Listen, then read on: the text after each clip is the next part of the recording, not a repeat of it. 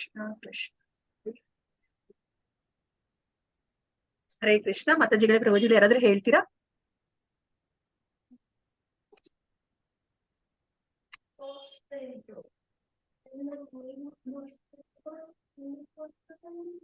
Okay, ನಾನೇನೆ ಗುರುವಾಷ್ಟಕವನ್ನ ಹೇಳ್ತೀನಿ. ಇದನ್ನ ಶ್ರೀಲ ವಿಶ್ವನಾಥ ಚಕ್ರವರ್ತಿ ಠಾಕೂರ್ ಅವರು ಹೇಳಿರೋದು. ಹರೇ ಕೃಷ್ಣ.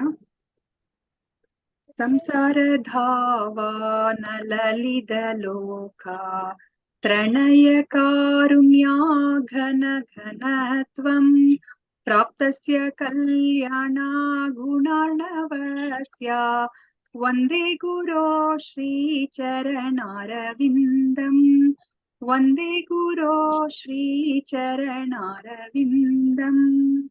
महाप्रभो कीर्तन नृत्य गीता वादित्रमद्यन्मनसोरसेना रोमाञ्चकाम्पश्रुतरङ्गभाजो वन्दे गुरो श्रीचरणारविन्दम् वन्दे गुरो श्रीचरणारविन्दम्.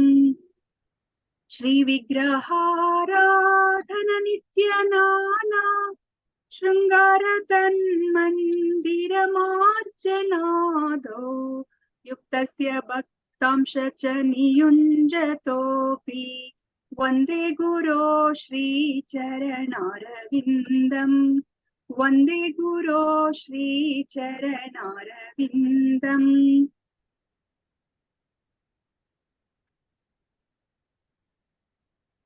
चतुर्विधा श्री भगवत् प्रसादो स्वाद्वन्न तृप्तान् हरिभक्त संगान् कृत्वैव तृप्तिं भजत सदैव वन्दे गुरो श्री चरणारविन्दम् वन्दे गुरो श्री चरणारविन्दम्. श्री राधिका माधवयोरपारा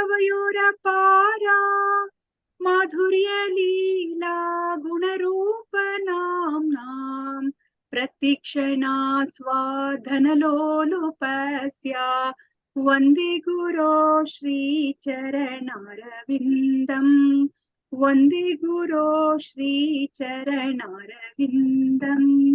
निकुञ्जयूनो रतिकेलिसीत्यै यायलिभिर्युक्तिरपेक्षणीया तत्रातिदक्ष्यात् अतिवल्लभस्य वन्दे गुरो श्रीचरणारविन्दम् वन्दे गुरो श्रीचरणारविन्दम्. साक्षाद्धरित्वेन समस्तशास्त्रैः उक्तस्तथा भव्यत एव सिद्धिः किन्तु प्रभुर्या प्रिय एव तस्य वन्दे गुरो श्रीचरणारविन्दम् वन्दे गुरो श्रीचरणारविन्दम्. यस्य प्रसादात् भगवत्प्रसादो यस्य प्रसादात् भगवत्प्रसादो यस्य प्रसादं न गति कुतोऽपि ध्यायां स्तुवं तस्य यशस्त्रिसन्ध्यम् वन्दे गुरो श्रीचरणारविन्दम् वन्दे गुरो श्रीचरणारविन्दम्. श्रीमद्गुरोरष्टकम् एतदुच्चैः ब्राह्मी मुहूर्ते पठति प्रयत्नात् यस्तेन वृन्दावननाथ साक्षात् सेवैव लब्ध्या जनशोऽन्त एव सेवैव लब्ध्या जनशोऽन्त एव. संसार धावान ललित लोका प्रणय कारुण्या घन घनत्वं प्राप्तस्य कल्याणा गुणार्णवस्य वन्दे गुरो श्रीचरणारविन्दम् वन्दे गुरो श्रीचरणारविन्दम् वन्दे गुरो श्रीचरणारविन्दम् वन्दे गुरो श्रीचरणारविन्दम्.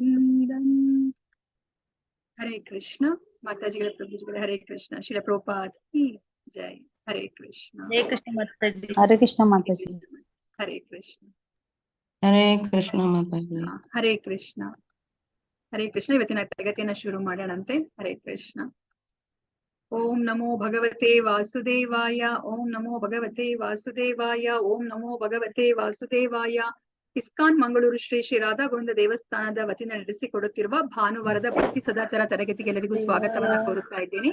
ಶ್ರೀ ಶ್ರೀ ರಾಧಾ ಗೋವಿಂದ ಅವರ ಚರಣಾರ ವಿಂದಗಳಲ್ಲಿ ನನ್ನ ನಮಸ್ಕಾರಗಳನ್ನು ಸಲ್ಲಿಸುತ್ತಾ ಈ ಕೃಷ್ಣ ಪ್ರಜ್ಞೆಯನ್ನು ಪ್ರಪಂಚದಾದ್ಯಂತ ಹರಡಿರುವ ಭಕ್ತಿ ವೇದಾಂತ ಸ್ವಾಮಿ ಪ್ರಭುಪಾದ ಅವರಿಗೂ ನನ್ನ ನಮನಗಳನ್ನು ಸಲ್ಲಿಸುತ್ತಾ ಈ ದೇವಸ್ಥಾನದ ಮುಖ್ಯಸ್ಥರು ಈ ಕಾರ್ಯಕ್ರಮದ ಕಾರ್ಯಕರ್ತರುಗಳು ಮತ್ತು ನನ್ನ ಗುರುಗಳಾದ ಪೂಜ್ಯ ನಾಮನಿಷ್ಠದಾಸ್ ಪ್ರಭುಗಳಿಗೂ ನನ್ನ ನಮಸ್ಕಾರಗಳನ್ನು ಸಲ್ಲಿಸುತ್ತಾ ಗುರು ಪ್ರಾರ್ಥನೆಯೊಂದಿಗೆ ನಾನು ಈ ದಿನದ ಕಾರ್ಯಕ್ರಮವನ್ನ ಶುರು ಮಾಡುತ್ತಾ ಇದ್ದೇನೆ.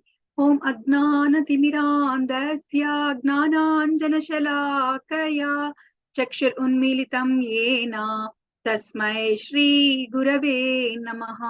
ಶ್ರೀ ಚೈತನ್ಯ ಮನೋಭೀಷ್ಟಂ ಸ್ಥಾಪಿತಂ ಯೇನ ಭೂತಲೆ ಸ್ವಯಂ ರೂಪಃ ಕದಾ ಮಹ್ಯಂ ದದಾತಿ ಸ್ವಪದಾಂತಿಕಂ. ವಂದೇಹಂ ಶ್ರೀ ಗುರೋಃ ಶ್ರೀಯುತ ಪದಕಮಲಂ ಶ್ರೀ ಗುರೂನ್ ವೈಷ್ಣವಾಂಶ್ಚ ಶ್ರೀರೂಪಂ ಸಾಗ್ರಜಾತಂ ಸಹಗಣ ರಘುನಾಥಾನ್ವಿತಂ ತಂ ಸಜೀವಂ ಸಾದ್ವೈತಂ ಸಾವಧೂತಂ ಪರಿಜನ ಸಹಿತಂ ಕೃಷ್ಣ ಚೈತನ್ಯ ದೇವಂ ಶ್ರೀ ರಾಧಾ ಕೃಷ್ಣ ಪಾದಾನ್ ಸಹಗಣ ಲಲಿತಾ ಶ್ರೀ ವಿಶಾಖಾನ್ವಿತಾಂಶ್ಚ. ಹೇ ಕೃಷ್ಣ ಕರುಣಾ ಸಿಂಧೋ ದೀನಬಂಧೋ ಜಗತ್ಪತೆ ಗೋಪೇಶ ಗೋಪಿಕಾ ಕಾಂತ ರಾಧಾ ಕಾಂತ ನಮೋಸ್ತುತೆ. ತಪ್ತ ಕಾಂಚನ ಗೌರಾಂಗಿ ರಾಧೆ ವೃಂದಾವನೇಶ್ವರಿ ವೃಷಭಾನುಸುತೆ ದೇವಿ ಪ್ರಣಮಾಮಿ ಹರಿಪ್ರಿಯೆ.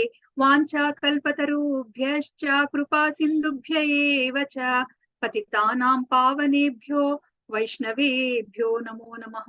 ನಮ ಓಂ ವಿಷ್ಣುಪಾದಾಯ ಕೃಷ್ಣ ಪೃಷ್ಠಾಯ ಭೂತಲೆ ಶ್ರೀಮತೆ ಭಕ್ತಿ ವೇದಾಂತ ಸ್ವಾಮಿನ್ ಇತಿ ನಾಮಿನೇ. ನಮಸ್ತೆ ಸರಸ್ವತೆ ದೇವೆ ಗೌರವಾಣಿ ಪ್ರಚಾರಿಣೆ ನಿರ್ವಿಶೇಷ ಶೂನ್ಯವಾದಿ ಪಾಶ್ಚಾತ್ಯ ದೇಶತಾರಿಣೆ. ಜಯ ಶ್ರೀ ಕೃಷ್ಣ ಚೈತನ್ಯ ಪ್ರಭು ನಿತ್ಯಾನಂದ ಶ್ರೀ ಅದ್ವೈತ ಗದಾಧರ ಶ್ರೀವಾಸಾದಿ ಗೌರ ಭಕ್ತ ವೃಂದ. ಹರೆ ಕೃಷ್ಣ ಕೃಷ್ಣ ಕೃಷ್ಣ ಹರೆ ಹರೆ ಹರೆ ರಾಮ ರಾಮ ರಾಮ ಹರೆ ಹರೆ. ಹರೆ ಕೃಷ್ಣ ಕೃಷ್ಣ ಕೃಷ್ಣ ಹರೆ ಹರೆ ಹರೆ ರಾಮ ರಾಮ ರಾಮ ಹರೆ ಹರೆ. ಹರೆ ಕೃಷ್ಣ ಕೃಷ್ಣ ಕೃಷ್ಣ ಹರೆ ಹರೆ ಹರೆ ರಾಮ ರಾಮ ರಾಮ ಹರೆ ಹರೆ. ನಾರಾಯಣಂ ನಮಸ್ಕೃತ್ಯ ನರಂ ಚೈವ ನರೋತ್ತಮಂ ದೇವಿಂ ಸರಸ್ವತಿಂ ವ್ಯಾಸಂ ತತೋ ಜಯಂ ಉದೀರಯೇತ್. ನಷ್ಟಪ್ರಾಯೇಷು ಅಭದ್ರೇಷು ನಿತ್ಯಂ ಭಾಗವತ ಸೇವಯಾ ಭಗವತಿ ಉತ್ತಮ ಶ್ಲೋಕೆ ಭಕ್ತಿರ್ಭವತಿ ನೈಷ್ಟಿಕಿ. ಕೃಷ್ಣಾಯ ವಾಸುದೇವಾಯ ದೇವಕೀ ನಂದನಾಯ ಚ ನಂದ ಗೋಪಕುಮಾರಾಯ ಗೋವಿಂದಾಯ ನಮೋ ನಮಃ. ನಮಃ ಪಂಕಜನಾಭಾಯ ನಮಃ ಪಂಕಜಮಾಲಿನೇ ನಮಃ ಪಂಕಜನೇತ್ರಾಯ ನಮಸ್ತೆ ಪಂಕಜಾಂಗ್ರಯೇ. ಹರೇ ಕೃಷ್ಣ. ನಾಮ ಸಂಕೀರ್ತನೆಯನ್ನ ಮಾಡೋಣಂತೆ. ನಾನು ಹೇಳಿದ್ಮೇಲೆ ಒಂದ್ ಲೈನ್ ನೀವು ಹೇಳಿ ಅಂತ ವಿನಂತಿಯನ್ನ ಮಾಡ್ಕೊತಾ ಇದ್ದೀನಿ. ಹರಿಹರಾಯ ನಮ ಕೃಷ್ಣ ಯಾದವಾಯ ನಮಃ ಯಾದವಾಯ ಮಾಧವಾಯ ಕೇಶವಾಯ ನಮಃ. ಹರಿಹರಾಯ ನಮಃ ಕೃಷ್ಣ ಯಾದವಾಯ ನಮಃ ಯಾದವಾಯ ಮಾಧವಾಯ ಕೇಶವಾಯ ನಮಃ. ಗೋಪಾಲ್ ಗೋವಿಂದ ರಾಮ್ ಶ್ರೀ ಮಧುಸೂದನ ಗಿರಿಧಾರಿ ಗೋಪಿನಾಥ ಮದನ ಮೋಹನ. गोपाल गोविंद राम श्री मधुसूदन गिरिधारी गोपीनाथ मदन मोहन श्री चैतन्य नित्यानंद श्री अद्वैत सीता हरि गुरु वैष्णव भगवत गीता श्री चैतन्य नित्यानंद श्री अद्वैत सीता गुरु वैष्णव भगवत गीता श्री रूप सनातन भट्ट रघुनाथ श्री जीव गोपाल भट्ट दास रघुनाथ श्री रूप सनातन भट्ट रघुनाथ श्री जीव गोपाल भट्ट रघुनाथ ಶ್ರೀ ರೂಪ ಗೋಸ್ವಾಮಿ, ಸನಾತನ ಗೋಸ್ವಾಮಿ, ರಘುನಾಥ ಭಟ್ಟ ಗೋಸ್ವಾಮಿ, ಗೋಪಾಲ ಭಟ್ಟ ಗೋಸ್ವಾಮಿ, ರಘುನಾಥ ದಾಸ ಗೋಸ್ವಾಮಿ ಮತ್ತು ಶ್ರೀ ಜೀವ ಗೋಸ್ವಾಮಿಗಳಿಗೆ ಸಕಲ ಕೀರ್ತಿಗಳು. ಈ 6 ಗೋಸ್ವಾಮಿಗಳ ಪಾದಗಳಿಗೆ ನನ್ನ ನಮನಗಳನ್ನು ಸಲ್ಲಿಸುತ್ತೇನೆ. ಅವರಿಗೆ ನಮಸ್ಕರಿಸುವುದರಿಂದ ಭಕ್ತಿಗಿರುವ ಎಲ್ಲ ಅಡೆತಡೆಗಳು ನಾಶವಾಗುತ್ತವೆ ಮತ್ತು ಎಲ್ಲ ಆಧ್ಯಾತ್ಮಿಕ ಆಸೆಗಳನ್ನ ಪೂರೈಸಲಾಗುತ್ತದೆ. ಜಯ ಜಯ ಶ್ರೀ ಚೈತನ್ಯ ಜಯ ನಿತ್ಯಾನಂದ ಜಯ ಅದ್ವೈತ ಚಂದ್ರ ಜಯ ಗೌರ ಭಕ್ತ ವೃಂದ. जय जय श्री चैतन्य जय नित्यानंद जय द्वैत चंद्र जय गौर भक्त वृंदा. जय जय श्री चैतन्य जय नित्यानंद जय द्वैत चंद्र जय गौर भक्त वृंदा. जय जय श्री चैतन्य जय नित्यानंद जय द्वैत चंद्र जय गौर भक्त वृंदा. जय जय श्री चैतन्य जय नित्यानंद जय द्वैत चंद्र जय गौर भक्त वृंदा. जय जय श्री चैतन्य जय नित्यानंद जय द्वैत चंद्र जय गौर भक्त वृंदा. ಚೈತನ್ಯ ಮಹಾಪ್ರಭುಗಳಿಗೆ ಎಲ್ಲ ಮಹಿಮೆಗಳು, ನಿತ್ಯಾನಂದ ಪ್ರಭುವಿಗೆ ಎಲ್ಲ ಕೀರ್ತಿಗಳು, ಅದ್ವೈತ ಆಚಾರ್ಯರಿಗೆ ಎಲ್ಲ ಮಹಿಮೆಗಳು ಮತ್ತು ಶ್ರೀ ಚೈತನ್ಯ ಮಹಾಪ್ರಭುಗಳ ಎಲ್ಲ ಭಕ್ತರಿಗೆ ಎಲ್ಲ ಮಹಿಮೆಗಳು. ಹರೇ ಕೃಷ್ಣ. ಮಾತಾಜಿಗಳೇ, ಪ್ರಭುಜಿಗಳೇ, ಎಲ್ಲರೂ ರಾಧಾ ಗೋವಿಂದರಲ್ಲಿ ಪ್ರಾರ್ಥನೆನ ಮಾಡ್ಕೊಳ್ಳಿ. ನಿಮ್ಗೆ ಈ ಭಗವಂತನ ಜ್ಞಾನ ಚೆನ್ನಾಗಿ ಅರ್ಥ ಆಗಿ ಅದನ್ನ ನಿಮ್ಮ ಜೀವನದಲ್ಲಿ ಅಳವಡಿಸ್ಕೊಳೋ ತರ ಆಗ್ಲಿ ಅಂತ ಹೇಳ್ಬಿಟ್ಟು ನಾನು ಸಹ ರಾಧಾ ಗೋವಿಂದರಲ್ಲಿ ಪ್ರಾರ್ಥನೆನ ಮಾಡ್ಕೋತೀನಿ. ಈ ಭಗವಂತನ ಜ್ಞಾನವನ್ನ ನಿಮ್ಗೆ ಅರ್ಥ ಆಗೋ ರೀತಿಯಲ್ಲಿ ತಲುಪಿಸುವಂತಹ ಶಕ್ತಿನ ನನಗೆ ಕೊಡ್ಲಿ ಅಂತ ಹೇಳ್ಬಿಟ್ಟು ಹರೇ ಕೃಷ್ಣ ಕೃಷ್ಣ ಕೃಷ್ಣ ಹರೇ ಹರೇ ಹರೇ ರಾಮ ರಾಮ ರಾಮ ಹರೇ ಹರೇ. ಹರೇ ಕೃಷ್ಣ. ನಾವು ಕೆಲವು ತಿಂಗಳುಗಳಿಂದ ನಾವು ನಮ್ಮ ಬ್ರಹ್ಮ ಮಧ್ವ ಗೌಡಿಯ ಸಂಪ್ರದಾಯದಲ್ಲಿ ಬರುವಂತಹ ಪ್ರಮುಖರಾದ ಆಚಾರ್ಯರ ಬಗ್ಗೆ ನಾವು ತಿಳ್ಕೊತಾ ಬಂದಿದೀವಿ. ಸೊ ನಾವ್ ಇಲ್ಲಿ ತನಕ ಷಡ್ ಗೋಸ್ವಾಮಿಗಳ ಬಗ್ಗೆ ನಾವು ತಿಳ್ಕೊಂಡಿದೀವಿ, ಮತ್ತೆ ನಾವು ಆಚಾರ್ಯ ತ್ರಯರ ಬಗ್ಗೆ ನಾವು ತಿಳ್ಕೊಂಡಿದೀವಿ, ವಿಶ್ವನಾಥ ಚಕ್ರವರ್ತಿ ಅವ್ರ ಬಗ್ಗೆ ತಿಳ್ಕೊಂಡಿದೀವಿ, ಜಗನ್ನಾಥ್ ದಾಸ್ ಬಾಬಾಜಿ ಅವ್ರ ಬಗ್ಗೆ, ಭಕ್ತಿ ವಿನೋದ ಠಾಕೂರ್ ಅವ್ರ ಬಗ್ಗೆ, ಗೌರ್ ಕಿಶೋರ್ ದಾಸ್ ಬಾಬಾಜಿ, ಭಕ್ತಿ ಸಿದ್ಧಾಂತ ಸರಸ್ವತಿ ಠಾಕೂರ್ ಅವ್ರ ಬಗ್ಗೆ ನಾವು ತಿಳ್ಕೊಂಡಿದೀವಿ, ಮಾಧವೇಂದ್ರ ಪುರಿ ಅವ್ರ ಬಗ್ಗೆ ತಿಳ್ಕೊಂಡಿದೀವಿ, ಪಂಚತತ್ವ ಅವ್ರ ಬಗ್ಗೆ ತಿಳ್ಕೊಂಡಿದೀವಿ, ಚೈತನ್ಯ ಮಹಾಪ್ರಭುಗಳ ಬಗ್ಗೆ ಇನ್ನ ತಿಳ್ಕೊಂಡಿಲ್ಲ, ಹರಿದಾಸ್ ಠಾಕೂರ್ ಅವ್ರ ಬಗ್ಗೆ ನಾವು ತಿಳ್ಕೊಂಡಿದೀವಿ, ಜಯದೇವ ಗೋಸ್ವಾಮಿ ಅವ್ರ ಬಗ್ಗೆ ತಿಳ್ಕೊಂಡಿದೀವಿ, ಶ್ರೀ ಮಧ್ವಾಚಾರ್ಯರ ಬಗ್ಗೆ ತಿಳ್ಕೊಂಡಿದೀವಿ, ಮತ್ತೆ ಜೈಪತಾಕ ಗುರು ಮಹಾರಾಜ್ ಅವ್ರ ಬಗ್ಗೆ ನಾವು ತಿಳ್ಕೊಂಡಿದೀವಿ, ಮತ್ತೆ ಜಯಾನಂದ ಠಾಕೂರ್ ಅವ್ರ ಬಗ್ಗೆ ನಾವು ತಿಳ್ಕೊಂಡಿದೀವಿ. ಸೊ ಈಗ ನಾವು ನಮ್ಮ ಇಸ್ಕಾನ್ ಸಂಸ್ಥೆಯ ಆಚಾರ್ಯ ಸಂಸ್ಥಾಪಕರಾದ ಶೀಲ ಪ್ರಭುಪಾದ ಅವ್ರ ಬಗ್ಗೆ ನಾವು ತಿಳ್ಕೊತಾ ಇದೀವಿ. ಶೀಲ ಪ್ರಭುಪಾದ ಲೀಲಾಮೃತವನ್ನ ಅವರ ಶಿಷ್ಯ ಸತ್ಸ್ವರೂಪ ದಾಸ ಗೋಸ್ವಾಮಿ ಅವರು ಬರೆದಿದ್ದಾರೆ. ಸೊ ನಾವಿವಾಗ ಇಲ್ಲಿ ತನಕ ಅವರ ಬಾಲ್ಯವನ್ನ ತಿಳ್ಕೊಂಡಿದೀವಿ, ಅವರ ಕಾಲೇಜು ಜೀವನ, ಮದುವೆ ಬಗ್ಗೆ ತಿಳ್ಕೊಂಡಿದೀವಿ, ಗಾಂಧಿ ಚಳುವಳಿಯಲ್ಲಿ ಅವರ ಪಾತ್ರವನ್ನ ನಾವು ತಿಳ್ಕೊಂಡಿದೀವಿ. ಅವರು ತುಂಬಾ ಒಳ್ಳೆಯ ಸಂತ ವ್ಯಕ್ತಿಯನ್ನ ಅವರು ಭೇಟಿ ಆಗ್ತಾರೆ, ಭಕ್ತಿ ಸಿದ್ಧಾಂತ ಸರಸ್ವತಿ ಠಾಕೂರ್ ಅವರನ್ನ ಭೇಟಿ ಆಗ್ತಾರೆ. ಅದಾದ್ಮೇಲೆ ಭಕ್ತಿ ಸಿದ್ಧಾಂತ ಸರಸ್ವತಿ ಠಾಕೂರ್ ಅವ್ರಿಗೆ ಹೇಗೆ ಸೇವೆಯನ್ನ ಸಲ್ಲಿಸ್ಬೇಕು ಅಂತ ಹೇಳ್ಬಿಟ್ಟು ಪ್ರಭುಪಾದರು ಒಂದು ಪತ್ರವನ್ನ ಬರೀತಾರೆ. ಆವಾಗ್ಲೂ ಸಹ ಅವ್ರಿಗೆ ಅದೇ ಆದೇಶ ಸಿಗುತ್ತೆ. ಮೊದಲ ಬಾರಿ ಭೇಟಿಯಾದಾಗ ಯಾವ ಆದೇಶ ಸಿಗುತ್ತೋ ಅದೇ ಆದೇಶ ಅವ್ರಿಗೆ ಪತ್ರದ ಮುಖೇನೂ ಸಹ ಅದೇ ಆದೇಶ ಸಿಗುತ್ತೆ. ಅದಾದ್ಮೇಲೆ ಯುದ್ಧದ ಸಮಯ, ಸೊ ಯುದ್ಧ ಎಲ್ಲೆಲ್ಲ ಆಗ್ತಾ ಇದೆ ಅಂತ ನಾವು ನೋಡಿದ್ವಿ. ನಮ್ಮ ಭಾರತ ಭೂಮಿಯಲ್ಲಿ ನಮ್ಗೆ ಸ್ವಾತಂತ್ರ್ಯ ಬರ್ಬೇಕು ಅಂತ ಯುದ್ಧ ನಡೀತಾ ಇದೆ, ಮತ್ತೆ ವರ್ಲ್ಡ್ ವಾರ್ 2ನೇ ವಿಶ್ವ ಯುದ್ಧನೂ ಸಹ ನಡೀತಾ ಇದೆ. ಅದರ ಜೊತೆ ಇಲ್ಲಿ ಗೌಡಿಯ ಸಂಸ್ಥೆಯಲ್ಲಿ ಅಧಿಕಾರಕ್ಕೋಸ್ಕರ ಯುದ್ಧ ನಡೀತಾ ಇದೆ, ಮತ್ತೆ ಪ್ರಭುಪಾದರ ಮನಸ್ಸಲ್ಲೂ ಸಹ ಯುದ್ಧ ನಡೀತಾ ಇದೆ ಅಂತ ಹೇಳ್ಬಿಟ್ಟು ನಾವು ನೋಡಿದ್ವಿ. ಅದಾದ್ಮೇಲೆ ಅಪರಿಚಿತ ಸ್ನೇಹಿತನಾಗಿ ಅವರು ಈ ಭಾರತದ ಆಧ್ಯಾತ್ಮಿಕ ಉನ್ನತಿಗೋಸ್ಕರ ಅವರು ಗಾಂಧೀಜಿಯವರಿಗೆ ಅವರು ಪತ್ರವನ್ನು ಸಹ ಅವರು ಬರೀತಾರೆ. ಅದಾದ್ಮೇಲೆ ಅವರು ಝಾನ್ಸಿಗೆ ಹೋಗ್ತಾರೆ, ಯಾಕಂದ್ರೆ ಅಲ್ಲಿ ಅವ್ರಿಗೆ ಈ ಆಧ್ಯಾತ್ಮಿಕ ವಾತಾವರಣ ಇದೆ ಅಂತ ಹೇಳ್ಬಿಟ್ಟು ಅವ್ರಿಗೆ ಒಂದು ಸತಿ ಅವರು ಭಾಷಣ ಮಾಡ್ಲಿಕ್ಕೆ ಹೋದಾಗ, ಪ್ರವಚನವನ್ನ ಕೊಡ್ಲಿಕ್ಕೆ ಹೋದಾಗ ಗೊತ್ತಾಗುತ್ತೆ. ಅಲ್ಲಿ ಝಾನ್ಸಿಯಲ್ಲಿ ಅವರು ಲೀಗ್ ಆಫ್ ಡಿವೋಟೀಸ್ ಸಂಸ್ಥೆಯನ್ನ ಅವರು ಹುಟ್ಟು ಹಾಕ್ತಾರೆ. ಆದ್ರೆ ಅದು ಹೆಚ್ಚು ದಿನ ಇರ್ಲಿಕ್ಕೆ ಸಾಧ್ಯ ಆಗೋದಿಲ್ಲ. ಅಲ್ಲಿ ಆ ಸಂಸ್ಥೆಯನ್ನ ಬಿಟ್ಟು ಅವರು ಮತ್ತೆ ಈಗ ಮಥುರಾ ಕಡೆಗೆ ಅವರು ಹೊರಟಿದ್ದಾರೆ. ಇಲ್ಲಿ ತುಂಬಾ ಮುಖ್ಯವಾದ ಘಟನೆ ಏನ್ ನಡೆಯುತ್ತೆ ಅಂತಂದ್ರೆ, ಅವ್ರು ಇವಾಗ ಒಂದು ದೃಢ ನಿರ್ಧಾರವನ್ನ ತಗೋತಾರೆ. ಅಂದ್ರೆ ಅವರ ಹೆಂಡತಿ ಮತ್ತೆ ಮಕ್ಕಳಿಂದ ಯಾವುದೇ ಒಂದು ಸಹಕಾರ ಸಿಗೋದಿಲ್ಲ ಇವರ ಆಧ್ಯಾತ್ಮಿಕ ಮುನ್ನಡೆಗೆ. ಅದಕ್ಕೋಸ್ಕರ ಅವರು ಈಗ ಅವರಿಗೆ 50 ವರ್ಷ ಆಗ್ತಿದೆ. ಅದಕ್ಕೋಸ್ಕರ ಅವರು ನಾನು ಈಗ ವಾನಪ್ರಸ್ಥ ಆಶ್ರಮವನ್ನ ನಾನು ಸ್ವೀಕರಿಸ್ಬೇಕು ಅಂತ ಹೇಳ್ಬಿಟ್ಟು ಇವಾಗ ಅವರು ಮನೆಯನ್ನ ತೊರೆದು ಅವರು ಹೊರಗಡೆ ಬರ್ತಾರೆ.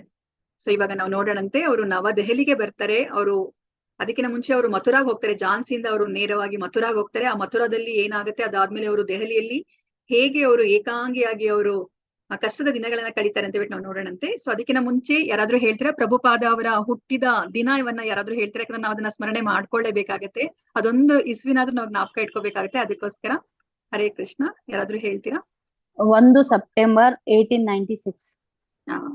ಎಲ್ಲರೂ ಒಮ್ಮೆ ಹರೇ ಹೇಳಿ ಕೃಷ್ಣ ಅದನ್ನ. ಮಾತಾಜಿ. ಹರೇ ಕೃಷ್ಣ, ಧನ್ಯವಾದಗಳು ಮಾತಾಜಿ. ಹರೇ ಕೃಷ್ಣ, ಜ್ಞಾಪಕ ಹರೇ ಇಟ್ಕೊಂಡು. Krishna November Mataji. 1896. September 1st 1896. 1896. ಧನ್ಯವಾದಗಳು ಮಾತಾಜಿ ಪ್ರಭುಜಿ. ಓಕೆ. ಜನ್ಮಾಷ್ಟಮಿ ಮಾರನೇ ದಿನ, ಜನ್ಮಾಷ್ಟಮಿ ಮಾರನೇ ದಿವಸ, ನಂದ ಮಹೋತ್ಸವ ದಿವಸ, ನಂದೋತ್ಸವ ದಿವಸ ಅವರು ಜನ್ಮ ಮಾಡಕ್ ಪಡೆದಿದ್ದಾರೆ ಅಲ್ಲ. ಓಕೆ. ಸೊ ನಾವಿವಾಗ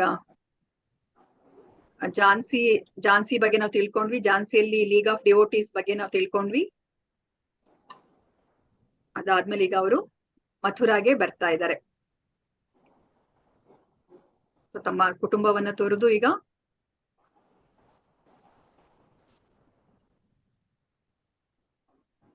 ನೋಡಿ, ವಿಶ್ವದಾದ್ಯಂತ ಭಕ್ತಾದಿಗಳ ಸಂಘ ಅಂದ್ರೆ ಲೀಗ್ ಆಫ್ ಡಿವೋಟಿಯಸ್ ಅನ್ನ ಅವರ ಆಚಾರ್ಯ ಪ್ರಭಾಕರ್ ಅಂದ್ರೆ ಅವ್ರು ಮೊದಲ ದೀಕ್ಷೆಯನ್ನು ಕೊಟ್ಟಿರುವಂತಹ ಶಿಷ್ಯ ಯಾರು, ಅವರು ಆಚಾರ್ಯ ಪ್ರಭಾಕರ್ ಅವ್ರಿಗೆ ಒಪ್ಪಿಸ್ಬಿಟ್ಟೀಗ ಅವರು ಚೈತನ್ಯ ದೇವರು, ಆ ಚೈತನ್ಯ ದೇವರನ್ನ ಅವರು ಪಡ್ಕೊಂಡಿರ್ತಾರೆ ಅಲ್ವಾ. ಅವರು ಕಲ್ಕತ್ತಾದ ಹತ್ರ ಇರುವ ಒಂದು ಆಶ್ರಮಕ್ಕೆ ಹೋದಾಗ ಅಲ್ಲಿರುವ ಅವ್ರ ಗಾಡ್ ಬ್ರದರ್ಸ್ ಇಂದ ಅವರು ಪಡ್ಕೊಂಡಿರ್ತಾರೆ. ಅದನ್ನ ಅವರು ಈಗ ತಗೊಂಡು ಅವ್ರು ಇವಾಗ ಮಥುರಾಗೆ ಬರ್ತಾ ಇದ್ದಾರೆ. ಸೊ ಇವಾಗ 8ನೇ ಅಧ್ಯಾಯವನ್ನ ನೋಡೋಣಂತೆ. ಇದು ನವದೆಹಲಿ ಕಾಡಲ್ಲಿ ಏಕಾಂಗಿಯಾಗಿ ಅಳುವುದು. ಸೊ ಇದರಲ್ಲಿ ನಾವು ಏನು ತಿಳ್ಕೊತಾ ಇದೀವಿ ಅಂತಂದ್ರೆ, ದೆಹಲಿಯ ಗೌಡಿಯ ಸಂಘದಿಂದ ಸಜ್ಜನ ತೋಷಿಣಿ ಅದರ ಎಡಿಟಿಂಗ್ ಪ್ರಾರಂಭ ಆಗುತ್ತೆ. ಅದಾದ್ಮೇಲೆ ಸಜ್ಜನ ತೋಷಿಣಿಯೊಂದಿಗೆ ಕರ್ತವ್ಯದಿಂದ ಬಿಡುಗಡೆ, ಮತ್ತೆ ಆ ಸಜ್ಜನ ತೋಷಿಣಿಯಿಂದ ಆ ಕರ್ತವ್ಯದಿಂದ ಅವರು ಹೊರಗಡೆ ಬಂದ್ಬಿಡ್ತಾರೆ. ಸೊ ಅದಾದ್ಮೇಲೆ ದೆಹಲಿಯಲ್ಲಿ ಏಕಾಂಗಿಯಾಗಿ ಅವರು ಬೋಧಿಸಲು ಪ್ರಯತ್ನ ಪಡ್ತಾರೆ. ದೆಹಲಿಯಿಂದ ಮತ್ತೆ ಅವರು ಗಾಡ್ ಹೆಡ್ ಮ್ಯಾಗಝಿನ್ ಅನ್ನ ಅವ್ರು ಇವಾಗ ಮತ್ತೆ ಪ್ರಕಟಗೊಳಿಸ್ಲಿಕ್ಕೆ ಅದನ್ನ ಅವರು ಪ್ರಯತ್ನವನ್ನ ಪಡ್ತಾರೆ, ಮತ್ತೆ ಪ್ರಕಟಗೊಳಿಸ್ತಾರೆ. ಅದಾದ್ಮೇಲೆ ಈಗ ದೆಹಲಿಯಿಂದ ಅವರು ವೃಂದಾವನಕ್ಕೆ ಹೋಗ್ತಾ ಇದ್ದಾರೆ. ವೃಂದಾವನದಲ್ಲಿ ವಂಶಿ ಗೋಪಾಲ್ಜಿ ದೇವಸ್ಥಾನಕ್ಕೆ ಹೋಗ್ಬೇಕು ಅಂತ ಹೇಳ್ಬಿಟ್ಟು ಅವರು ಯೋಚನೆಯನ್ನ ಮಾಡ್ತಾರೆ. ಅದಾದ್ಮೇಲೆ ಸ್ಥಳಾಂತರಗೊಳ್ತಾರೆ.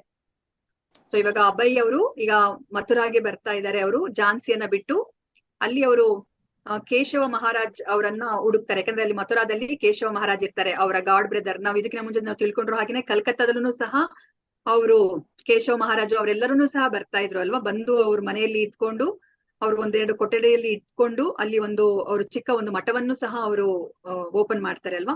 ಸೊ ಆ ಕೇಶವ ಮಹಾರಾಜರನ್ನ ಹುಡುಕೊಂಡು ಅವರು ಮಥುರಾಗೆ ಬರ್ತಾರೆ. ಬಂದ್ಬಿಟ್ಟು ಆ ಕೇಶವರಾಜ ಮಹಾರಾಜ ಅವರ ಮಠಕ್ಕೆ ಅವರು ಅವ್ರ ಹತ್ರ ಇರುವಂತಹ ಭಗವಾನ್ ಚೈತನ್ಯರ ದೇವರನ್ನ ಅವರು ಅರ್ಪಿಸ್ತಾರೆ. ಅದಾದ್ಮೇಲೆ ಕೇಶವ ಮಹಾರಾಜ್ ಅವ್ರಿಗೆ ಗೊತ್ತಿರುತ್ತಲ್ವಾ, ಅಭಯ್ ಅವ್ರಿಗೆ ಅವ್ರು ತುಂಬಾ ವಿದ್ವತ್ ಇದೆ ಅಂತ ಹೇಳ್ಬಿಟ್ಟು, ಮತ್ತೆ ಭಕ್ತಿ ಸರಸ್ವತಿ ಠಾಕೂರ್ ಅವ್ರು ಸಹ ಕೊಂಡಾಡಿರ್ತಾರೆ ಅವರ ವಿದ್ವತ್ತನ ಕುರಿತು. ಹರೇ ಕೃಷ್ಣ, ಮ್ಯೂಟ್ ಮಾಡ್ಕೊಳ್ಳಿ.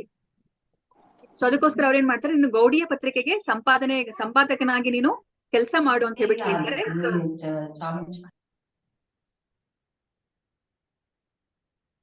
ಸೊ ಕೇಶವ ಮಹಾರಾಜ್ ಅವರ ಆದೇಶದ ಮೇರೆಗೆ ಅವರು ಗೌಡಿಯ ಪತ್ರಿಕೆಗೆ ಸಂಪಾದಕನಾಗಿ ಅವರು ಒಪ್ಕೋತಾರೆ, ಸಂಪಾದಕನಾಗಿ ಇರೋದಕ್ಕೆ ಅವರು ಒಪ್ಕೋತಾರೆ. ಸೊ ಅದಾದ್ಮೇಲೆ ಏನಾಗುತ್ತೆ,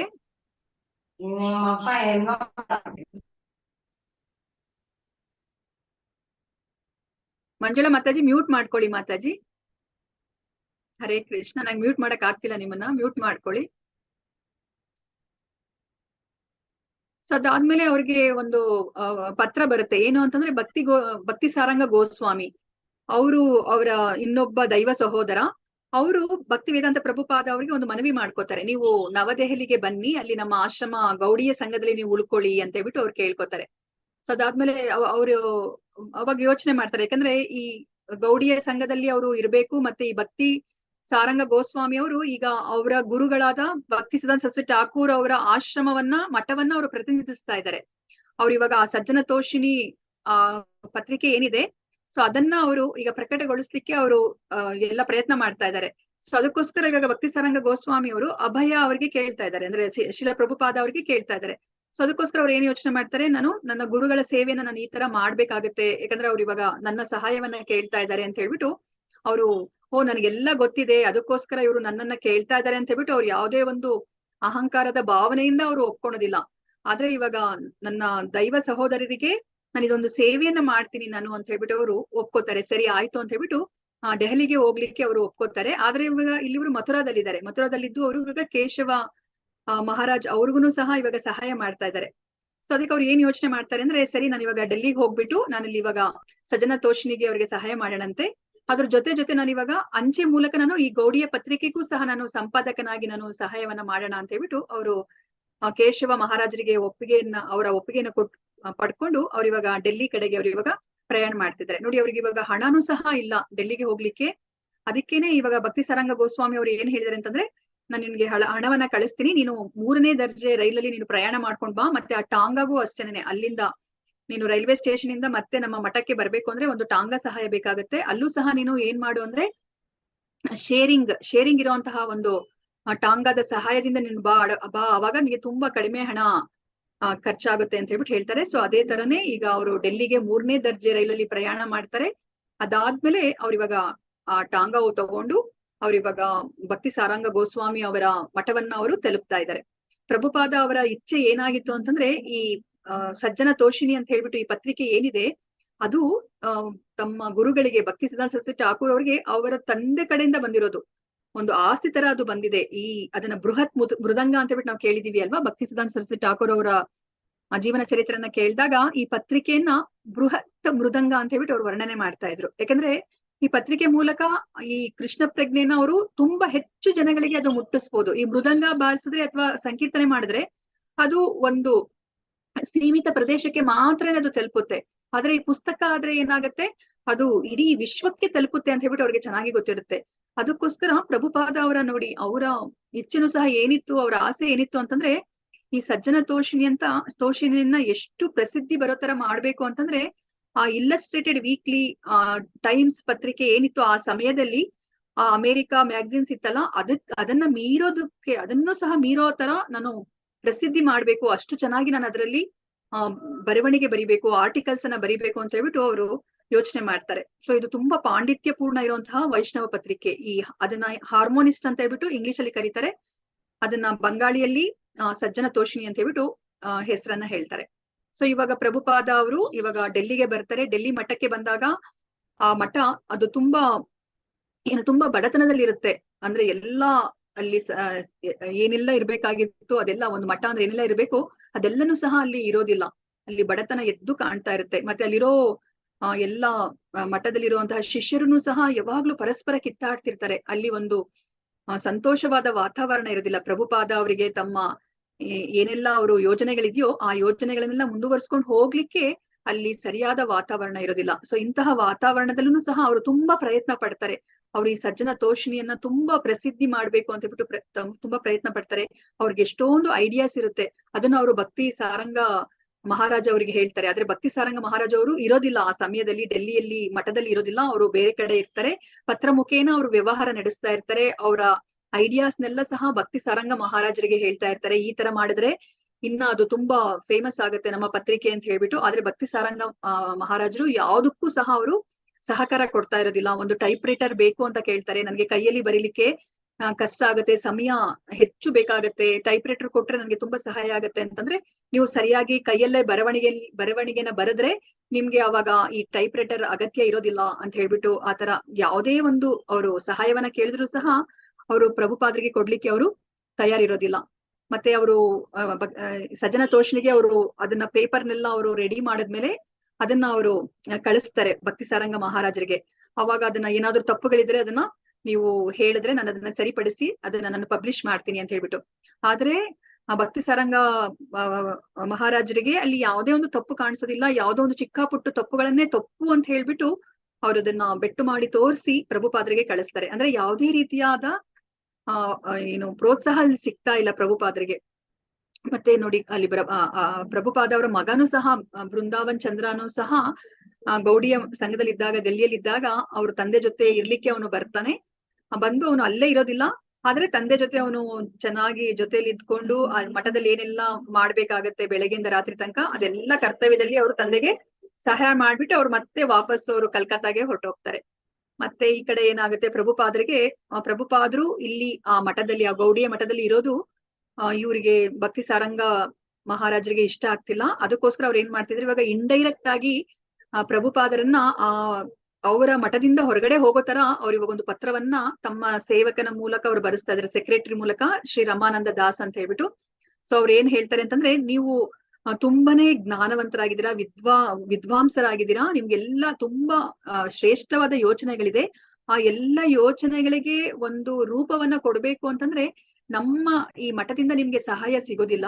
ಅದಕ್ಕೋಸ್ಕರ ನೀವು ಇವಾಗ ಹೊರಗಡೆ ಹೋಗಿ ನೀವು ಏಕಾಂಗಿಯಾಗಿ ನೀವು ಅದನ್ನ ಪ್ರಯತ್ನ ಪಟ್ರೆ ನೀವು ಏನ್ ಆಸೆನ ಇಟ್ಕೊಂಡಿದ್ದೀರೋ ಅದು ನೆರವೇರ್ಲಿಕ್ಕೆ ಸಾಧ್ಯ ಆಗತ್ತೆ ಅಂತ ಹೇಳ್ಬಿಟ್ಟು ಅವರು ಅಂದ್ರೆ ಪ್ರಭುಪಾದರನ್ನ ಹೊಗಳೋ ತರನೂ ಇರ್ಬೇಕು, ಮತ್ತೆ ಅವ್ರ ಮಠದಿಂದ ಹೊರಗಡೆ ಹೋಗ್ಬೇಕು, ಆ ತರ ಒಂದು ಲೇಖನವನ್ನ ಬರ್ದ್ಬಿಟ್ಟು ಅವರು ಪ್ರಭುಪಾದರಿಗೆ ಕಳಿಸ್ತಾರೆ. ಮತ್ತೆ ಅವ್ರು ಇನ್ನ ಏನ್ ಹೇಳ್ತಾರೆ ಅಂತಂದ್ರೆ, ಪ್ರಭುಪಾದರು ಇವಾಗ ಆ ಸಜ್ಜನ ತೋಷ್ಣಿ ಆ ಪತ್ರಿಕೆಯನ್ನ ಅವರು ಹೊರಡಿಸ್ಬೇಕು, ಪ್ರಕಟ ಮಾಡ್ಬೇಕಂದ್ರೆ ಅವ್ರಿಗೆ ಹಣದ ಅಗತ್ಯ ಇರುತ್ತೆ.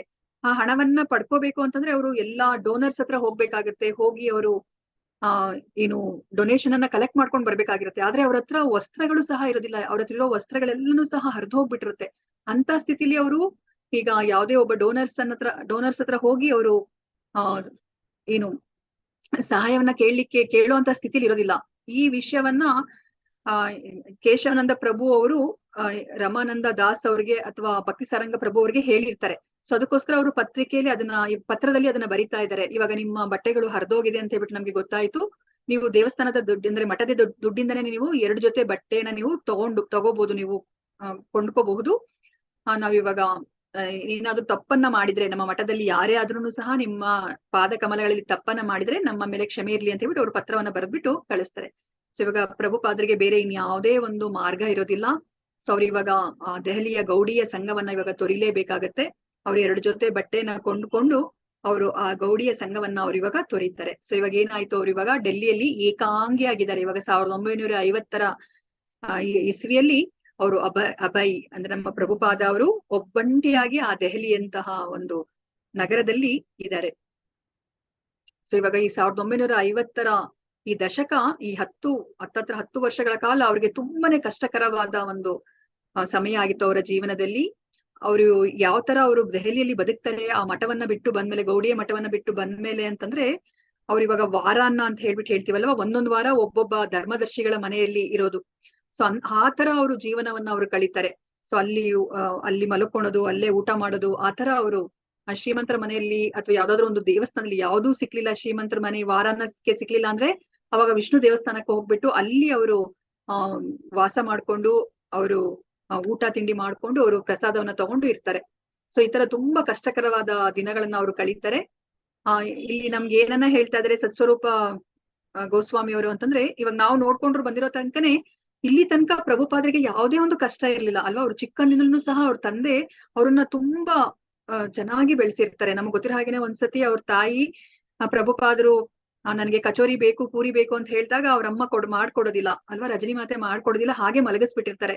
ಅವ್ರ ತಂದೆ ಗೌರ್ಮೋಹನ್ ಡೇ ಅವರು ಅವ್ರ ಅಂಗಡಿ ಕ್ಲೋಸ್ ಮಾಡ್ಕೊಂಡ್ ಬಂದ್ಮೇಲೆ ಪ್ರಭುಪಾದ್ರ ಬಗ್ಗೆ ಕೇಳಿದಾಗ ಈ ತರ ಹಠ ಮಾಡಿ ಮಲ್ಕೊಂಡ ಅಂತ ಹೇಳಿದಾಗ ಪ್ರಭುಪಾದ್ರ ತಂದೆಗೆ ತುಂಬಾ ಬೇಜಾರಾಗುತ್ತೆ. ಅವಾಗ ಅವ್ರೇನ್ ಮಾಡ್ತಾರೆ, ಸ್ವತಃ ಅವರೇ ಅಡಿಗೆ ಮನೆಗೆ ಹೋಗಿ ಪ್ರಭುಪಾದರಿಗೆ ಬೇಕಾಗಿರೋ ಆ ಕಚೋರಿ ಮತ್ತೆ ಪೂರಿಯನ್ನ ತಯಾರು ಮಾಡ್ಕೊಂಡ್ ಬಂದು ಪ್ರಭುಪಾದರನ್ನ ಎದ್ದೋಳ್ಸಿ ತಿನ್ನಿಸ್ತಾರೆ ಅಲ್ವಾ. ಅಂದ್ರೆ ಅಷ್ಟು ಮುದ್ದಾಗಿ ಅವ್ರನ್ನ ಸಾಕಿರ್ತಾರೆ. ಅದಾದ್ಮೇಲೆ ಭಕ್ತಿ ಸಿದ್ಧಾಂತ ಸರಸ್ವತಿ ಠಾಕೂರ್ ಅವರು ಸಹ ತುಂಬಾ ವಾತ್ಸಲ್ಯವನ್ನ ತೋರ್ತಾ ಇರ್ತಾರೆ ಅಲ್ವಾ. ಬೇರೆ ಶಿಷ್ಯರಿಗೆ ಭಕ್ತಿ ಸಿದ್ಧಾಂತ ಸರಸ್ವತಿ ಠಾಕೂರ್ ಅವ್ರ ಹತ್ರ ಹೋಗ್ಬೇಕಂದ್ರೆ ಅವ್ರು ತುಂಬಾ ಎದುರ್ಕೋತಾ ಇರ್ತಾರೆ. ಆದ್ರೆ ನಮ್ಮ ಪ್ರಭುಪಾದರು ಅವರ ಗುರುಗಳ ಜೊತೆ ತುಂಬಾನೇ ಸಲುಗೆಯಿಂದ ಅವ್ರು ಇರ್ತಾರೆ.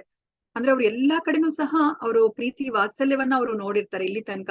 ಸೊ ಈಗ ಅವರು 1950ನೇ ದಶಕದಲ್ಲಿ ಅವರು ಒಬ್ಬಂಟಿಯಾಗಿ ಅವರು ಜೀವನವನ್ನ ಅವರು ಸಾಗಿಸ್ತಾರೆ. ಆ ಸಮಯವನ್ನ ಅವ್ರು ಹೇಗ್ ಕಳೀತಾರೆ ಅಂತಂತಂದ್ರೆ, ಬರೀಲಿಕ್ಕೆ ಅವ್ರ ಹತ್ರ ಎಷ್ಟು ಜ್ಞಾನ ಇರುತ್ತಲ್ವಾ ಅದನ್ನೆಲ್ಲ ಇವಾಗ ಬರವಣಿಗೆ ರೂಪದಲ್ಲಿ ಅವ್ರು ಇವಾಗ ಅದನ್ನ ಬರವಣಿಗೆ ರೂಪವನ್ನ ಕೊಡ್ತಾ ಇದ್ದಾರೆ, ಬರಿತಾ ಇದ್ದಾರೆ ಅವರು. ಮತ್ತೆ ಅವರು ಯಾರತ್ರ ಎಲ್ಲ ಹೋಗಿ ಅವ್ರು ಇವಾಗ ದಾನವನ್ನ ಕೇಳ್ತಾ ಇದ್ರು, ಆ ದಾನಿಗಳಿಗೆಲ್ಲ ಅವ್ರು ಇವಾಗ ಅವ್ರಿಗೆಲ್ಲರಿಗೂ ಸಹ ಭಗವದ್ಗೀತೆಯನ್ನ ಅವರು ಬೋಧಿಸ್ತಾ ಇದ್ದಾರೆ. ಮತ್ತೆ ನೋಡಿ ಅವ್ರಿಗೆ ಎಷ್ಟು ಏನು ಆಕಾಂಕ್ಷೆ ಇತ್ತು ಅಂತಂದ್ರೆ ಅವರೊಂದು ಪುಸ್ತಕಗಳ ಪಟ್ಟಿಯನ್ನೇ ಅವರು ರೆಡಿ ಮಾಡ್ಕೊಂಡಿದ್ದಾರೆ. ಏನೆಲ್ಲ ಪುಸ್ತಕಗಳನ್ನ ನಾನು ಬರಿಬೇಕು ಅಂತ ಹೇಳ್ಬಿಟ್ಟು ಇಲ್ಲಿ ನಾವು ನೋಡ್ತಾ ಇದೀವಿ. ಶ್ರೀ ಚೈತನ್ಯ ಚರಿತಾಮೃತ ಹಿಂದಿಯಲ್ಲಿ ಬರೀಬೇಕು, ಅದ್ರದ್ದು 2000 ಪುಟಗಳು ಅಂತ ಹೇಳ್ಬಿಟ್ಟು ನೋಡಿ ಎಷ್ಟೆಲ್ಲ ಅವ್ರಿಗೆ ದೂರದೃಷ್ಟಿ ಇದೆ ಅಲ್ವಾ ಪ್ರಭುಪಾದ ಅವರಿಗೆ. ನೋಡಿ ಎಲ್ಲವನ್ನ ಸಹ ಅವರು ಒಂದು ಏನು ನಮ್ಗೆ ಒಂದು ಆಸೆಯನ್ನ ಮುಟ್ಬೇಕು ಅಂದ್ರೆ ನಮ್ಗೆ ಅಂದ್ರೆ ಒಂದು ಗುರಿಯನ್ನ ಮುಟ್ಬೇಕು ಅಂದ್ರೆ ಅದಕ್ಕೊಂದು ಕರೆಕ್ಟ್ ಆಗಿರೋ ಮಾರ್ಗ ಇರ್ಬೇಕು ಅಲ್ವಾ. ನಮ್ಮ ಗುರಿನೇ ಏನು ಅಂತ ಗೊತ್ತಿಲ್ಲ ಅಂತಂದ್ರೆ ನಮ್ಗೆ ಅದನ್ನ ಮುಟ್ಲಿಕ್ಕೆ ನಾವು ಯಾವುದೇ ಒಂದು ಪ್ರಯತ್ನವನ್ನ ಮಾಡ್ಲಿಕ್ಕೆ ಸಾಧ್ಯ ಇಲ್ಲ. ಗುರಿನೇ ಗೊತ್ತಿಲ್ಲ ಅಂದ್ರೆ ನೋಡಿ ಇವಾಗ ಪ್ರಭುಪಾದರಿಗೆ ಸ್ಪಷ್ಟವಾಗಿದೆ ಅವರ ಗುರಿ. ನೋಡಿ ಇದೆಲ್ಲ ಪುಸ್ತಕಗಳನ್ನ ನಾನು ಬರಿಬೇಕು ಅಂತ ಅವರು ಪಟ್ಟಿ ಮಾಡಿ ಇಟ್ಕೊಂಡಿದ್ದಾರೆ. ಚೈತನ್ಯ ಚರಿತಾಮೃತ ಹಿಂದಿಯಲ್ಲಿ ಬರಿಬೇಕು ಅನ್ಕೊಂಡಿದ್ದಾರೆ, ಗೀತೋಪನಿಷತ್ ಇಂಗ್ಲಿಷ್ ಅಲ್ಲಿ ಬರಿಬೇಕು, ಭಕ್ತಿಯ ವಿಜ್ಞಾನ, ಲಾರ್ಡ್ ಚೈತನ್ಯ ಸಂಕೀರ್ತನ್ ಮೂವ್ಮೆಂಟ್, ದೇವರ ಸಂದೇಶ, ಭಗವಾನರ ಕತೆ, ಇದೆಲ್ಲವನ್ನ ಅವ್ರಿಗೆ ಬರಿಬೇಕು ಅಂತ ಹೇಳ್ಬಿಟ್ಟು ಅವ್ರಿಗೆ ಇಚ್ಛೆ ಇರುತ್ತೆ. ಇದನ್ನೆಲ್ಲ ಮತ್ತೆ ಮುದ್ರಣ ಮಾಡ್ಬೇಕು ಅಂತಂದ್ರೆ ನನಗೆ ಹಣ ಬೇಕು, ಅದಕ್ಕೋಸ್ಕರ ನಾನು ದಾನಿಗಳನ್ನ ನಾನು ಸಂಪರ್ಕ ಮಾಡ್ಬೇಕು ಅಂತ ಹೇಳ್ಬಿಟ್ಟು ಅವರು ಯೋಚನೆ ಮಾಡ್ತಾರೆ. ನೋಡಿ ಇವಾಗ ಪ್ರಭುಪಾದರಿಗೆ ಅಲ್ಲಿ ಮನೆ ಅನ್ನೋದೇ ಇಲ್ಲ. ನಮ್ಗೆ ಗೊತ್ತಿರೋ ಹಾಗೆ ಇವಾಗ ಶ್ರೀಮಂತರ ಮನೆಯಲ್ಲಿ ಹೋಗಿ ವಾರನ್ನದ ವ್ಯಕ್ತಿಯಾಗಿ ಅವರು ಅಲ್ಲಿ ಜೀವನವನ್ನ ಮಾಡ್ತಾ ಇದ್ದಾರೆ. ಅಲ್ಲಿ ಯಾರು ಸಿಕ್ಕಿಲ್ಲ ಶ್ರೀಮಂತರು ಅಂತಂದ್ರೆ ವಿಷ್ಣು ದೇವಾಲಯದಲ್ಲಿ ತಮ್ಮ ಜೀವನವನ್ನ ಕಳೀತಿದ್ದಾರೆ.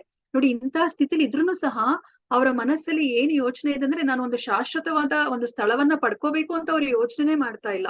ಅವ್ರು ಏನ್ ಯೋಚನೆ ಮಾಡ್ತಾ ಇದಾರೆ, ಅವ್ರದ್ದು ಮನಸ್ಸಲ್ಲಿ ಇರೋದೆಲ್ಲನೂ ಸಹ ನಾನು ಇವಾಗ ಈ ಅತೀಂದ್ರಿಯ ಸಾಹಿತ್ಯವನ್ನ ಅಂದ್ರೆ ಈ ಕೃಷ್ಣ ಪ್ರಜ್ಞೆಯಲ್ಲಿರುವ ಏನು ಸಾಹಿತ್ಯ ಇದೆ, ಈ ಸಾಹಿತ್ಯವನ್ನ ನಾನು ಮುದ್ರಣ ಮಾಡ್ಬೇಕು, ಮತ್ತೆ ಈ ಕೃಷ್ಣ ಪ್ರಜ್ಞೆಯನ್ನ ನಾನು ಹರಡ್ಬೇಕು, ಅದಕ್ಕೋಸ್ಕರ ಒಂದು ಚಳುವಳಿಯನ್ನ ಮಾಡ್ಬೇಕು. ಇದೇ ಅವ್ರಿಗೆ ಗುರಿ ಇರೋದು. ಅವ್ರಿಗೆ ಮನೆ ಮಾಡ್ಕೊಂಡು ನಾನು ಅಥವಾ ಒಂದು ಜಾಗವನ್ನ ಮಾಡ್ಕೊಂಡು ಅಲ್ಲಿ ನಾನು ಸಂತೋಷವಾಗಿ ನಾನು ಜೀವನವನ್ನ ಅಥವಾ ಆರಾಮದಾಯಕವಾಗಿ ನಾನು ಜೀವಿಸ್ಬೇಕು ಅಂತ ಇಲ್ಲ. ಸೊ ಇದಕ್ಕೋಸ್ಕರ ಹಣ ಇರುತ್ತೆ, ಅದಕ್ಕೋಸ್ಕರ ಅವರು ದಾನಿಗಳನ್ನ ಹುಡುಕ್ಲಿಕ್ಕೆ ಶುರು ಮಾಡ್ತಾರೆ. ಅವರು ಶ್ರೀಮಂತರ ಆಫೀಸ್ಗಳಿಗೆ ಹೋಗ್ತಾರೆ, ಮತ್ತೆ ಅವರು ಹೇಳ್ತಾರೆ ತನ್ನ ಉದ್ದೇಶ ಏನು, ನಾನು ಇವಾಗ ನನ್ನ ಗುರುಗಳ ಆದೇಶವನ್ನ ನಾನು ಪಾಲಿಸ್ಬೇಕಾಗಿದೆ, ಅದಕ್ಕೋಸ್ಕರ ನಾನು ಈಗ ಅಮೆರಿಕ ದೇಶಕ್ಕೆ ಹೋಗ್ಬೇಕು, ಪಾಶ್ಚಿಮಾತ್ಯ ದೇಶಗಳಿಗೆ ಹೋಗ್ಬೇಕು ಅಂತ ಹೇಳ್ಬಿಟ್ಟು ತಮ್ಮ ಏನು ಉದ್ದೇಶವನ್ನ ಅವರು ಹೇಳ್ತಾರೆ. ಮತ್ತೆ ಈ ಎಲ್ಲ ಏನ್ ಹೇಳ್ತಾರೆ, ಈ ಮನುಕುಲ ಅದು ತನ್ನ ನಿಜ ಸ್ಥಿತಿಯನ್ನೇ ಮರ್ತು ಹೋಗ್ಬಿಟ್ಟಿದೆ. ಸೊ ಆ ನಿಜ ಸ್ಥಿತಿಯನ್ನ ನಾನು ಅರಿವು ಮಾಡಿಸಿ ಅವ್ರನ್ನೆಲ್ಲರನ್ನೂ ಸಹ ನಾನು ಮತ್ತೆ ಭಗವಂತನ ಕಡೆಗೆ ಕರ್ಕೊಂಡು ಹೋಗ್ಬೇಕು. ಈ ಜ್ಞಾನ ನನಗೆ ಗೊತ್ತಾಗೋಗ್ಬಿಟ್ಟಿದೆ, ಅದಕ್ಕೋಸ್ಕರ ಅದನ್ನ ಎಲ್ಲರಿಗೂ ತಿಳಿಸೋ ತರ ನಾನು ಮಾಡ್ಬೇಕು ಅಂತ ಹೇಳ್ಬಿಟ್ಟು ಅವರ ಉದ್ದೇಶವನ್ನ ಅವರು ಆ ಶ್ರೀಮಂತ ಪುರುಷರಿಗೆ ಅವರು ಹೇಳ್ತಾ ಇರ್ತಾರೆ, ಆ ದಾನಿಗಳಿಗೆ ಹೇಳ್ತಾ ಇರ್ತಾರೆ. ಆದ್ರೆ ಇಷ್ಟೆಲ್ಲ ಪ್ರಭುಪಾದರು ಅಷ್ಟು ಸ್ಪಷ್ಟವಾಗಿ ಅವರ ಉದ್ದೇಶವನ್ನ ಹೇಳಿದ್ರು ಸಹ ಆ ದಾನಿಗಳು ಅವರು ಕೈ ತುಂಬಾ ಹಣವನ್ನ ಅವ್ರಿಗೆ ದಾನ ಮಾಡ್ತಾ ಇರೋದಿಲ್ಲ. ಸ್ವಲ್ಪ ಜನ ಪ್ರತಿಕ್ರಿಯಿಸ್ತಾರೆ, ಸ್ವಲ್ಪ ಜನ ಏನು ಪ್ರತಿಕ್ರಿಯಿಸೋದಿಲ್ಲ. ಪ್ರತಿಕ್ರಿಯಿಸಿದ್ರು ಕೂಡ ಅವರು ಕೈ ತುಂಬಾ ಹಣವನ್ನ ಕೊಡ್ತಾ ಇರೋದಿಲ್ಲ, ಕೇವಲ ಒಂದು 5-10 ರೂಪಾಯಿ ಕೊಡ್ತಾ ಇರ್ತಾರೆ. ಸೊ ಇಷ್ಟು ಹಣ ಅವ್ರು ಪಡ್ಕೊಂಡ್ರೆ ಅವ್ರಿಗೆ ಬರೀ ಆ ಬ್ಯಾಕ್ ಟು ಗಾಡ್ ಹೆಡ್ ಆ ಮ್ಯಾಗ್ಝಿನ್ ಅನ್ನ ಮುದ್ರಿಸ್ಲಿಕ್ಕೆ ಮಾತ್ರ ಆಗ್ತಾ ಇರುತ್ತೆ. ಆದ್ರೆ ಅವ್ರದ್ದೆಲ್ಲ ಏನೆಲ್ಲ ಆಸೆಗಳಿದೆ, ಎಷ್ಟೆಲ್ಲ ಪುಸ್ತಕಗಳನ್ನ ಮುದ್ರಣ ಮಾಡ್ಬೇಕು ಅಂತ ಆ ಆಸೆಗೆ ಅದು ಸಾಕಾಗ್ತಾ ಇರೋದಿಲ್ಲ ಆ ಹಣ. ಸೊ ಇವಾಗ ಇಲ್ಲಿ ಅವರು ಹಣವನ್ನ ಅವರು ಸಂಗ್ರಹಿಸ್ಲಿಕ್ಕೋಸ್ಕರ ದಾನಿಗಳ ಹತ್ರ ಹೋಗ್ತಾ ಇರ್ತಾರಲ್ಲ, ಅದೇ ತರ ನೋಡಿ ಅವ್ರು ಯಾರನ್ನೆಲ್ಲ ಭೇಟಿ ಆಗ್ತಿದ್ರು ಅಂದ್ರೆ ನ್ಯಾಯಮೂರ್ತಿ ಬಿಪಿನ್ ಚಂದ್ರ ಮಿಶ್ರಾ ಅವ್ರನ್ನು ಸಹ ಅವರು ಭೇಟಿ ಆಗ್ತಿದ್ರು. ಅವ್ರು ಇವಾಗ ಪ್ರಭುಪಾದರ ಕುರಿತಾಗಿ ಅವರು ಏನ್ ಹೇಳ್ತಾ ಇದ್ದಾರೆ ಅಂತ ಹೇಳ್ಬಿಟ್ಟು ನಾವು ನೋಡೋಣಂತೆ. ಅವರು ಏನ್ ಹೇಳ್ತಾ ಇದ್ದಾರೆ ಅಂದ್ರೆ, ಪ್ರಭುಪಾದರು ಅವ್ರ ಬಳಿಗೆ ತಿಂಗಳಿಗೊಮ್ಮೆ ಬರ್ತಾ ಇದ್ರು. ಮತ್ತೆ ಅವ್ರ ಪತ್ರಿಕೆಗೆ ನಾನು ದೇಣಿಗೆ ಸಹ ನಾನು ಕೊಟ್ಟಿದ್ದೀನಿ. ಅವ್ರ ಪತ್ರಿಕೆ 4 ಪುಟಗಳ ಪತ್ರಿಕೆ ಆಗಿತ್ತು ಅಂತ ಹೇಳ್ಬಿಟ್ಟು ಅವರು ಹೇಳ್ತಾ ಇದ್ದಾರೆ. ಆ ಪತ್ರಿಕೆಯನ್ನ ಓದಿದ್ರೆ ನನಗೆ ಆ ಪ್ರಭುಪಾದ ಅವರಿಗೆ ಆ ಕೃಷ್ಣನ ಬಗ್ಗೆ ಎಷ್ಟು ಶ್ರದ್ಧೆ ಇತ್ತು ಅಂತ ಹೇಳ್ಬಿಟ್ಟು, ಭಕ್ತಿ ಇತ್ತು ಅಂತ ಹೇಳ್ಬಿಟ್ಟು ಅದು ತೋರಿಸುತ್ತೆ. ಅವರ ಆರ್ಟಿಕಲ್ಸ್ ಅನ್ನ ಓದಿದ್ರೆ ಅವ್ರು ತುಂಬಾ ಸರಳವಾದ ವ್ಯಕ್ತಿಯಾಗಿದ್ರು. ಅವರು ಮಾತಾಡೋದು ತುಂಬಾ ಕೇಳಿಕೆ ಆಹ್ಲಾದಕರವಾಗ್ತಿತ್ತು. ಯಾವಾಗ್ಲೂ ಅವರು ನಗ್ತಾ ಇರ್ತಾ ಇದ್ರು, ತುಂಬಾ ನಮ್ರತೆಯಿಂದ ಅವರು ಇರ್ತಾ ಇದ್ರು. ಅವ್ರು ಏನೇ ಮಾತಾಡಿದ್ರೆ ಅವ್ರು ಬೇರೆ ಏನನ್ನೂ ಮಾತಾಡ್ತಿರೋದಿಲ್ಲ, ಅವ್ರು ಬರೀ ಕೃಷ್ಣನ ಬಗ್ಗೆನೇ ಅವರು ಚರ್ಚೆ ಮಾಡ್ತಾ ಇದ್ರು ಅಂತ ಹೇಳ್ಬಿಟ್ಟು ನನ್ಗೆ ಅವ್ರ ಜೊತೆ ಮಾತಾಡಿರೋದನ್ನ ನನ್ಗೆ ಜ್ಞಾಪಿಸ್ಕೊಂಡ್ರೆ ನನ್ಗೆ ತುಂಬಾ ಸಂತೋಷ ಆಗತ್ತೆ ಅಂತ ಹೇಳ್ಬಿಟ್ಟು ಅವರು ನ್ಯಾಯಮೂರ್ತಿ ಬಿಪಿನ್ ಚಂದ್ರ ಮಿಶ್ರಾ ಅವರು ಪ್ರಭುಪಾದರ ಕುರಿತಾಗಿ ಅವರು ಹೇಳ್ತಾ ಇದ್ದಾರೆ. ಮತ್ತೆ ಅವಾಗ ಚಳಿಗಾಲನೂ ಬಂದ್ಬಿಡುತ್ತೆ ಈ ಡೆಲ್ಲಿಯಲ್ಲಿ. ಇವಾಗ ನಮ್ಗೆ ಗೊತ್ತಿರೋ ಹಾಗೆ ಪ್ರಭುಪಾದರು ಇವ್ರ ಮನೆಗೆ ಅಲಿತಾ ಇದ್ದಾರೆ ಆ ಹಣ ಸಂಗ್ರಹ ಮಾಡ್ಲಿಕ್ಕೆ. ಆ ಸಮಯದಲ್ಲಿ ಅವ್ರಿಗೆ ಆ ಚಳಿಗಾಲ ನಮ್ಗೆ ಗೊತ್ತಿರೋ ಹಾಗೇನೆ ಡೆಲ್ಲಿಯಲ್ಲಿ ಎಷ್ಟು ಚಳಿ ಇರುತ್ತಲ್ವಾ, -ಡಿಗ್ರಿಗೂ ಸಹ ಹೋಗ್ಬಿಟ್ಟಿರುತ್ತೆ. ಆ ಸಮಯದಲ್ಲಿ ಅವ್ರಿಗೆ ಒಂದು ಜಾಕೆಟ್ ಅನ್ನ ತಗೊಂಡ್ಲಿಕ್ಕೂ ಸಹ ಅವರಲ್ಲಿ ಹಣ ಇರೋದಿಲ್ಲ. ಅಂತಹ ಚಳಿಯ ದೆಹಲಿಯನ್ನು ಸಹ ಅವರು ಅನುಭವಿಸ್ತಾರೆ.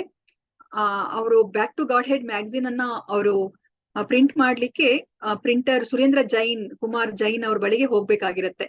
ಸೊ ಅವರು ನಿಯಮಿತವಾಗಿ ಅವರು ಹೋಗ್ತಿರ್ತಾರೆ, ಸರಿಯಾದ ಸಮಯಕ್ಕೆ ಅವರು ಹೋಗ್ತಿರ್ತಾರೆ. ಹೋಗಿ ಅವರು ಬ್ಯಾಕ್ ಟು ಗಾಡ್ ಹೆಡ್ ಅದು ಫುಲ್ ಪ್ರಿಂಟ್ ಆಗಕ್ಕಿಂತ ಮುಂಚೆ ಅದು ಪುರಾವೆ ಓದ್ಬೇಕಲ್ವಾ, ಅದ್ರದ್ದು ಮ್ಯಾನುಸ್ಕ್ರಿಪ್ಟ್ ಓದ್ಬೇಕಲ್ವಾ, ಅದನ್ನೆಲ್ಲ ಅವರು ಓದ್ತಾ ಇರ್ತಾರೆ.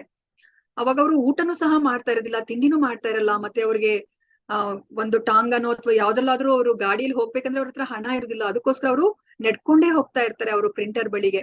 ಆಗ ಪ್ರಿಂಟರ್ಗೆ ಅವ್ರ ಮುಖ ನೋಡಿದ ತಕ್ಷಣ ಗೊತ್ತಾಗೋಗ್ಬಿಡುತ್ತೆ, ಓ ಪ್ರಭುಪಾದರು ಏನು ತಿಂದಿಲ್ಲ ಅಂತ ಹೇಳ್ಬಿಟ್ಟು. ಅವ್ರು ಕೇಳ್ತಾರೆ, ಏನಾದ್ರು ತಿಂದಿದ್ದೀರಾ ಅಂತಂದ್ರೆ, ಇಲ್ಲ ನಾನು ತುಂಬಾ ಬಿಸಿ ಇದ್ನಲ್ವಾ, ಈ ಕೆಲಸದಲ್ಲಿ ನಂಗೆ ತಿನ್ಲಿಕ್ಕೆ ಆಗ್ಲಿಲ್ಲ ಅಂತ ಹೇಳ್ಬಿಟ್ಟು ಅವ್ರು ಹೇಳ್ತಾ ಇದ್ರಂತೆ. ಆಗ ಅವ್ರ ಪ್ರಿಂಟರ್ ಸುರೇಂದ್ರ ಜೈನ್ ಅವರೇ ಏನಾದ್ರು ತರಿಸ್ಕೊಟ್ರೆ ಅವಾಗ ಪ್ರಭುಪಾದರು ಅವ್ರ ಅದನ್ನ ತಿಂತಾ ಇರ್ತಾರಂತೆ.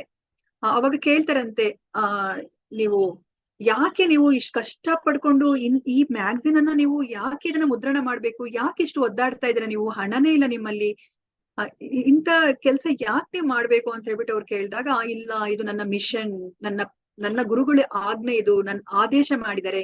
ನಿನ್ನ ಹತ್ರ ಹಣ ಇದ್ದಾಗ ಅವರು ಪ್ರಿಂಟ್ ಮಾಡು, ನೀನು ಪತ್ರಿಕೆಗಳನ್ನ ಪ್ರಿಂಟ್ ಮಾಡು, ಆ ಮ್ಯಾಗಝಿನ್ ಅನ್ನ ಪ್ರಿಂಟ್ ಮಾಡು ಅಂತ ಹೇಳಿದ್ದಾರೆ. ಇದು ನನ್ನ ಮಿಷನ್, ನನ್ನ ಜೀವನದ ಏನು ಗುರಿ ಅಂತ ಹೇಳ್ಬಿಟ್ಟು ಅವರು ಹೇಳ್ತಾರಂತೆ. ಮತ್ತೆ ಆ ಪ್ರಿಂಟರ್ಗೂ ಸಹ ಕೊಡ್ಲಿಕ್ಕೆ ಅವ್ರ ಹತ್ರ ಹಣನೇ ಇರೋದಿಲ್ವಂತೆ. ಆ ಹಣ ಅವರು ಯಾವ ತರ ಅವರು ಪಾವತಿಸ್ತಾ ಇದ್ರು ಅಂತಂದ್ರೆ, ಸ್ವಲ್ಪ ಸ್ವಲ್ಪವಾಗಿ ಅವರು ಹಣವನ್ನ ಅವರು ಕೊಡ್ತಾ ಇದ್ರಂತೆ. ಸೊ ಆದ್ರೂನು ಸಹ ಅವರು ಆ back to Godhead magazine ಆ ಪತ್ರಿಕೆಯನ್ನ ಅವ್ರು ಮುದ್ರಣ ಮಾಡೋದನ್ನ ಅವರು ನಿಲ್ಸೋದೇ ಇಲ್ಲ. ಇವಾಗ ಡೆಲ್ಲಿಯಲ್ಲಿ ಅವ್ರಿಗೆ ಮುಖ್ಯ ಕಾರ್ಯ ಏನಿದೆ ಅಂತಂದ್ರೆ, ಅವರು ದಾನಿಗಳ ಹತ್ರ ಹಣ ಸಂಗ್ರಹ ಮಾಡ್ಕೊಳೋದು, ಈ back to Godhead magazine ಅನ್ನ ಅವರು ಪಬ್ಲಿಷ್ ಮಾಡೋದು, ಇದೇ ಅವ್ರದ್ದು ಮುಖ್ಯವಾದ ಒಂದು ಕೆಲಸ ಇದ್ದಿದ್ದು. ಮತ್ತೆ ಅದನ್ನ ಅವ್ರು ಇವಾಗ ಅವರೇ ಬರಿತಾ ಇದ್ರು, ಅವರೇ ಅದರ ತಿದ್ದುಪಡಿ ಮಾಡ್ತಾ ಇದ್ರು. ಅದಾದ್ಮೇಲೆ ಪ್ರಿಂಟರ್ ಹತ್ರ ಹೋಗ್ತಾ ಇದ್ರು, ಪ್ರಿಂಟರ್ ಅದನ್ನೆಲ್ಲ ಪ್ರಿಂಟ್ ಮಾಡ್ಲಿಕ್ಕಿನ ಮುಂಚೆ ಅದೇನಿದೆ ಆ ಮ್ಯಾನುಸ್ಕ್ರಿಪ್ಟ್ ಅನ್ನ ಅವರೇ ಅಂದ್ರೆ ಅದನ್ನ ಮತ್ತೆ ಪರಿಶೀಲನೆ ಮಾಡ್ತಾ ಇದ್ರು. ಅದು ಪ್ರಿಂಟ್ ಆದ್ಮೇಲೆ ಮತ್ತೆ ನೋಡಿ ಅದನ್ನ ತಗೊಂಡು ಆ ಪತ್ರಿಕೆಯನ್ನ ಎಲ್ಲರಿಗೂ ಹಂಚ್ಬೇಕು ಅಂದ್ರೆ ಅವರೇ ಸ್ವತಃ ಹೋಗ್ಬೇಕಾಗಿತ್ತು. ಯಾಕಂದ್ರೆ ಅವ್ರು ಏಕಾಂಗಿ ಆಗಿದ್ದಾರೆ, ಅವ್ರಿಗೆ ಯಾರು ಸಹಾಯ ಮಾಡೋರು ಇಲ್ಲ, ಹಣ ಸಹಾಯ ಮಾಡೋರು ಇಲ್ಲ, ಮತ್ತೆ ಯಾರೇ ಒಬ್ಬ ವ್ಯಕ್ತಿಯ ಸಹಾಯನೂ ಸಹ ಅವ್ರಿಗೆ ಇವಾಗ ಸಿಗ್ತಾ ಇಲ್ಲ. ನೋಡಿ ಅವ್ರು ಇವಾಗ ಹೇಗೆ ಆ ಪ್ರಿಂಟರ್ ಇಂದ ಪತ್ರಿಕೆಗಳನ್ನ ತಗೊಂಡು ಅವ್ರು ಹೇಗೆ ಅದನ್ನ ಮಾರಾಟ ಮಾಡ್ತಾ ಇದ್ರು ಅಂತಂದ್ರೆ, ಇಡೀ ನಗರವನ್ನ ಸುತ್ತಾ ಇದ್ರು. ಅವರು ಮಾಮೂಲಿ ಪೇಪರ್ ಪತ್ರಿಕೆಯನ್ನ ನಾವು ನೋಡಿದೀವಲ್ಲ, ಅವ್ರು ಹೇಗೆ ಅದನ್ನ ಮಾರ್ತಾರೆ ಅಂತ ಹೇಳ್ಬಿಟ್ಟು, ಅವರು ಬೀದಿ ಬೀದಿಯಲ್ಲಿ ಓಡಾಡ್ತಾ ಅವರು ಪೇಪರ್ ತಗೊಳ್ಳಿ ತಾಜಾ ಸುದ್ದಿ ಅಂತ ಹೇಳ್ಬಿಟ್ಟು ನಾವು ಮಾರೋದನ್ನ ನೋಡಿದೀವಲ್ವಾ. ಆದ್ರೆ ಪ್ರಭುಪಾದ ಅವರು ಅದನ್ನ ಆತರ ಮಾರ್ತಾ ಇರೋದಿಲ್ಲ. ಅವ್ರು ಇದು ಟೀ ಅಂಗಡಿಗಳಿಗೆ ಹೋಗ್ತಾ ಇದ್ರು, ಟೀ ಶಾಪ್ಗಳಿಗೆ ಹೋಗ್ಬಿಟ್ಟು ಅಲ್ಲಿ ಎಷ್ಟೊಂದ್ ಜನ ವ್ಯಕ್ತಿಗಳು ಬರ್ತಾರಲ್ವಾ ಟೀ ಕುಡಿಲಿಕ್ಕೆ, ಅಲ್ಲಿ ಹೋಗಿ ಅವ್ರು ಕುತ್ಕೊಂಡು ಅವರು ಪ್ರಭುಪಾದರು ಅವ್ರಿಗೆ ಹೇಳ್ತಾ ಇದ್ರಂತೆ, ಇದನ್ನ ನೀವು ತಗೊಳ್ಳಿ, back to Godhead magazine ಅನ್ನ ಓದಿ, ನಿಮ್ಮ ಜೀವನವನ್ನ ನೀವು ಸಾರ್ಥಕ ಮಾಡ್ಕೊಳ್ಳಿ ಅಂತ ಹೇಳ್ಬಿಟ್ಟು ಅವ್ರಿಗೆ ಹೋಗ್ಬಿಟ್ಟು ಅಲ್ಲಿ ಹೋಗಿ ಟೀ ಸ್ಟಾಲ್ ಗಳಲ್ಲಿ ಹೋಗ್ಬಿಟ್ಟು ಅವ್ರಿಗೆ ಪತ್ರಿಕೆಗಳನ್ನ ತಗೊಳ್ಳಿ ಅಂತ ಹೇಳ್ಬಿಟ್ಟು ಅವರು ವಿನಂತಿಯನ್ನ ಮಾಡ್ಕೋತಾ ಇದ್ರಂತೆ. ಅವರು ಆ ಪತ್ರಿಕೆಯಲ್ಲಿ ಅವರು ಏನೆಲ್ಲ ಬರಿತಾ ಇದ್ರು ಅಂತಂದ್ರೆ, ಆ ಸಮಯದಲ್ಲಿ ನಾವು ಇದಕ್ಕಿಂತ ಮುಂಚೆ ನಾವು ತಿಳ್ಕೊಂಡಿದೀವಿ ಅಲ್ವಾ, ಆ ಪ್ರಸ್ತುತ ಸಮಯದಲ್ಲಿ ಯಾವ ವಿಷಯವನ್ನ ಬರಿಬೇಕು ಆ ವಿಷಯಗಳ ಕುರಿತಾಗಿ ಅವರು ಬರಿತಾ ಇದ್ರು. ಅವಾಗ ಸ್ವತಂತ್ರ ಪಡ್ಕೊಳ್ಳೋ ಸಮಯದಲ್ಲಿ ಆ back to Godhead magazine ಅನ್ನ ಅವರು ಪಬ್ಲಿಷ್ ಮಾಡಿದಾಗ, ವೆರಿ ಫಸ್ಟ್ ಟೈಮ್ ಪಬ್ಲಿಷ್ ಮಾಡಿದಾಗ, ಅವರು ಆ ಸ್ವತಂತ್ರದ ಸಮಯದಲ್ಲಿ ಇರುವಂತಹ ಯಾವ ತರ ಒಂದು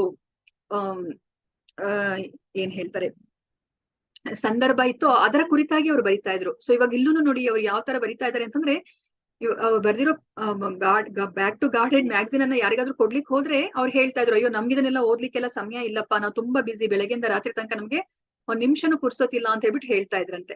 ಅದಕ್ಕೋಸ್ಕರ ನೋಡಿ ಪ್ರಭುಪಾದ್ರು ಅವ್ರು ಇವಾಗ ಯಾವ ತರ ಒಂದು ಆರ್ಟಿಕಲ್ ಅನ್ನ ಅವ್ರು ಬರಿತಾ ಇದ್ರು ಮುಂದಿನ ಪತ್ರಿಕೆಗಳಲ್ಲಿ ತಮ್ಮ back to Godhead magazine ಅಲ್ಲಿ ಅಂತಂದ್ರೆ, ಸಮಯವಿಲ್ಲ, ಸಾಮಾನ್ಯ ಮನುಷ್ಯನ ದೀರ್ಘ ಕಾಯಿಲೆ ಅಂತ ಹೇಳ್ಬಿಟ್ಟು ಅವರು ಲೇಖನವನ್ನ ಅವರು ಬರೀತಾರಂತೆ. No time, a chronic disease of the common man ಅಂತ ಹೇಳ್ಬಿಟ್ಟು ಅವರು ಈ ತರ ಒಂದು ಲೇಖನವನ್ನ ಅವರು ಬರಿತಾ ಇದ್ರಂತೆ. ಸೊ ಇವಾಗ ಅವರು ತುಂಬಾ ಇವಾಗ ಬಡತನದಲ್ಲಿ ಇದ್ರು ಅಲ್ವಾ. ಇವಾಗ ನಮ್ಗನ್ಸುತ್ತೆ, ಅಯ್ಯೋ ಅವರ ಮನಸ್ಸಲ್ಲಿ ಇವಾಗ ಹತಾಶೆ ಭಾವನೆ ಇದೆ, ಅದಕ್ಕೋಸ್ಕರ ಅವರ ಏನು ಆರ್ಟಿಕಲ್ಸ್ ಎಲ್ಲನೂ ಸಹ ಅದು ಸಹ ಕೃಶವಾಗಿರುತ್ತೆ ಅಂತ ಹೇಳ್ಬಿಟ್ಟು ನಮ್ಗೆ ಅನ್ಸುತ್ತಲ್ವಾ. ಆದ್ರೆ ಆತರ ಅವರ ಆರ್ಟಿಕಲ್ಸ್ ಆತರ ಕೃಶವಾಗಿ ಇರೋದಿಲ್ಲ. ಅವ್ರು ಬಡತನದಲ್ಲಿ ಇರಬಹುದು, ಆದ್ರೆ ಅವರ ಬರವಣಿಗೆ ಅಷ್ಟು ಏನು ತತ್ವಶಾಸ್ತ್ರ ಯುಕ್ತವಾಗಿತ್ತು ಅಂತ ಹೇಳ್ಬಿಟ್ಟು ಇಲ್ಲಿ ಹೇಳ್ತಾ ಇದ್ದಾರೆ. ಯಾಕಂದ್ರೆ ಇವಾಗ ಪ್ರಭುಪಾದರಿಗೆ ಚೆನ್ನಾಗಿ ಗೊತ್ತಿರುತ್ತೆ. ಸೊ ನಾವು ತತ್ವಶಾಸ್ತ್ರವನ್ನ ಸರಿಯಾಗಿ ಕೊಟ್ಟಾಗ ಆ ಸತ್ಯವನ್ನ ಸ್ವೀಕರಿಸಲಿಕ್ಕೆ ಎಲ್ಲರೂ ಸಿದ್ಧರಾಗಿರ್ತಾರೆ ಅಂತ ಹೇಳ್ಬಿಟ್ಟು ಪ್ರಭುಪಾದರಿಗೆ ಚೆನ್ನಾಗಿ ಗೊತ್ತಿರುತ್ತೆ. ಅದಕ್ಕೋಸ್ಕರ ಅವರ ಆರ್ಟಿಕಲ್ಸ್ ಅಲ್ಲಿ ಯಾವತ್ತೂ ಸಹ ಅದು ಸೊರಗಿರೋದಿಲ್ಲ. ಅವರು ಬಡತನದಲ್ಲಿ ಇದ್ರೂ ಸಹ. ನೋಡಿ ಇವಾಗ ಅವರು back to Godhead magazines ಅನ್ನ ಯಾರಿಗೆಲ್ಲ ಕಳಿಸ್ತಾ ಇದ್ದಾರೆ ಅಂತಂದ್ರೆ, ಭಾರತದ ರಾಷ್ಟ್ರಪತಿ ಡಾಕ್ಟರ್ ರಾಜೇಂದ್ರ ಪ್ರಸಾದ್ ಅವ್ರಿಗೂ ಸಹ ಕಳಿಸ್ತಾ ಇದ್ದಾರೆ. ಅವರು ಏನಂತ ಅದ್ರ ಜೊತೆ ಒಂದು ಪತ್ರವನ್ನ ಬರೆದು ಕಳಿಸ್ತಾ ಇದ್ದಾರೆ. ಇವಾಗ ಅಲ್ಲಿ ತನಕ ಅವ್ರಿಗೆ 12 back to Godhead magazine ಪತ್ರಿಕೆಗಳು ಪಬ್ಲಿಷ್ ಆಗಿರುತ್ತೆ. ಆ 12 back to Godhead magazines ಜೊತೆ ಒಂದು ಲೆಟರ್ ಅನ್ನ ಬರೆದು ಕಳಿಸ್ತಾರೆ. ನನಗೆ ಗೊತ್ತಿದೆ ನೀವು ತುಂಬಾನೇ ಕಾರ್ಯದ ಒತ್ತಡದಲ್ಲಿ ಇರ್ತೀರಾ, ಆದ್ರೂ ಸಹ ಅಟ್ಲೀಸ್ಟ್ ನೀವು ಆ ಮೇನ್ ಹೆಡ್ಡಿಂಗ್ಸ್ ಮೇಲೆ ನೀವು ಕಣ್ಣಾಡ್ಸಿ. ಯಾಕೆ ಅಂತಂತಂದ್ರೆ ಈ ದೇವರಿಲ್ಲದ ಸಮಾಜಕ್ಕೆ ಅಪಾಯಕಾರಿ ಭವಿಷ್ಯ ಕಾದಿದೆ. ಅದಕ್ಕೋಸ್ಕರ ನೀವು ಎಲ್ಲರನ್ನ ರಕ್ಷಣೆ ಮಾಡ್ಬೇಕು ಇಂತಹ ಅಪಾಯಕಾರಿ ಸನ್ನಿವೇಶದಿಂದ. ಅಂದ್ರೆ ನೀವ್ ಆ ಜ್ಞಾನವನ್ನ ಬೆಳೆಸ್ಕೋಬೇಕಾಗತ್ತೆ. ಅದಕ್ಕೋಸ್ಕರ ನೀವು ನನ್ನ ಈ back to Godhead magazines main headings ಆದ್ರೂ ನೀವು ಓದಿ ಅಂತ ಹೇಳ್ಬಿಟ್ಟು ಅವ್ರು ವಿನಂತಿಯನ್ನ ಮಾಡಿ ಪತ್ರವನ್ನ ಕಳಿಸ್ತಾರೆ. ನಾನು ಈ ಸಮಯದಲ್ಲಿ ಈ ಡೆಲ್ಲಿಯಲ್ಲಿ ನಾನು ಏಕಾಂಗಿಯಾಗಿ ಈ ಕಾಂಕ್ರೀಟ್ ಕಾರ್ಡ್ ಅಂತ ನಾವ್ ಏನ್ ಹೇಳ್ತೀವೋ ಇಂತಹ ಅರಣ್ಯದಲ್ಲಿ ನಾನು ಏಕಾಂಗಿಯಾಗಿ ನಾನಿದ್ದೀನಿ, ನನಗೆ ಯಾರು ಸಹಾಯ ಮಾಡೋರಿಲ್ಲ, ನನ್ನ ಉದ್ದೇಶ ತುಂಬಾನೇ ಶ್ರೇಷ್ಠವಾಗಿದೆ ಅಂತ ಹೇಳ್ಬಿಟ್ಟು ಅವರು ಹೇಳ್ತಾರೆ. ಆದ್ರೆ ನಮ್ಮ ಈ ಭಾರತದ ರಾಷ್ಟ್ರಪತಿಯವರು ಯಾವುದೇ ಒಂದು ಉತ್ತರವನ್ನ ಅವ್ರಿಗೆ ಕಳ್ಸೋದಿಲ್ಲ.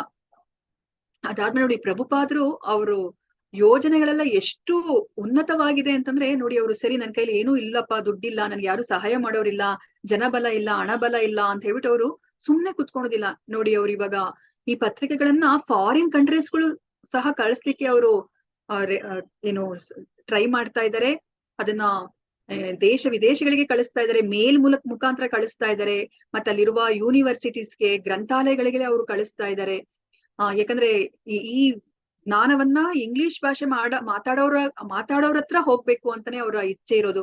ಅದಕ್ಕೋಸ್ಕರ ಅವರು ಅವ್ರಿಗಂತೂ ಇವಾಗ ಅಮೆರಿಕಾಗೆ ಹೋಗ್ಲಿಕ್ಕೆ ಆಗ್ತಾ ಇಲ್ಲ, ಪಾಶ್ಚಿಮಾತ್ಯ ದೇಶಗಳಿಗೆ ಹೋಗಕ್ ಆಗ್ತಿಲ್ಲ. ಅದಕ್ಕೋಸ್ಕರ ಇವಾಗ ಮೇಲ್ ಮೂಲಕ ಮತ್ತೆ ಅಂಚೆ ಮೂಲಕ ಅವ್ರು ಇವಾಗ ಅವರ ಪತ್ರಿಕೆಗಳನ್ನ ಪೋಸ್ಟ್ ಮಾಡ್ತಾ ಇದ್ದಾರೆ.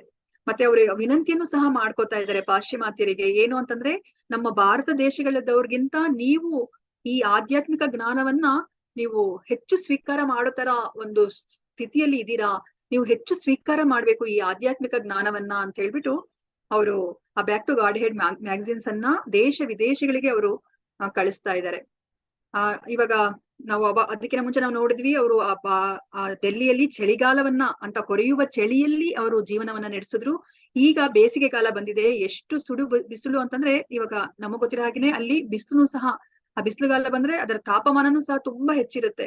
ಇವಾಗ ಪ್ರಭುಪಾದ್ರು ಇವಾಗ ಒಂದು ಕಡೆಯಿಂದ ಇನ್ನೊಂದ್ ಕಡೆಗೆ ಅಲಿಬೇಕು ಅಲ್ವಾ, ಆ ಪ್ರಿಂಟರ್ ಹತ್ರನಾದ್ರೂ ಅವರು ಹೋಗ್ಬೇಕಾಗತ್ತೆ, ಮತ್ತೆ ಅದನ್ನ ಪತ್ರಿಕೆನ ಹಂಚ್ಲಿಕ್ಕೆ ಎಲ್ಲಾ ಕಡೆ ಹೋಗ್ಬೇಕಾಗತ್ತೆ. ಅಲ್ಲಿ ಅವರು ನಡ್ಕೊಂಡು ಹೋಗ್ಬೇಕಾಗತ್ತೆ, ಯಾಕಂದ್ರೆ ಅವ್ರ ಹತ್ರ ಹಣ ಇಲ್ಲ. ಕೊನೆಗೆ ಅವರು ಒಂದ್ಸತಿ ಹೀಟ್ ಸ್ಟ್ರೋಕ್ಗೆ ಅವರು ಒಳಗಾಗ್ತಾರೆ. ಅವಾಗ ಅವರು ದಾರಿಯಲ್ಲಿ ಅವರು ಬವಣೆ ಬಂದು ಅಲ್ಲಿ ಕೆಳಗಡೆ ಬಿದ್ಬಿಡ್ತಾರೆ. ಅವ್ರನ್ನ ಯಾರು ನೋಡೋರೇ ಯಾರು ಇರುದಿಲ್ಲ. ಕೊನೆಗೆ ಕೃಷ್ಣನ ಅನುಗ್ರಹದಿಂದ ಒಬ್ಬ ಸ್ನೇಹಿತ ಅವರನ್ನ ನೋಡಿ ಕಾರಲ್ಲಿ ಕರ್ಕೊಂಡು ಹೋಗಿ ಡಾಕ್ಟರ್ ಹತ್ರ ತೋರಿಸ್ಬಿಟ್ಟು ಅವರನ್ನ ಕಳಿಸ್ತಾರೆ.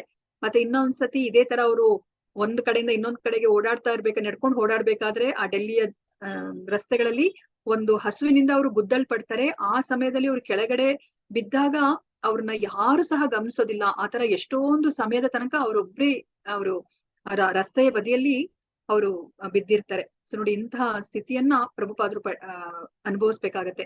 ಇದನ್ನೆಲ್ಲ ಅವರು ನೋಡಿದಾಗ, ಯೋಚನೆ ಮಾಡಿದಾಗ, ಅಯ್ಯೋ ನಾನ್ ಯಾಕೆ ಈ ತರ ಮನೇನ ಬಿಟ್ಟು ಬಂದಿದೀನಿ, ನನ್ನ ವ್ಯವಹಾರವನ್ನೆಲ್ಲ ಬಿಟ್ಟು ನಾನು ಯಾಕೆ ಇಷ್ಟು ಕಷ್ಟ ಪಡ್ತಾ ಇದ್ದೀನಿ, ನಾನು ಕೃಷ್ಣನನ್ನ ನಂಬಿದೀನಿ, ಯಾಕೆ ನನಗೆ ಇಷ್ಟೆಲ್ಲ ಕಷ್ಟಗಳು ಬರ್ತಾ ಇದೆ ಅಂತ ಹೇಳ್ಬಿಟ್ಟು ಅವರು ಯೋಚನೆ ಮಾಡ್ತಾ ಇದ್ರಂತೆ. ಆಮೇಲೆ ಅವರು ಇಸ್ಕಾನ್ ಸಂಸ್ಥೆನ ಸ್ಥಾಪನೆ ಮಾಡಿ ದೇಶ ವಿದೇಶಗಳಲ್ಲಿ ಆ 108 ಇಸ್ಕಾನ್ ದೇವಸ್ಥಾನಗಳನ್ನ ಅವರು ಸ್ಥಾಪನೆ ಮಾಡಿದ್ಮೇಲೆ ಅವರ ಶಿಷ್ಯರ ಹತ್ರ ಅವ್ರು ಹೇಳ್ತಾ ಇದ್ರಂತೆ, ನನ್ಗೆ ಅವಾಗ ನಾನು ಆತರ ಯೋಚನೆ ಮಾಡಿದೆ, ಆದ್ರೆ ನನಗೆ ಈಗ ಅನ್ನಿಸ್ತಾ ಇದೆ, ನಾನು ಅಷ್ಟೆಲ್ಲ ನಾನು ಅನುಭವಿಸಿರೋದು ಕೃಷ್ಣನ ಕರುಣೆಯಿಂದ. ನಾನಿವಾಗ ಇಷ್ಟೆಲ್ಲ ನಾನು ಅಚೀವ್ ಏನ್ ಮಾಡಿದ್ನೋ ಇದು ಸಾಧ್ಯ ಆಗಿರೋದು ಆ ಕೃಷ್ಣನ ಕರುಣೆಯಿಂದ. ಮತ್ತೆ ಆ ಕಷ್ಟ ಏನ್ ಅನುಭವಿಸಿದ್ನೋ ಅದು ಇದಕ್ಕೆ ಮೆಟ್ಟಿಲು ಅಂತ ಹೇಳ್ಬಿಟ್ಟು ನನಗೆ ಈಗ ಅನ್ನಿಸ್ತಾ ಇದೆ ಅಂತ ಹೇಳ್ಬಿಟ್ಟು ಪ್ರಭುಪಾದರು ಅವರ ಶಿಷ್ಯರಿಗೆ ಅವರು ಹೇಳ್ತಾರಂತೆ. ಮತ್ತೆ ಅವ್ರಿಗೆ ಇಂತಹ ಕಷ್ಟಕರ ಸಮಯದಲ್ಲಿ ಅವರ ಗುರುಗಳು ಹೇಳಿರೋ ಮಾತು ಅವ್ರಿಗೆ ಜ್ಞಾಪಕಕ್ಕೆ ಬರುತ್ತಂತೆ. ಭಕ್ತಿ ಸಿದ್ಧಾಂತ ಸರಸ್ವತಿ ಠಾಕೂರ್ ಅವ್ರು ಏನ್ ಹೇಳ್ತಾರೆ ಅಂತಂದ್ರೆ, ನಾವು ಇವಾಗ ನಮ್ಮ ಜೀವನದಲ್ಲಿ ಒಬ್ಬರೇ ಒಬ್ಬ ಬದ್ಧ ಆತ್ಮನನ್ನ ನಾವು ಅವರನ್ನ ಶುದ್ಧ ಭಕ್ತನನ್ನಾಗಿ ಮಾಡಿದ್ರೆ ನಮ್ಮ ಜೀವನ ಧನ್ಯ ಅಂತ ಹೇಳ್ಬಿಟ್ಟು ಅವ್ರು ಹೇಳಿರ್ತಾರಂತೆ. ಅವಾಗ ಅವ್ರಿಗೆ ಅರ್ಥ ಆಗಿರೋದಿಲ್ಲ, ಇದೇನಿದು ಒಬ್ಬನೇ ಒಬ್ಬರನ್ನ ಅಂದ್ರೆ ಇಷ್ಟು ಕೋಟ್ಯಾಂತರ ಜನಗಳಿದ್ದಾರೆ, ಅದ್ರಲ್ಲಿ ಒಬ್ಬರೇ ಒಬ್ಬರನ್ನ ನಾವು ಈ ಭಕ್ತಿ ಮಾರ್ಗಕ್ಕೆ ಕರ್ಕೊಂಬಂದು ಅವ್ರನ್ನ ಶುದ್ಧ ಭಕ್ತರನ್ನಾಗಿ ಮಾಡಿದ್ರೆ ನಮ್ಮ ಜೀವನ ಧನ್ಯ ಅಂತ ಹೇಳ್ಬಿಟ್ಟು ನಮ್ಮ ಗುರುಗಳು ಹೇಳ್ತಾ ಇದಾರಲ್ಲಪ್ಪ, ಇದೇನಿದು ಅಂತ ಹೇಳ್ಬಿಟ್ಟು ಅವ್ರಿಗೆ ಅರ್ಥ ಆಗಿರೋದಿಲ್ಲ. ಈಗ ಅವ್ರಿಗೆ ಅರ್ಥ ಆಗ್ತಾ ಇದೆ. ನೋಡಿ, ಎಷ್ಟು ಕಷ್ಟಪಟ್ರು ಸಹ ಒಬ್ರನ್ನು ಸಹ ಅವ್ರು ಈ ಭಕ್ತಿ ಮಾರ್ಗಕ್ಕೆ ಕರ್ಕೊಂಡ್ ಬರ್ಲಿಕ್ಕೆ ಆಗ್ತಾ ಇಲ್ಲ. ಅದನ್ನೇ ನಾವು ಇಲ್ಲಿ ಅರ್ಥ ಮಾಡ್ಕೋಬೇಕಾಗಿರೋದು.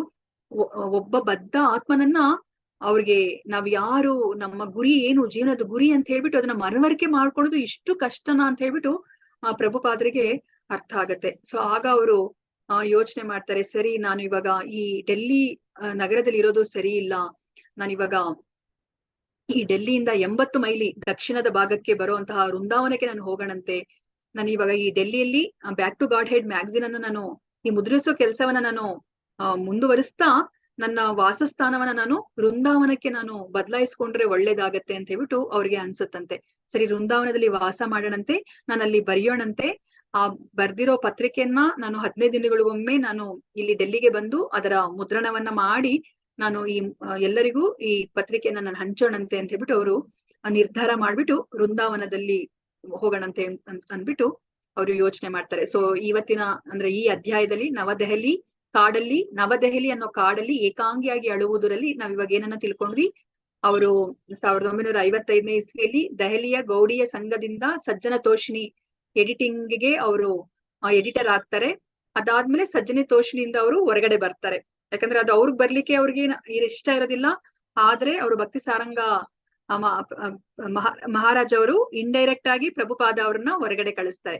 ಅದಾದ್ಮೇಲೆ ದೆಹಲಿಯಲ್ಲಿ ಅವರು ಏಕಾಂಗಿಯಾಗಿ ಬೋಧನೆ ಮಾಡ್ತಾರೆ. ಮತ್ತೆ ಅವರು back to Godhead magazine ಅನ್ನ ಅವರು ಪಬ್ಲಿಷ್ ಮಾಡ್ತಾರೆ. ಅದಾದ್ಮೇಲೆ ಅವ್ರು ಏನ್ ಯೋಚನೆ ಮಾಡ್ತಾರೆ, ನಾನು ಇವಾಗ ಡೆಲ್ಲಿಯಲ್ಲಿ ಇರೋ ಬದಲು ನಾನು ವೃಂದಾವನಕ್ಕೆ ಹೋದ್ರೆ ಚೆನ್ನಾಗಿರುತ್ತೆ ಅಂತ ಹೇಳ್ಬಿಟ್ಟು ಅವ್ರು ಯೋಚನೆ ಮಾಡ್ತಾರೆ. ಅದಾದ್ಮೇಲೆ ಅವರು ವೃಂದಾವನದಲ್ಲಿ ವಂಶಿ ಗೋಪಾಲ್ಜಿ ದೇವಸ್ಥಾನಕ್ಕೆ ಹೋಗ್ಲಿಕ್ಕೆ ಅವರು ಯೋಚನೆಯನ್ನ ಮಾಡ್ತಾರೆ. ಸೊ ನಾವಿವಾಗ 9ನೇ ಅಧ್ಯಾಯಕ್ಕೆ ಹೋಗೋಣಂತೆ. ಇಲ್ಲಿ ವೃಂದಾವನದಲ್ಲಿ ಅವರು ಜೀವನ ಹೇಗೆ ನಡೆಯುತ್ತೆ ಅಂತ ಹೇಳ್ಬಿಟ್ಟು ನಾವಿವಾಗ ನೋಡೋಣಂತೆ. ಸೊ ಇವಾಗ ಈ ಅಧ್ಯಾಯದಲ್ಲಿ, ಈ 9ನೇ ಅಧ್ಯಾಯದಲ್ಲಿ ನಾವೇನೆಲ್ಲ ತಿಳ್ಕೊತಾ ಇದೀವಿ ಅಂತಂದ್ರೆ 1956 ಅಂದ್ರೆ 1 ವರ್ಷ ಡೆಲ್ಲಿಯಲ್ಲಿ ಇರ್ತಾರೆ. ಅದಾದ್ಮೇಲೆ ಇವಾಗ ಇಲ್ಲಿ ವೃಂದಾವನಕ್ಕೆ ಬರ್ತಾ ಇದ್ದಾರೆ. ವೃಂದಾವನದಲ್ಲಿ ವಂಶಿ ಗೋಪಾಲ್ಜಿ ದೇವಸ್ಥಾನಕ್ಕೆ ಅವರು ಬರ್ತಾರೆ. 1957ನೇ ಇಸ್ವಿಯಲ್ಲಿ ಏನಾಗುತ್ತೆ, ಆಚಾರ್ಯ ಪ್ರಭಾಕರ್ ಯಾರು, ಅವರ ಮೊದಲ ದೀಕ್ಷಾ ಶಿಷ್ಯ ಅಲ್ವಾ. ಅವ್ರು ಏನ್ ಹೇಳ್ತಾರೆ, ನೀವು ಬಾಂಬೆಗೆ ಬನ್ನಿ ಪ್ರಭುಪಾದ್ರೆ, ನಾವು ಇಲ್ಲಿ ಬನ್ನಿ ನೀವು ಅಂತ ಹೇಳ್ಬಿಟ್ಟು ಇಲ್ಲಿ ಭಾರತೀಯ ಭವನದಲ್ಲಿ ನೀವು ಪ್ರವಚನ ಮಾಡಿವ್ರಂತೆ ನೀವು ಅಂತ ಹೇಳ್ಬಿಟ್ಟು ಅವ್ರನ್ನ ಕರೆಸ್ಕೋತಾರೆ.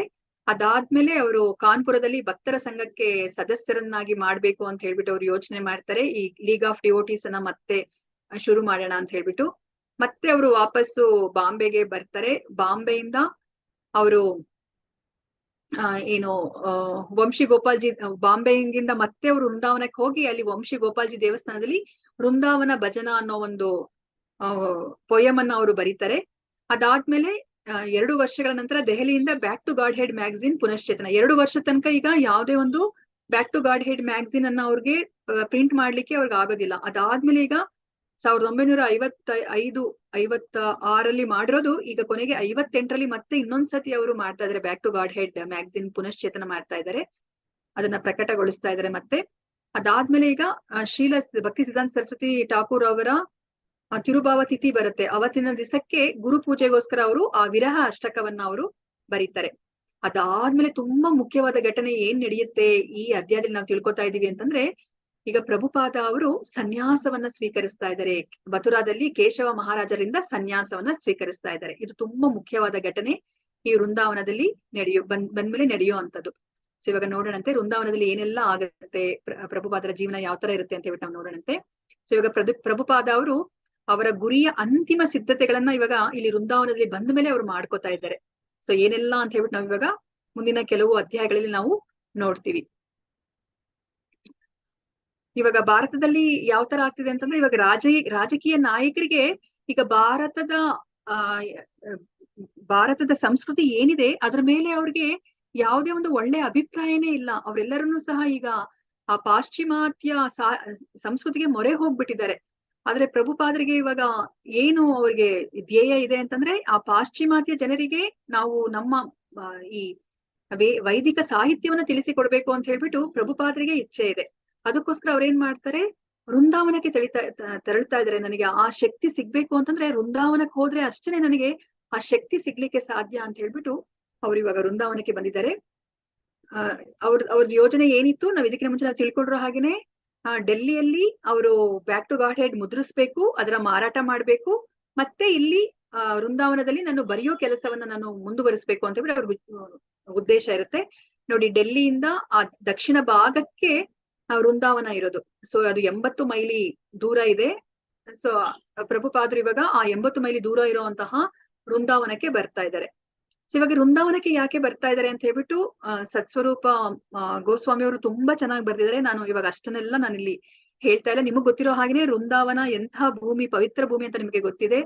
ಆ ಗೋಲೋಕ ವೃಂದಾವನ ಏನಿದೆಯೋ, ಆ ಭೌತಿಕ ಪ್ರಪಂಚಕ್ಕೆ ಕೃಷ್ಣ ಬಂದಾಗ ಆ ಗೋಲೋಕ ವೃಂದಾವನದ ಪ್ರತಿ ಬಿಂಬನೆ ಈ ವೃಂದಾವನ ಅಂತ ಹೇಳ್ಬಿಟ್ಟು ನಾವು ತಿಳ್ಕೊಂಡಿದೀವಿ. ಸೊ ಈ ವೃಂದಾವನ ಬೇರೆ ಅಲ್ಲ, ಆ ಗೋಲೋಕ ವೃಂದಾವನ ಬೇರೆ ಇಲ್ಲ ಅಂತ ನಾವು ತಿಳ್ಕೊಂಡಿದೀವಿ. ಆದ್ರೆ ನಮ್ಮ ಈ ಚರ್ಮ ಚಕ್ಷುಗಳಿಗೆ ನಮ್ಗೆ ಆ ವೃಂದಾವನ ನಾವು ಹೋದಾಗ ಅದು ಏನೋ ಒಂದು ಸಾಮಾನ್ಯ ಹಳ್ಳಿ ತರ ಕಾಣಿಸ್ಬೋದು. ಆದ್ರೆ ಆ ಶುದ್ಧ ಭಕ್ತರಿಗೆ ಆ ವೃಂದಾವನ ಬೇರೆ ಅಲ್ಲ, ಗೋಲೋಕ ವೃಂದಾವನ ಬೇರೆ ಅಲ್ಲ, ಒಂದು ರೀತಿಯಲ್ಲೇ ಅವರು ನೋಡ್ತಾರೆ ಅದನ್ನ. ಇವಾಗ ಪ್ರಭುಪಾದ ಅವರು ಈ ವೃಂದಾವನಕ್ಕೆ ಅವರು ಬಂದಿದ್ದಾರೆ. ಇದನ್ನ ಗೌಡಿಯ ವೈಷ್ಣವರು ಈ ವೃಂದಾವನನ್ನ ವಿಶ್ವದಲ್ಲಿಯೇ ಅತ್ಯಂತ ಪವಿತ್ರವಾದ ಸ್ಥಳ ಅಂತ ಹೇಳ್ಬಿಟ್ಟು ಅವರು ಪರಿಗಣಿಸ್ತಾರೆ. ಯಾಕೆ ಅಂತಂದ್ರೆ 5000 ವರ್ಷಗಳ ಹಿಂದೆ ಕೃಷ್ಣ ಅಲ್ಲಿ ಅವರು ತಮ್ಮ ಎಲ್ಲ ಲೀಲೆಗಳನ್ನ, ಬಾಲ್ಯ ಲೀಲೆಗಳನ್ನ ಅವರಲ್ಲಿ ಮಾಡಿದ್ದಾರೆ. ಅದ್ರ ಜೊತೆ ಇನ್ನ ಮುಖ್ಯವಾಗಿ ಏನು ಅಂತಂದ್ರೆ ಚೈತನ್ಯ ಮಹಾಪ್ರಭುಗಳ ಆ ಮುಖ್ಯ ಅನುಯಾಯಿಗಳು ಏನಿದ್ದಾರೆ, ಆ ಷಡ್ಗೋಸ್ವಾಮಿಗಳು ಏನಿದಾರೋ ಅವರೆಲ್ಲರನ್ನೂ ಸಹ ಆ ವೃಂದಾವನದಲ್ಲೇ ಇದ್ಕೊಂಡು ಚೈತನ್ಯ ಮಹಾಪ್ರಭುಗಳ ಆದೇಶಗಳನ್ನ ಅವ್ರು ಪಾಲಿಸಿದ್ದಾರೆ ಅಲ್ವಾ. ಚೈತನ್ಯ ಮಹಾಪ್ರಭುಗಳು ಷಡ್ಗೋಸ್ವಾಮಿಗಳಿಗೆ ಏನ್ ಹೇಳಿದ್ರು, ಸೊ ನೀವು ವೃಂದಾವನಕ್ಕೆ ಹೋಗಿ ಆ ವೃಂದಾವನದಲ್ಲಿ ನೀವು ಈ ವೈಷ್ಣವ ಸಾಹಿತ್ಯವನ್ನ ನೀವು ಬರೀರಿ, ಅದಕ್ಕೆ ಒಂದು ಪುಸ್ತಕ ರೂಪವನ್ನ ಕೊಡಿ, ಮತ್ತೆ ಅಲ್ಲಿ ಕೃಷ್ಣನ ಲೀಲೆಗಳು ನಡೆದಿರೋ ಎಲ್ಲ ಜಾಗಗಳನ್ನ ನೀವು ಮತ್ತೆ ಪುನರುತ್ಥಾನ ಮಾಡಿ, ಮತ್ತೆ ನೀವು ಜೀವನ ಮಾಡಿ ತೋರಿಸಿ, ಹೇಗೆ ವೈಷ್ಣವರು ಭಕ್ತರು ಅಂದ್ರೆ ಹೇಗಿರ್ತಾರೋ ಅದನ್ನ ನಿಮ್ಮ ಜೀವನದ ಮೂಲಕ ನೀವು ತೋರಿಸಿ, ಎಲ್ಲರಿಗೂ ತೋರಿಸಿ ಅಂತ ಹೇಳಿದ್ರು. ಮತ್ತೆ ಆ ಕೃಷ್ಣನ ವಿಗ್ರಹಗಳೆಲ್ಲನೂ ಸಹ ಆ ಮುಸ್ಲಿಮರ ದಾಳಿಯಲ್ಲಿ ಅದೆಲ್ಲೆಲ್ಲೋ ಹೊಟ್ಟೋಗ್ಬಿಟ್ಟಿದೆ. ಅವೆಲ್ಲವನ್ನ ಸಹ ನೀವು ಮತ್ತೆ ಅದನ್ನ ಹುಡುಕಿ ನೀವು ದೇವಸ್ಥಾನವನ್ನ ಕಟ್ಟಿಸಿ ಆ ವಿಗ್ರಹಗಳಿಗೆಲ್ಲ ಅಂತ ಹೇಳ್ಬಿಟ್ಟು ಅವ್ರು ಹೇಳಿರ್ತಾರೆ. ಸೊ ಇವಾಗ ಅದಕ್ಕೋಸ್ಕರನೇ ಇದು ಚೈತನ್ಯ ಮಹಾಪ್ರಭುಗಳ ಅನುಯಾಯಿಗಳು 500 ವರ್ಷಗಳ ಹಿಂದೆ ಆ ವೃಂದಾವನದಲ್ಲಿ ಇದ್ದಂತಹ ಒಂದು ಸ್ಥಳ. ಸೊ ಅದಕ್ಕೋಸ್ಕರ ಪ್ರಭುಪಾದರು ಯೋಚನೆ ಮಾಡ್ತಾರೆ, ಈ ವೃಂದಾವನವೇ ನನ್ನ ಮುಂದಿನ ಗುರಿಯನ್ನ ತಲುಪಲಿಕ್ಕೆ ಸಹಾಯ ಮಾಡುವಂತಹ ಸ್ಥಳ ಅಂತ ಹೇಳ್ಬಿಟ್ಟು ಅವರು ವೃಂದಾವನವನ್ನ ಅವರು ಆರಿಸ್ಕೋತಾರೆ. ಸೊ ಇವಾಗ ವೃಂದಾವನದಲ್ಲಿ ಅವರು ವಾಸ ಮಾಡ್ತಾ ಇದ್ದಾರೆ. ಮತ್ತೆ ಡೆಲ್ಲಿಯಲ್ಲಿ ಅವರು ಏನ್ ಯೋಜನೆ ಮಾಡ್ತಾ ಇದ್ದಾರೆ, ನನ್ನ ಪತ್ರಿಕೆಯನ್ನ ಪ್ರಿಂಟ್ ಮಾಡಿ ದಾನಿಗಳಿಂದ ಹಣ ಸಂಗ್ರಹ ಮಾಡಿ ಅದನ್ನ ಮುದ್ರಣ ಮಾಡಿ ಮಾರಾಟ ಮಾಡ್ಬೇಕು ಅಂತ ಹೇಳ್ಬಿಟ್ಟು ಅವ್ರು ಯೋಚನೆ ಮಾಡ್ತಾರೆ. ಮತ್ತೆ ವೃಂದಾವನದಂತಹ ಶಾಂತಯುತ ವಾತಾವರಣದಲ್ಲಿ, ಆಧ್ಯಾತ್ಮಿಕ ವಾತಾವರಣದಲ್ಲಿ ನಾನು ನನ್ನ ಆರ್ಟಿಕಲ್ಸ್ ಅನ್ನ, ಪ್ರಬಂಧವನ್ನ ಬರೆಯೋದು ಅಂತ ಹೇಳ್ಬಿಟ್ಟು ಅವ್ರದ್ದು ಉದ್ದೇಶ ಇರುತ್ತೆ. ಸೊ ಇವಾಗ ಅದಕ್ಕೋಸ್ಕರ ಇವಾಗ ಎಲ್ಲಿಗೆ ಹೋಗ್ತಾ ಇದಾರೆ, ಅವರು ವಂಶಿ ಗೋಪಾಲ ಮಂದಿರಕ್ಕೆ ಹೋಗ್ತಾ ಇದ್ದಾರೆ. ಸೊ ಈ ವಂಶಿ ಗೋಪಾಲ ಮಂದಿರ ಎಲ್ಲಿದೆ ಅಂತಂದ್ರೆ ಯಮುನಾ ನದಿಯ ದಡದಲ್ಲಿ ಇದೆ. ಸೊ ಆ ಗೋಪಾಲ ಮಂದಿರದ 2ನೇ ಮಹಡಿಲಿ ತುಂಬಾ ಅತ್ಯಂತ ಅಗ್ಗದ ಕೋಣೆಯನ್ನ ಅವರು ಪಡ್ಕೋತಾರೆ ಅವರು. ಸೊ ಆ ದೇವಸ್ಥಾನದ ಪೂಜಾರಿ ಮಹಂತ್ ಗೋಪಾಲ್ ಅಂತ ಹೇಳ್ಬಿಟ್ಟು, ಈ ಮಹಂತ್ ಗೋಪಾಲ್ ಅವ್ರ ಬಗ್ಗೆ ಅವ್ರಿಗೆ ಮೊದ್ಲೇ ಗೊತ್ತಿರುತ್ತೆ ಪ್ರಭುಪಾದ ಅವರಿಗೆ. ಸೊ ಅದಕ್ಕೋಸ್ಕರ ಅವರು ಪೂಜಾರಿ ಮಹಂತ್ ಗೋಪಾಲ್ ಅವರನ್ನೇ ಭೇಟಿಯಾಗಿ ಅವರು ಈ ಕೊಠಡಿಯನ್ನ ಅವರು ಬಾಡಿಗೆಗೆ ಪಡ್ಕೋತಾರೆ. ಈ ಕೊಠಡಿಯ ಬಾಡಿಗೆ ಎಷ್ಟು ಅಂತಂದ್ರೆ 5 ರೂಪಾಯಿ, ತಿಂಗಳಿಗೆ 5 ರೂಪಾಯಿ. ಅದಕ್ಕೋಸ್ಕರ ಅವ್ರಿಬ್ರು ಮಧ್ಯ ಏನು ಈ ವ್ಯವಹಾರ ನಡೆದಿರುತ್ತಲ್ವಾ, ಅದಕ್ಕೋಸ್ಕರ ಸರ್ಕಾರದ ಮುದ್ರೆ ಜೊತೆಗೆ ಈ ಬಾಡಿಗೆ ಒಪ್ಪಂದವನ್ನ ಅವರು ಮಾಡ್ಕೋತಾರೆ. ಅವಾಗ ಪ್ರಭುಪಾದರು ನೋಡಿ ಏನಂತ ಬರೀತಾರೆ ಅಂತಂದ್ರೆ, ತಮ್ಮನ್ನ ತಾವು ಶ್ರೀಮದ್ ಭಕ್ತಿ ಸಿದ್ಧಾಂತ ಸರಸ್ವತಿ ಪ್ರಭುಪಾದರ ಶಿಷ್ಯ ಅಂತ ಹೇಳ್ಬಿಟ್ಟು ಅವರು ಘೋಷಿಸ್ಕೊಳ್ತಾ ಇದ್ದಾರೆ. ಸೊ ಘೋಷಿಸ್ಕೊಂಡು ಅವ್ರು ಈ ಒಪ್ಪಂದಕ್ಕೆ ಅವರು ಸಹಿ ಮಾಡ್ತಾರೆ. 5 ರೂಪಾಯಿಯ ಅಂದ್ರೆ ಕೊಠಡಿಯ ಬಾಡಿಗೆಗೆ ಅವರು ಸೈನ್ ಮಾಡ್ತಾ ಇದ್ದಾರೆ. ಆ ಒಪ್ಪಂದಕ್ಕೆ ಅವರು ಸೈನ್ ಮಾಡ್ತಾ ಇದ್ದಾರೆ. ಸೊ ಈ ದೇವಸ್ಥಾನ ಏನು ಅಂತಂದ್ರೆ, ಇದು 350 ವರ್ಷಗಳ ಹಿಂದೆ ನಿಂಬಾರಕ ವೈಷ್ಣವ ಸಂಪ್ರದಾಯದಲ್ಲಿ ಬರ್ತಿರೋಂತಹ ಮಹಂತ ಪ್ರಹ್ಲಾದ ದಾಸರಿಂದ ಅದು ಸ್ಥಾಪಿಸಲ್ಪಟ್ಟಿರೋದು. ಸೊ ಇವಾಗ ನೀವು ಇಲ್ಲೇ ನೋಡ್ತಾ ಇರೋ ಹಾಗೇನೆ ಅಲ್ಲಿ ಬರೀ ಕೃಷ್ಣನ ವಿಗ್ರಹ ಮಾತ್ರ ಇರುತ್ತೆ. ಆದ್ರೆ ಈ ಮಹಂತ್ ಗೋಪಾಲ್ ಅವರೇನೆ ಒಂದು ರಾಧಾ ವಿಗ್ರಹವನ್ನ ಅವರು ತಂದು ಅದ್ರ ಜೊತೆ ಕೃಷ್ಣನ ಜೊತೆ ಅವರು ಸ್ಥಾಪನೆ ಮಾಡಿರ್ತಾರೆ, ರಾಧಾರಾಣಿಯ ವಿಗ್ರಹವನ್ನ. ಸೊ ಇವಾಗ ಈ ಕೊಠಡಿ ಯಾವ ತರ ಇರುತ್ತೆ ಅಂತ ಹೇಳ್ಬಿಟ್ಟು ನಮ್ಗೆ ಇಲ್ಲಿ ಹೇಳ್ತಾ ಇದ್ದಾರೆ. ಆ ಕೊಠಡಿಯಲ್ಲಿರುವಂತಹ ಏನ್ ಹೇಳ್ತಾರೆ, ಆ ಬಾಲ್ಕನಿಯಲ್ಲಿ ನಿಂತ್ಕೊಂಡ್ರೆ ಅವ್ರಿಗೆ ಪ್ರಭುಪಾದರಿಗೆ ಏನೆಲ್ಲ ಕಾಣಿಸ್ತಾ ಇರುತ್ತೆ ಅಂತಂದ್ರೆ, ರಾಧಾ ಗೋಪಿನಾಥ್ ಮಂದಿರದ ಗೋಪುರ ಕಾಣಿಸ್ತಾ ಇರುತ್ತೆ. ಮತ್ತೆ ಅಲ್ಲಿ ಅವ್ರಿಗೆ ಯಮುನಾ ನದಿ ಕಾಣಿಸ್ತಾ ಇರುತ್ತೆ. ಆ ಯಮುನಾ ನದಿಯ ತಣ್ಣನೆಯ ಗಾಳಿ ಅವ್ರಿಗೆ ಅಂದ್ರೆ ಅವರ ದೇಹಕ್ಕೆ ಸ್ಪರ್ಶ ಸಿಗ್ತಾ ಇರುತ್ತೆ. ಯಮುನಾ ನದಿಯ ಅಂದ್ರೆ ಯಮುನಾ ನದಿಯ ಮೇಲೆ ಬಂದಿರುವಂತಹ ಗಾಳಿಯ ಸ್ಪರ್ಶ ಅವರಿಗೆ ಸಿಗ್ತಾ ಇರುತ್ತೆ. ಕೇಶಿ ಘಾಟನ್ನು ಸಹ ಅವರಲ್ಲಿ ನೋಡಬಹುದು. ಅಲ್ಲಿ ಎಲ್ಲಾ ಜನಗಳು ಅಲ್ಲಿ ಸ್ನಾನ ಮಾಡೋದು, ಹರೇ ಕೃಷ್ಣ ಮಹಾಮಂತ್ರ ಹೇಳ್ಕೊಳೋದು, ಅದೆಲ್ಲವನ್ನ ಸಹ ಅವರ ಬಾಲ್ಕನಿಯಿಂದ ಅವರು ನೋಡ್ಬೋದಾಗಿರುತ್ತೆ. ಮತ್ತೆ ನೋಡಿ ಅವರ ಕೊಠಡಿ ಎಷ್ಟು ತುಂಬಾ ಸಿಂಪಲ್ ಆಗಿರುತ್ತೆ. ಅಲ್ಲಿ ಒಂದು ಸರಳ ಜೀವನ ನಡೆಸ್ಲಿಕ್ಕೆ ಏನೆಲ್ಲ ಸಾಧ್ಯನೋ ಅಷ್ಟು ಮಾತ್ರನೇ ಆ ಕೊಠಡಿಯಲ್ಲಿ ಅವ್ರಿಗೆ ಸವಲತ್ತು ಇರೋದು.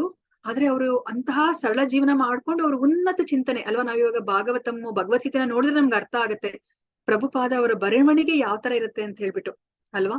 ಅಂತಹ ಉನ್ನತವಾದ ಚಿಂತನೆಯನ್ನ ಮಾಡ್ಕೊಂಡು ಅವರು ಅದಕ್ಕೆ ಒಂದು ಬರವಣಿಗೆ ಒಂದು ರೂಪವನ್ನ ಅವರು ಕೊಡ್ತಾರೆ. ಸೊ ವೃಂದಾವನದಲ್ಲಿ ಅವರು ವಿಶೇಷ ಗುಣಮಟ್ಟದ ಜೀವನವನ್ನ ಅವರು ಮಾಡ್ತಾರೆ. ಸರಳ ಜೀವನ ಮತ್ತೆ ಉನ್ನತ ಚಿಂತನೆ ಅಂತಹ ಜೀವನವನ್ನ ಅವರು ಮಾಡ್ತಾರೆ. ಸೊ ಅಭಯ್ ಅವರ ಜೀವನ ಚರಿತ್ರೆ ಹೇಗಿರುತ್ತೆ, ಶಿಲ ಪ್ರಭುಪಾದ ಅವರ ಜೀವನ ಚರಿತ್ರೆ ಹೇಗಿದೆ, ಅವರ ಜೀವನ ಪ್ರತಿನಿತ್ಯದ ಜೀವನ ಹೇಗಿದೆ ಅವರು ವೃಂದಾವನಕ್ಕೆ ಬಂದ್ಮೇಲೆ ಅಂತ ಹೇಳ್ಬಿಟ್ಟು ಇಲ್ಲಿ ನಮ್ಗೆ ಹೇಳ್ತಾ ಇದ್ದಾರೆ. ಅವರು ಪ್ರತಿದಿನ ಅವರು ಪ್ರಮುಖವಾದ ದೇವಾಲಯಗಳಿಗೆ ಅವರು ಭೇಟಿ ಕೊಡ್ತಾ ಇರ್ತಾರೆ. ಅದಾದ್ಮೇಲೆ ಅವರು ಹತ್ತತ್ರ 11 ಗಂಟೆ ಆಗೋಗ್ಬಿಟ್ಟಿರುತ್ತೆ. ಎಲ್ಲ ದೇವಸ್ಥಾನಗಳಿಗೆ ಹೋಗಿ ಅವರು ಭೇಟಿ ಕೊಟ್ಟು ವಾಪಸ್ ಮನೆಗೆ ಬರ್ಬೇಕಂದ್ರೆ, ಅವರು ಕೊಠಡಿಗೆ ಬರ್ಬೇಕಂದ್ರೆ 11 ಗಂಟೆ ಆಗ್ತಿರುತ್ತೆ. ಬರ್ತಾ ಅವರು ಒಂದ್ ಸ್ವಲ್ಪ ತರಕಾರಿ ತಗೊಂಡ್ ಬರ್ತಾರೆ. ತರಕಾರಿ ತಗೊಂಡ್ ಬಂದು ಅವರೇ ಸ್ವತಃ ಅವರು ಅಡಿಗೆಯನ್ನ ಮಾಡ್ತಾ ಇರ್ತಾರೆ. ಸೊ ಅದಕ್ಕಿಂತ ಮುಂಚೆ ನಾವಿಲ್ಲಿ ಏನನ್ನ ನೋಡ್ತಾ ಇದೀವಿ, ನಾವಲ್ಲಿ ವೃಂದಾವನದಲ್ಲಿ ಪ್ರಮುಖವಾದ ದೇವಸ್ಥಾನಗಳ ಬಗ್ಗೆ ನಾವಿವಾಗ ಆಲ್ರೆಡಿ ನಾವು ತಿಳ್ಕೊಂಡಿದ್ವಿ. ನಾವು ಷಡ್ಗೋಸ್ವಾಮಿಗಳ ಬಗ್ಗೆ ತಿಳ್ಕೊಂಡಾಗ 7 ತುಂಬಾ ಪ್ರಮುಖವಾದ ದೇವಸ್ಥಾನಗಳು ವೈಷ್ಣವರಿಗೆ, ಗೌಡಿಯ ವೈಷ್ಣವರಿಗೆ ಸಂಬಂಧಪಟ್ಟಿರುವಂತಹ 7 ಪ್ರಮುಖವಾದ ದೇವಸ್ಥಾನಗಳು ವೃಂದಾವನದಲ್ಲಿ ಇದೆ ಅಂತ ನಾವು ತಿಳ್ಕೊಂಡಿದ್ವಿ ಅಲ್ವಾ. ಸೊ ಇವಾಗ ನಾವು ಅದನ್ನೇ ನಾವಿಲ್ಲಿ ನೋಡ್ತಾ ಇದೀವಿ. ಸೊ ಇದು ರಾಧಾ ದಾಮೋದರ್ ದೇವಸ್ಥಾನ. ಸೊ ಇದು ರಾಧಾ ದಾಮೋದರ ದೇವಸ್ಥಾನ ಅಂತ ಹೇಗೆ ಗೊತ್ತಾಗುತ್ತೆ, ಇಲ್ಲಿ ರೂಪ ಗೋಸ್ವಾಮಿ ಅವರ ಭಜನಾ ಕುಟೀರ ಮತ್ತೆ ಅವರ ಸಮಾಧಿ ಮಂದಿರ ಇದೆ. ಸೊ ಮತ್ತೆ ಇಲ್ಲಿ ಈ ದೇವಸ್ಥಾನ ರಾಧಾ ಮದನ ಮೋಹನ ದೇವಸ್ಥಾನ, ಸನಾತನ ಗೋಸ್ವಾಮಿ ಅವರ ದೇವಸ್ಥಾನ. ಮತ್ತೆ ಅದಾದ್ಮೇಲೆ ರಾಧಾ ಗೋವಿಂದಜಿ ದೇವಸ್ಥಾನ, ಇದು ರೂಪ ಗೋಸ್ವಾಮಿ ಅವರ ದೇವಸ್ಥಾನ. ಸೊ ಇದು ಮತ್ತೆ ಶ್ರೀ ರಾಧಾ ರಮಣ ಮಂದಿರ. ಸೊ ರಾಧಾ ರಮಣ ಮಂದಿರ ಇದು ಯಾರ್ದು? ಗೋಪಾಲ ಭಟ್ಟ ಗೋಸ್ವಾಮಿ ಅವ್ರದ್ದು ಅಲ್ವಾ ರಾಧಾ ರಮಣ ಮಂದಿರ. ಅದೇ ಆ ಸಾಲಿಗ್ರಾಮದಿಂದ ಬಂದಿರುವಂತಹ ಕೃಷ್ಣನ ವಿಗ್ರಹ ಇರುವಂತಹ ಮಂದಿರ ಇದು ರಾಧಾ ರಮಣ ಮಂದಿರ. ಅದಾದ್ಮೇಲೆ ರಾಧಾ ದಾಮೋದರ ಮಂದಿರ. ಸೊ ಇದು ರಾಧಾ ದಾಮೋದರ ಮಂದಿರ ಬಂದು ಇದು ಜೀವ ಗೋಸ್ವಾಮಿ ಅವರಿಗೆ ಅದೇ ನಾವು ತಿಳ್ಕೊಂಡಿದೀವಲ್ವಾ. ಸೊ ಜೀವ ಗೋಸ್ವಾಮಿ ಅವ್ರದ್ದು ಇಲ್ಲಿರೋ ವಿಗ್ರಹ ರೂಪ ಗೋಸ್ವಾಮಿ ಅವರೇನೆ ಸ್ವತಃ ಅವ್ರ ಕೈಯಲ್ಲಿ ಅದನ್ನ ಕೆತ್ತಿ ಜೀವ ಗೋಸ್ವಾಮಿ ಅವರಿಗೆ ಉಡುಗೊರೆಯಾಗಿ ಕೊಟ್ಟು ನೀನು ಒಂದು ದೇವಸ್ಥಾನವನ್ನ ಕಟ್ಟು ಅಂತ ಹೇಳಿರ್ತಾರೆ. ಅದು ರಾಧಾ ದಾಮೋದರ ದೇವಸ್ಥಾನ. ಸೊ ಮತ್ತೆ ಇದು ರಾಧಾ ಗೋಪಿನಾಥ ದೇವಸ್ಥಾನ. ಇದು ಯಾರ್ದು ಅಂತಂತಂದ್ರೆ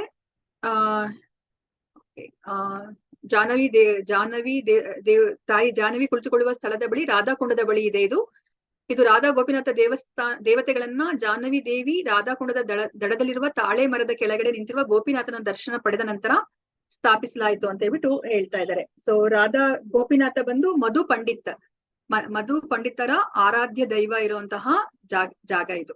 ಅದಾದ್ಮೇಲೆ ರಾಧಾ ಗೋಕುಲಾನಂದ ಇದು ಲೋಕನಾಥ ಗೋಸ್ವಾಮಿ. ಸೊ ಲೋಕನಾಥ ಗೋಸ್ವಾಮಿ ನಮ್ಮ ಯಾರು ವಿಶ್ವನಾಥ್ ಗೋಸ್ವಾಮಿ ಇಲ್ಲ ವಿಶ್ವನಾಥ ಗೋಸ್ವಾಮಿ ಅಲ್ಲ. ಇದು ಯಾರು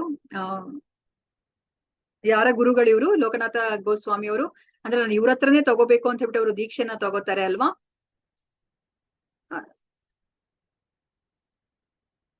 ಯಾರಿಗಾದ್ರೂ ಗೊತ್ತಿದ್ಯಾ? ಹರೇ ಕೃಷ್ಣ.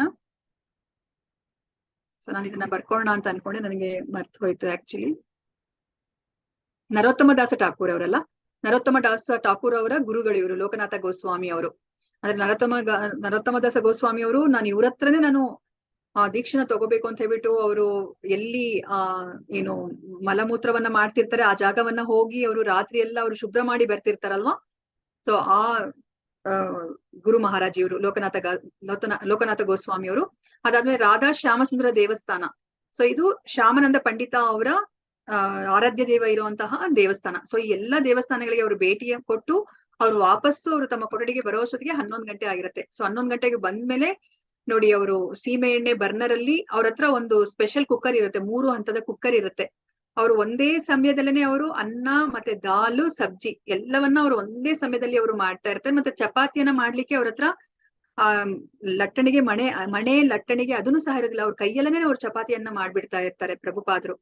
ಸೊ ಈ ತರ ಅವರು ಆ 3 ಹಂತದ ಕುಕ್ಕರ್ ಅನ್ನ ತಗೊಂಡು ಅವರು ಎಲ್ಲವನ್ನ ಅವರು ತಯಾರು ಮಾಡಿ ಭಗವಂತನಿಗೆ ಅದು ನೈವೇದ್ಯ ಮಾಡಿ ಅವರ ಆ ಪ್ರಸಾದವನ್ನ ಅವ್ರು ಸ್ವೀಕರಿಸ್ತಾ ಇರ್ತಾರೆ. ಅವರು ನೋಡಿ ದಿನಕ್ಕೆ ಒಂದೇ ಒಂದು ಬಾರಿ ಅಷ್ಟೇನೆ ಅವರು ಈ ಪ್ರಸಾದವನ್ನ ಅವರು ಸ್ವೀಕರಿಸ್ತಾ ಇದ್ರು. ಬೇರೆ ಸಮಯದಲ್ಲಿ ಅವರು ಒಂದ್ ಲೋಟ ಹಾಲನ್ನ ಕುಡಿದು ಅವರು ಮಲ್ಕೋತಾ ಇದ್ರಂತೆ. ಸೊ ನೋಡಿ ಈ ತರ ಅವ್ರದ್ದು ಎಷ್ಟು ಸರಳವಾದ ಜೀವನ ಅಂತ ಹೇಳ್ಬಿಟ್ಟು ನಮ್ಗೆ ಇಲ್ಲಿ ತಿಳಿಸಿಕೊಡ್ತಾ ಇದ್ದಾರೆ. ಅದಾದ್ಮೇಲೆ ಅವರು ಸ್ವಲ್ಪ ಊಟ ಆದ್ಮೇಲೆ ಒಂದ್ ಸ್ವಲ್ಪ ಹೊತ್ತು ನಿದ್ದೆ ಮಾಡ್ತಾ ಇದ್ರು. ಅದಾದ್ಮೇಲೆ ಯಾರಾದ್ರೂ ಅವ್ರನ್ನ ಭೇಟಿ ಆಗ್ಲಿಕ್ಕೆ ಬಂದ್ರೆ ಅವ್ರನ್ನ ಭೇಟಿ ಆಗ್ತಾ ಇದ್ರು. ಅದಾದ್ಮೇಲೆ ಮತ್ತೆ ಅವ್ರು ಬರವಣಿಗೆ ಮಾಡ್ತಾ ಇದ್ರು, ಅಂದ್ರೆ ಅವ್ರು ಬರವಣಿಗೆ ಕೆಲಸವನ್ನ ಮಾಡ್ತಾ ಇದ್ರು. ರಾತ್ರಿ ಅಷ್ಟೊತ್ತಿಗೆ ಮತ್ತೆ ಅವರು ಸಾಯಂಕಾಲ ಆಗೋ ಅಷ್ಟೊತ್ತಿಗೆ ಮತ್ತೆ ಅವರು ದೇವಸ್ಥಾನಗಳಿಗೆ ಹೋಗಿ ಅವರು ಭೇಟಿಯನ್ನ ಕೊಡ್ತಾ ಇದ್ರು. ಸೊ ಈ ತರ ಪ್ರಭುಪಾದ ಅವರ ಜೀವನ ನಡೀತಾ ಇರುತ್ತೆ. ನೋಡಿ ಇದು ಪ್ರಭುಪಾದ ಅವರು ಉಪಯೋಗಿಸ್ತಾ ಇರುವಂತಹ 3 ಟೈರ್ ಕುಕ್ಕರ್. ಸೊ ನೀವು ಇದನ್ನ ಯಾರಾದ್ರೂ ವೃಂದಾವನಕ್ಕೆ ಭೇಟಿ ಮಾಡಿರೋರೆಲ್ಲ ನೋಡಿರಬಹುದು. ಸೊ ಇದು ಸ್ಪೆಷಲ್ ಕುಕ್ಕರ್. ಒಂದೇ ಸತಿನೇ ಎಲ್ಲಾ ಅಡಿಗೆನು ಪ್ರಭುಪಾದ್ರು ತಯಾರು ಮಾಡ್ತಾ ಇದ್ರು. ಈ ಕುಕ್ಕರ್ ಅಲ್ಲೇನೆ ಈ ಕುಕ್ಕರ್ ಅನ್ನೇ ಅವರು ಅಮೆರಿಕಾಗೆ ತಗೊಂಡು ಹೋಗ್ತಾರೆ. ಅಲ್ಲೂ ಸಹ ಅಮೆರಿಕದಲ್ಲಿ ಇದ್ದಾಗ್ಲೂ ಸಹ ಇದೇ ಕುಕ್ಕರ್ ಅಲ್ಲೇನೆ ಅವರು ಭಗವಂತನಿಗೆ ನೈವೇದ್ಯವನ್ನ ಅವರು ತಯಾರಿಸ್ತಾ ಇದ್ರು ಪ್ರಭುಪಾದ್ರು. ಸೊ ಅದನ್ನ 3 ಟೈರ್ ಕುಕ್ಕರ್ನ ಇವಾಗ ಸಂರಕ್ಷಣೆ ಮಾಡ್ಲಾಗಿದೆ.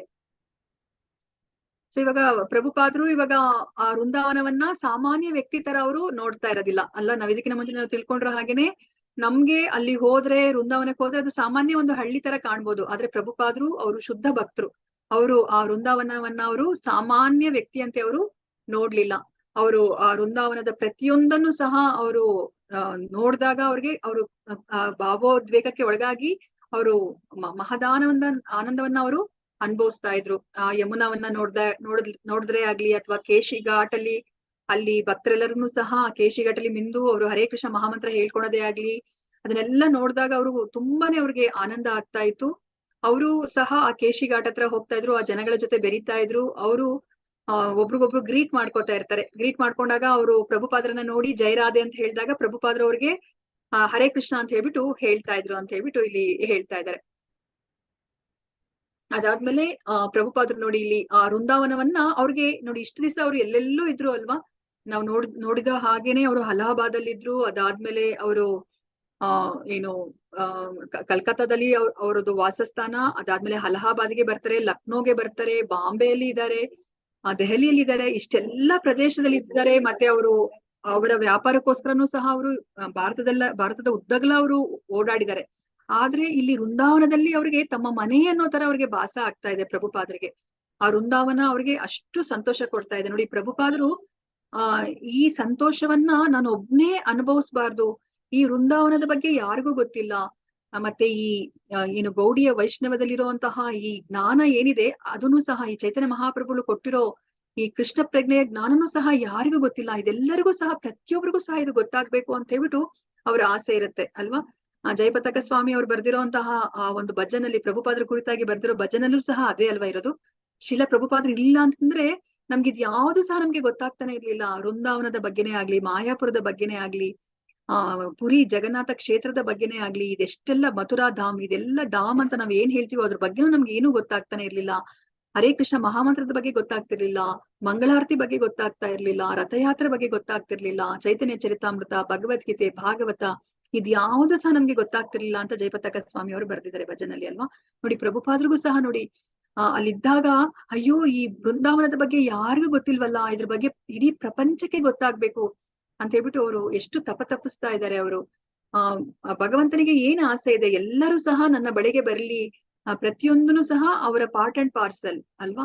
ಎಲ್ಲರೂ ಸಹ ನನ್ನ ಮಕ್ಕಳೆಲ್ಲರೂ ಸಹ ವಾಪಸ್ಸು ಗೋಲೋಕ ವೃಂದಾವನಕ್ಕೆ ಬರ್ಲಿ, ಯಾಕೆ ಈ ಭೌತಿಕ ಪ್ರಪಂಚದಲ್ಲಿ ಕಷ್ಟ ಪಡ್ತಿದ್ದಾರೆ ಅಂತ ಭಗವಂತನ ಆಸೆ ಇದೆ ಅಲ್ವಾ. ಸೊ ಪ್ರಭುಪಾದ್ರೂ ಸಹ ಅದನ್ನೇ ಈಗ ಯೋಚನೆ ಮಾಡ್ತಿದ್ದಾರೆ. ನನಗೆ ಗೊತ್ತಾಗೋಗ್ಬಿಟ್ಟಿದೆ ಆ ಸತ್ಯ. ಈ ಕಲಿಯುಗದಲ್ಲಿ ಬರೇ ಹರಿನಾಮದಿಂದ ಎಲ್ಲರೂ ಸಹ ಭಗವಂತನ ಲೋಕಕ್ಕೆ ಹೋಗ್ಬೋದು. ಇಷ್ಟು ಸುಲಭವಾದ ಮಾರ್ಗವನ್ನ ಯಾರು ಅರ್ಥ ಮಾಡ್ಕೋತಾ ಇಲ್ಲ, ಯಾರು ತಿಳ್ಕೊತಾ ಇಲ್ಲ, ಯಾರಿಗೂ ಇದರ ಬಗ್ಗೆ ಮಾಹಿತಿನೇ ಇಲ್ವಲ್ಲ ಅಂತ ಹೇಳ್ಬಿಟ್ಟು ಅವರು ತುಂಬಾನೇ ಇಲ್ಲಿ ಏನು ಮನಸ್ಸಲ್ಲಿ ಅವ್ರಿಗೆ ತುಂಬಾ ಬಾಧೆ ಆಗ್ತಾ ಇದೆ. ಸೊ ಅದಕ್ಕೋಸ್ಕರ ಇವಾಗ ಇಲ್ಲಿ ಅವರು ಏನ್ ಯೋಚನೆ ಮಾಡ್ತಿದ್ದಾರೆ, ಇದ್ರ ಬಗ್ಗೆ ನಾನು ಹೇಗಾದ್ರೂ ಮಾಡಿ ಈ ವೃಂದಾವನದ ಈ ಮಹತ್ವವನ್ನ ಎಲ್ಲರಿಗೂ ತಿಳಿಸ್ಬೇಕು ಅಂತ ಅವರು ಯೋಚನೆ ಮಾಡ್ತಾ ಇದ್ದಾರೆ. ಕೃಷ್ಣನ ಮಹಿಮೆಗಳು ಯಾರಿಗೂ ಅರ್ಥವಾಗೋದಿಲ್ಲ. ಅದೇ ತರನೇ ಆ ವೃಂದಾವನನು ಸಹ ಯಾರಿಗೂ ಅರ್ಥ ಆಗೋದಿಲ್ಲ ಅಂತ ಹೇಳ್ಬಿಟ್ಟು ಇಲ್ಲಿ ಹೇಳ್ತಾ ಇದ್ದಾರೆ. ಭಗವಾನ್ ಕೃಷ್ಣನು ಪೂಜಿಸಲ್ಪಡುವಂತೆ ಅವನ ಸ್ಥಳ ವೃಂದಾವನವು ಕೃಷ್ಣನಂತೆಯೇ ಉತ್ತಮವಾಗಿದೆ, ಇದು ಪೂಜಿಸತಕ್ಕದ್ದು ಆಗಿದೆ ಅಂತ ಹೇಳ್ಬಿಟ್ಟು ಇಲ್ಲಿ ಹೇಳ್ತಾ ಇದ್ದಾರೆ. ಸೊ ಇವಾಗ ನೋಡಿ, ಶೀಲ ಪ್ರಭುಪಾದರಿಗೆ ತಮ್ಮೊಂದಿಗೆ ವೃಂದಾವನವನ್ನ ಪ್ರಪಂಚದ ಎಲ್ಲ ದೇಶಗಳಿಗೆ ತರುವುದು ಅವರ ಉದ್ದೇಶವಾಗಿತ್ತು ಅಂತ ಹೇಳ್ಬಿಟ್ಟು ಹೇಳ್ತಾ ಇದ್ದಾರೆ. ಸೊ ಇತರರು ತಮ್ಮ ಲೌಕಿಕ ವ್ಯವಹಾರಗಳನ್ನು ವೃಂದಾವನದ ಪವಿತ್ರ ಸ್ಥಳದಲ್ಲಿ ನಿವೃತ್ತರಾಗಲು ಬಿಟ್ಟರೆ, ಅಂದ್ರೆ ಇವಾಗ ಬೇರೆಯವರೆಲ್ಲ ಏನಕ್ಕೆ ವೃಂದಾವನಕ್ಕೆ ಬರ್ತಾರೆ ಅಂತಂದ್ರೆ ಅವರ ಆ ಮೆಟೀರಿಯಲಿಸ್ಟಿಕ್ ಲೈಫ್ ಎಲ್ಲ ಮುಗಿಸಿದ್ಮೇಲೆ ಅವ್ರು ವೃಂದಾವನಕ್ಕೆ ಬಂದು ಅಲ್ಲಿ ಜೀವನವನ್ನ, ಅಂದ್ರೆ ಯಾರು ದೇಹವನ್ನ ತ್ಯಾಗ ಮಾಡ್ತಾರೋ ಅವ್ರು ಗೋಲೋಕ ವೃಂದಾವನಕ್ಕೆ ಹೋಗ್ತಾರೆ ಅಂತ ಹೇಳ್ಬಿಟ್ಟು ಅವ್ರಿಗೆ ಆ ವಿಷಯ ಗೊತ್ತಿರೋದ್ರಿಂದ ಅವರ ಉದ್ದೇಶ ಏನಿರುತ್ತೆ, ತಾವು ತಮ್ಮನ್ನ ಗೋಲೋಕ ವೃಂದಾವನಕ್ಕೆ ಕರ್ಕೊಂಡು ಹೋಗ್ಬೇಕು ಅನ್ನೋದೊಂದೇ ಅವ್ರಿಗೆ ಸ್ವಾರ್ಥದ ಉದ್ದೇಶ ಇರುತ್ತೆ ಅಲ್ವಾ. ಆದ್ರೆ ನೋಡಿ, ಪ್ರಭುಪಾದರಿಗೆ ಅವ್ರಿಗೆ ಆತರ ಇಲ್ಲ. ಅವ್ರಿಗೆ ಈ ವೃಂದಾವನದ ಬಗ್ಗೆ ಎಲ್ಲ ಪ್ರತಿಯೊಬ್ಬರಿಗೂ ಗೊತ್ತಾಗ್ಬೇಕು ಅನ್ನೋದೇ ಅವರ ಉದ್ದೇಶ ಆಗಿತ್ತು ಅಂತ ಹೇಳ್ಬಿಟ್ಟು ಇಲ್ಲಿ ಹೇಳ್ತಾ ಇದ್ದಾರೆ. ಇವಾಗ ಅದ್ರ ಜೊತೆ ಅವ್ರು ಇವಾಗ ಏನ್ ಮಾಡ್ತಾ ಇದ್ದಾರೆ, ವೃಂದಾವನದ ವೈಭವನ ಪ್ರಚಾರ ಮಾಡ್ಬೇಕು ಅಂತ ಹೇಳ್ಬಿಟ್ಟು ಇವಾಗ ಬ್ಯಾಕ್ ಟು ಗಾಡ್ ಹೆಡ್ ಆ ಮ್ಯಾಗಝಿನ್ ಅನ್ನ ಅವ್ರು ಇವಾಗ ಮತ್ತೆ ಪಬ್ಲಿಷ್ ಮಾಡ್ಬೇಕು ಅಂತ ಹೇಳ್ಬಿಟ್ಟು ಅವ್ರು ಯೋಚನೆ ಮಾಡ್ತಾ ಇದ್ದಾರೆ. ಹೌದು, ಇವಾಗ ಅವರು ವೃಂದಾವನದಲ್ಲಿದ್ದಾರೆ. ಈಗ ಈ ಕೆಲಸ ಆಗ್ಬೇಕು ಅಂದ್ರೆ ಅವರು ಡೆಲ್ಲಿಗೆ ಹೋಗ್ಬೇಕಂದ್ರೆ ಹಣ ಬೇಕು. ಮತ್ತೆ ಡೆಲ್ಲಿಯಲ್ಲೂ ಸಹ ಹೋಗ್ಲಿ, ಸರಿ ನಾನು ಅಲ್ಲಿ ಹೋದ್ರೆ ಅವ್ರಿಗೆ ಅವಾಗ್ಲೇನೆ ಇಮಿಡಿಯೇಟ್ ಆಗಿ ಕೆಲಸ ಆಗೋದಿಲ್ಲ, ಅಲ್ಲಿ ಅವ್ರಿಗೆ ಉಳ್ಕೊಳ್ಲಿಕ್ಕೆ ಜಾಗ ಬೇಕಾಗತ್ತೆ. ಆದ್ರೆ ಡೆಲ್ಲಿಯಲ್ಲಿ ತುಂಬಾ ಹಣ ಬೇಕಾಗತ್ತೆ ಅವ್ರು ಎಲ್ಲಾದ್ರೂ ಒಂದ್ ಕಡೆ ಉಳ್ಕೋಬೇಕು ಅಂದ್ರೆ. ಮತ್ತೆ ಅಲ್ಲಿ ಯಾರೂನು ಅವ್ರಿಗೆ ಪರಿಚಯದವರು ಇರೋದಿಲ್ಲ. ಸೊ ಆದ್ರೂ ಸಹ ಇಷ್ಟು ಕಷ್ಟ ಇದ್ರೂ ಸಹ ಪ್ರಭುಪಾದ್ರು ನೋಡಿ ಸತತವಾಗಿ 12 ಆವೃತ್ತಿಗಳನ್ನ ಅವ್ರಿಗೆ ಏನೋ ಅದನ್ನ ಪ್ರಕಟ ಮಾಡ್ಲಿಕ್ಕೆ ಅವ್ರಿಗೆ ಸಾಧ್ಯ ಆಗತ್ತೆ. ಅದಾದ್ಮೇಲೆ ಅವ್ರಿಗೆ ಹಣದ ಕೊರತೆ ಶುರುವಾಗ್ಬಿಡತ್ತೆ. ಅವಾಗ ಅವರು ಪ್ರಿಂಟರ್ ಹೇಳ್ತಾರೆ, ಸುರೇಂದ್ರ ಜೈನ್ ಅವ್ರು ಹೇಳ್ತಾರೆ, ಪ್ರಭುಪಾದ್ರೆ ಹೌದು, ನನ್ಗೂ ಮತ್ತೆ ನಿಮ್ ಮಧ್ಯೆ ಇವಾಗ ವ್ಯಾಪಾರ ಮನೋಭಾವ ಹೊರಟೋಗಿ ಸ್ನೇಹ ಮನೋಭಾವ ಬಂದಿದೆ.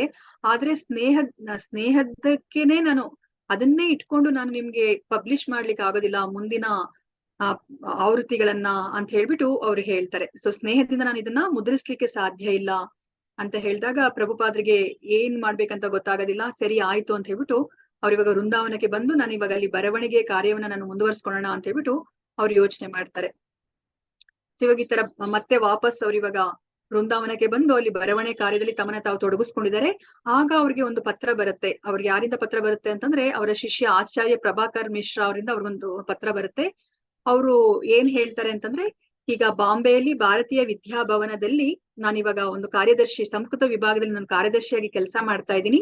ಸೊ ನೀವು ಸಹ ಬಂದ್ರೆ ಅಲ್ಲಿ ಒಟ್ಟಿಗೆ ನಾವು ಉಪದೇಶ ಮಾಡ್ಬೋದು. ಈಗ ಕೃಷ್ಣ ಪ್ರಜ್ಞೆನ ನಾವೆಲ್ಲರಿಗೂ ಹರಡ್ಬೋದು. ಚೈತನ್ಯ ಮಹಾಪ್ರಭುಗಳ ಏನಿಲ್ಲ ತತ್ವಗಳೆಲ್ಲ ಇದೆಯಲ್ಲ ಅವರ ಸಂದೇಶವನ್ನ ನಾವೆಲ್ಲರಿಗೂ ಹರಡ್ಬೋದು ಅಂತ ಹೇಳ್ತಾರೆ. ಸರಿ ಅಂತ ಹೇಳ್ಬಿಟ್ಟು ಪ್ರಭುಪಾದರು ಏನ್ ಮಾಡ್ತಾರೆ, ಮಹಂತ್ ಗೋಪಾಲ್ ಅವ್ರಿಗೆ ಹೇಳ್ತಾರೆ. ಅಂದ್ರೆ ಅವರು ರೂಮ್ ಅನ್ನ ಬಿಟ್ಟು ಅದನ್ನ ಖಾಲಿ ಮಾಡೋದಿಲ್ಲ. ನಾನು ಅದನ್ನ ಪ್ರತಿ ತಿಂಗಳು ನಾನು ನಿಮ್ಗೆ 5 ರೂಪಾಯಿ ಬಾಡಿಗೆ ಕೊಡ್ತೀನಿ, ಈ ರೂಮು ನನ್ನ ಹೆಸರಲ್ಲೇ ಇರ್ಲಿ ಅಂತ ಹೇಳ್ಬಿಟ್ಟು ಅವರು ಮಹಂತ್ ಗೋಪಾಲ್ ಅವರಿಗೆ ಒಪ್ಪಿಸ್ಬಿಟ್ಟು ಅವರು ಭಾರತೀಯ ವಿದ್ಯಾಭವನ, ಅದು ಬಾಂಬೆಲಿರುತ್ತೆ, ಅಲ್ಲಿಗೆ ಅವರು ಹೋಗ್ತಾರೆ. ಸೊ ಈ ಭಾರತೀಯ ವಿದ್ಯಾಭವನದ ಸಂಸ್ಥಾಪಕ ನಿರ್ದೇಶಕರು ಯಾರು ಅಂತಂತಂದ್ರೆ ಆ KM ಮುನ್ಷಿ, ಆ ಗವರ್ನರ್ ಇರ್ತಾರಲ್ಲ KM ಮುನ್ಷಿ, ಅವರ ಹೆಂಡತಿನೇ ಲೀಲಾವತಿ ಅವರೇನೆ ಅಲ್ವಾ. ಆ ಝಾನ್ಸಿಯಲ್ಲಿ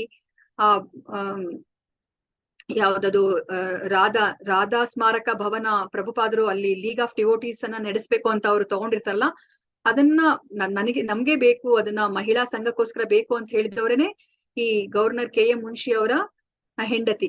ಸೊ ಇವಾಗ ಅವ್ರ ಹತ್ರನೇ ಇವಾಗ ಪ್ರಭುಪಾದರು ಹೋಗೋ ತರ ಆಗತ್ತೆ. ಅವರ ಸಂಸ್ಥೆಲೇನೆ ಇವಾಗ ಸ್ವಲ್ಪ ದಿವಸ ಅವರು ಗೌರವ ಪ್ರಾಧ್ಯಾಪಕರಾಗಿ ಅವ್ರು ಇವಾಗ ಕೆಲಸ ಮಾಡ್ತಾ ಇದ್ದಾರೆ ಅವರು.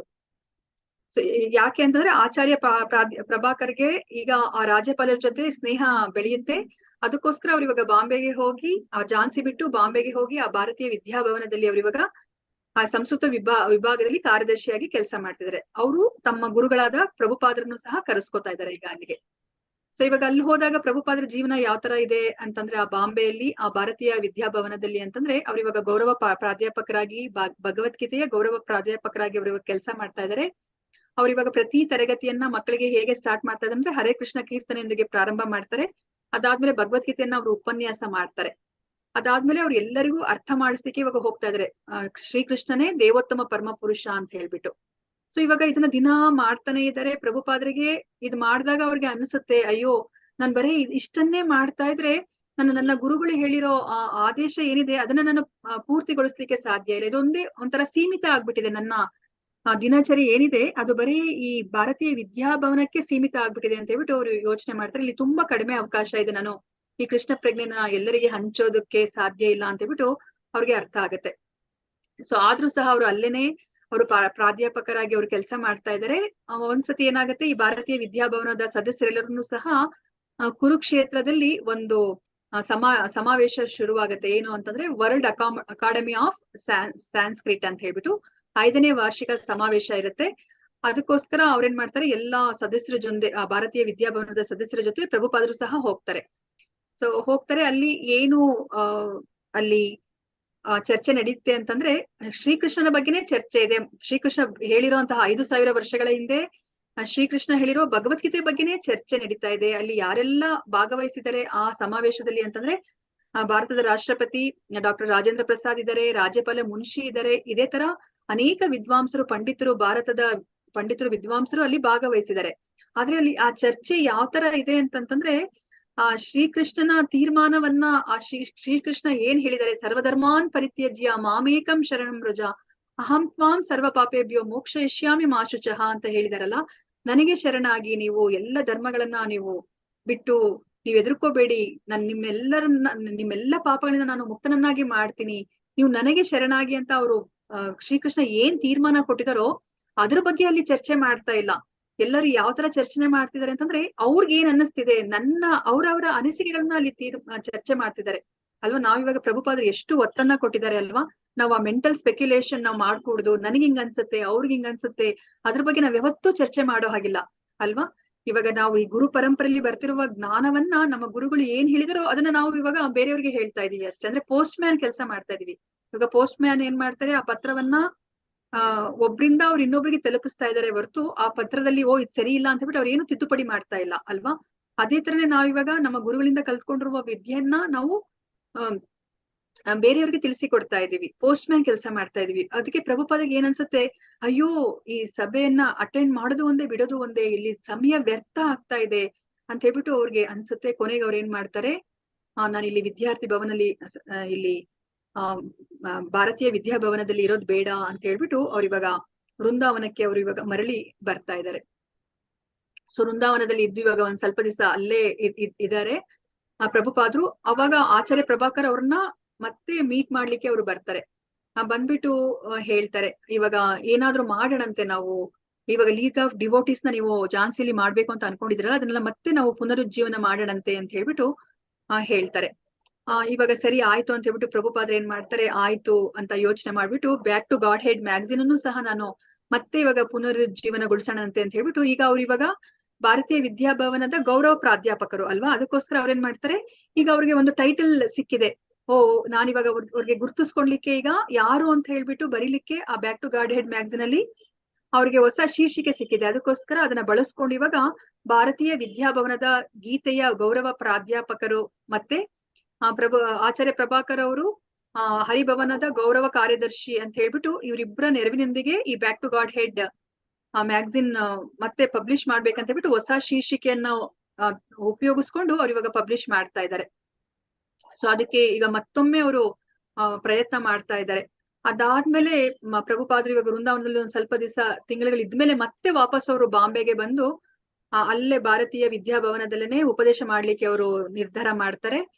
ಆದ್ರೆ ಅವ್ರಿಗೆ ಮತ್ತೆ ಅಲ್ಲಿ ಇರ್ಲಿಕ್ಕೆ ಆಗುತ್ತಿಲ್ಲ, ತುಂಬಾ ಉಸಿರುಗಟ್ಟೋ ವಾತಾವರಣ ಅನ್ಸುತ್ತೆ ಅವ್ರಿಗೆ ಭಾರತೀಯ ವಿದ್ಯಾಭವನ. ಕೊನೆಗೆ ಅವರು ಈಗ ಅವರು ದೃಢ ನಿರ್ಧಾರ ಮಾಡ್ತಾರೆ, ಸರಿ ನಾನು ಇಲ್ಲಿಂದ ಹೊರಗಡೆ ಬರ್ಲೇಬೇಕು ಅಂತ ಹೇಳ್ಬಿಟ್ಟು ಅವರಲ್ಲಿ ರಿಸೈನ್ ಮಾಡ್ಬಿಟ್ಟು ಅವರು ಹೊರಗಡೆ ಬರ್ತಾರೆ. ಹೊರಗಡೆ ಬಂದ್ಮೇಲೆ ಅವರು ಒಂದ್ ಸ್ವಲ್ಪ ದಿವಸ ಕಾನ್ಪುರದಲ್ಲಿ ಅವ್ರು ಇವಾಗ ಪ್ರಚಾರ ಕಾರ್ಯ ಮಾಡ್ತಾರೆ. ಆ ಲೀಗ್ ಆಫ್ ಡಿವೋಟೀಸ್ಗೂ ಸಹ ಪ್ರಚಾರ ಕಾರ್ಯ ಮಾಡ್ಲಿಕ್ಕೆ ಶುರು ಮಾಡ್ತಾರೆ. ಇವಾಗ ನಮ್ಗೆ ಗೊತ್ತಿರೋ ಹಾಗೇನೆ ಪ್ರಭುಪಾದರು ವೃಂದಾವನದಲ್ಲಿದ್ರು, ಅದಾದ್ಮೇಲೆ ಬಾಂಬೆ ವಿದ್ಯಾಭವನಕ್ಕೆ ಹೋಗ್ತಾರೆ. ಅದಾದ್ಮೇಲೆ ಮತ್ತೆ ಅವ್ರಿಗೆ ಅಲ್ಲಿ ಸಮಯ ವ್ಯರ್ಥ ಅಂತ ಅನ್ಸುತ್ತೆ, ವೃಂದಾವನಕ್ಕೆ ಬರ್ತಾರೆ. ಮತ್ತೆ ಅವ್ರು ತಮ್ಮ ಶಿಷ್ಯ ಬಂದು ಮತ್ತೆ ಕರೆದಿದ್ದಾರೆ ಅಂತ ಹೇಳ್ಬಿಟ್ಟು ಮತ್ತೆ ಬಾಂಬೆಗೆ ಹೋಗ್ತಾರೆ. ಮತ್ತೆ ಅಲ್ಲಿ ಉಸಿರುಗಟ್ಟೋ ವಾತಾವರಣ ಅಂತ ಅನ್ಸುತ್ತೆ. ಮತ್ತೆ ಅವ್ರು ಇವಾಗ ಕಾನ್ಪುರಕ್ಕೆ ಹೋಗಿ ಅವ್ರು ಇವಾಗ ಪ್ರಚಾರ ಮಾಡ್ತಾ ಇದ್ದಾರೆ ಅವರು.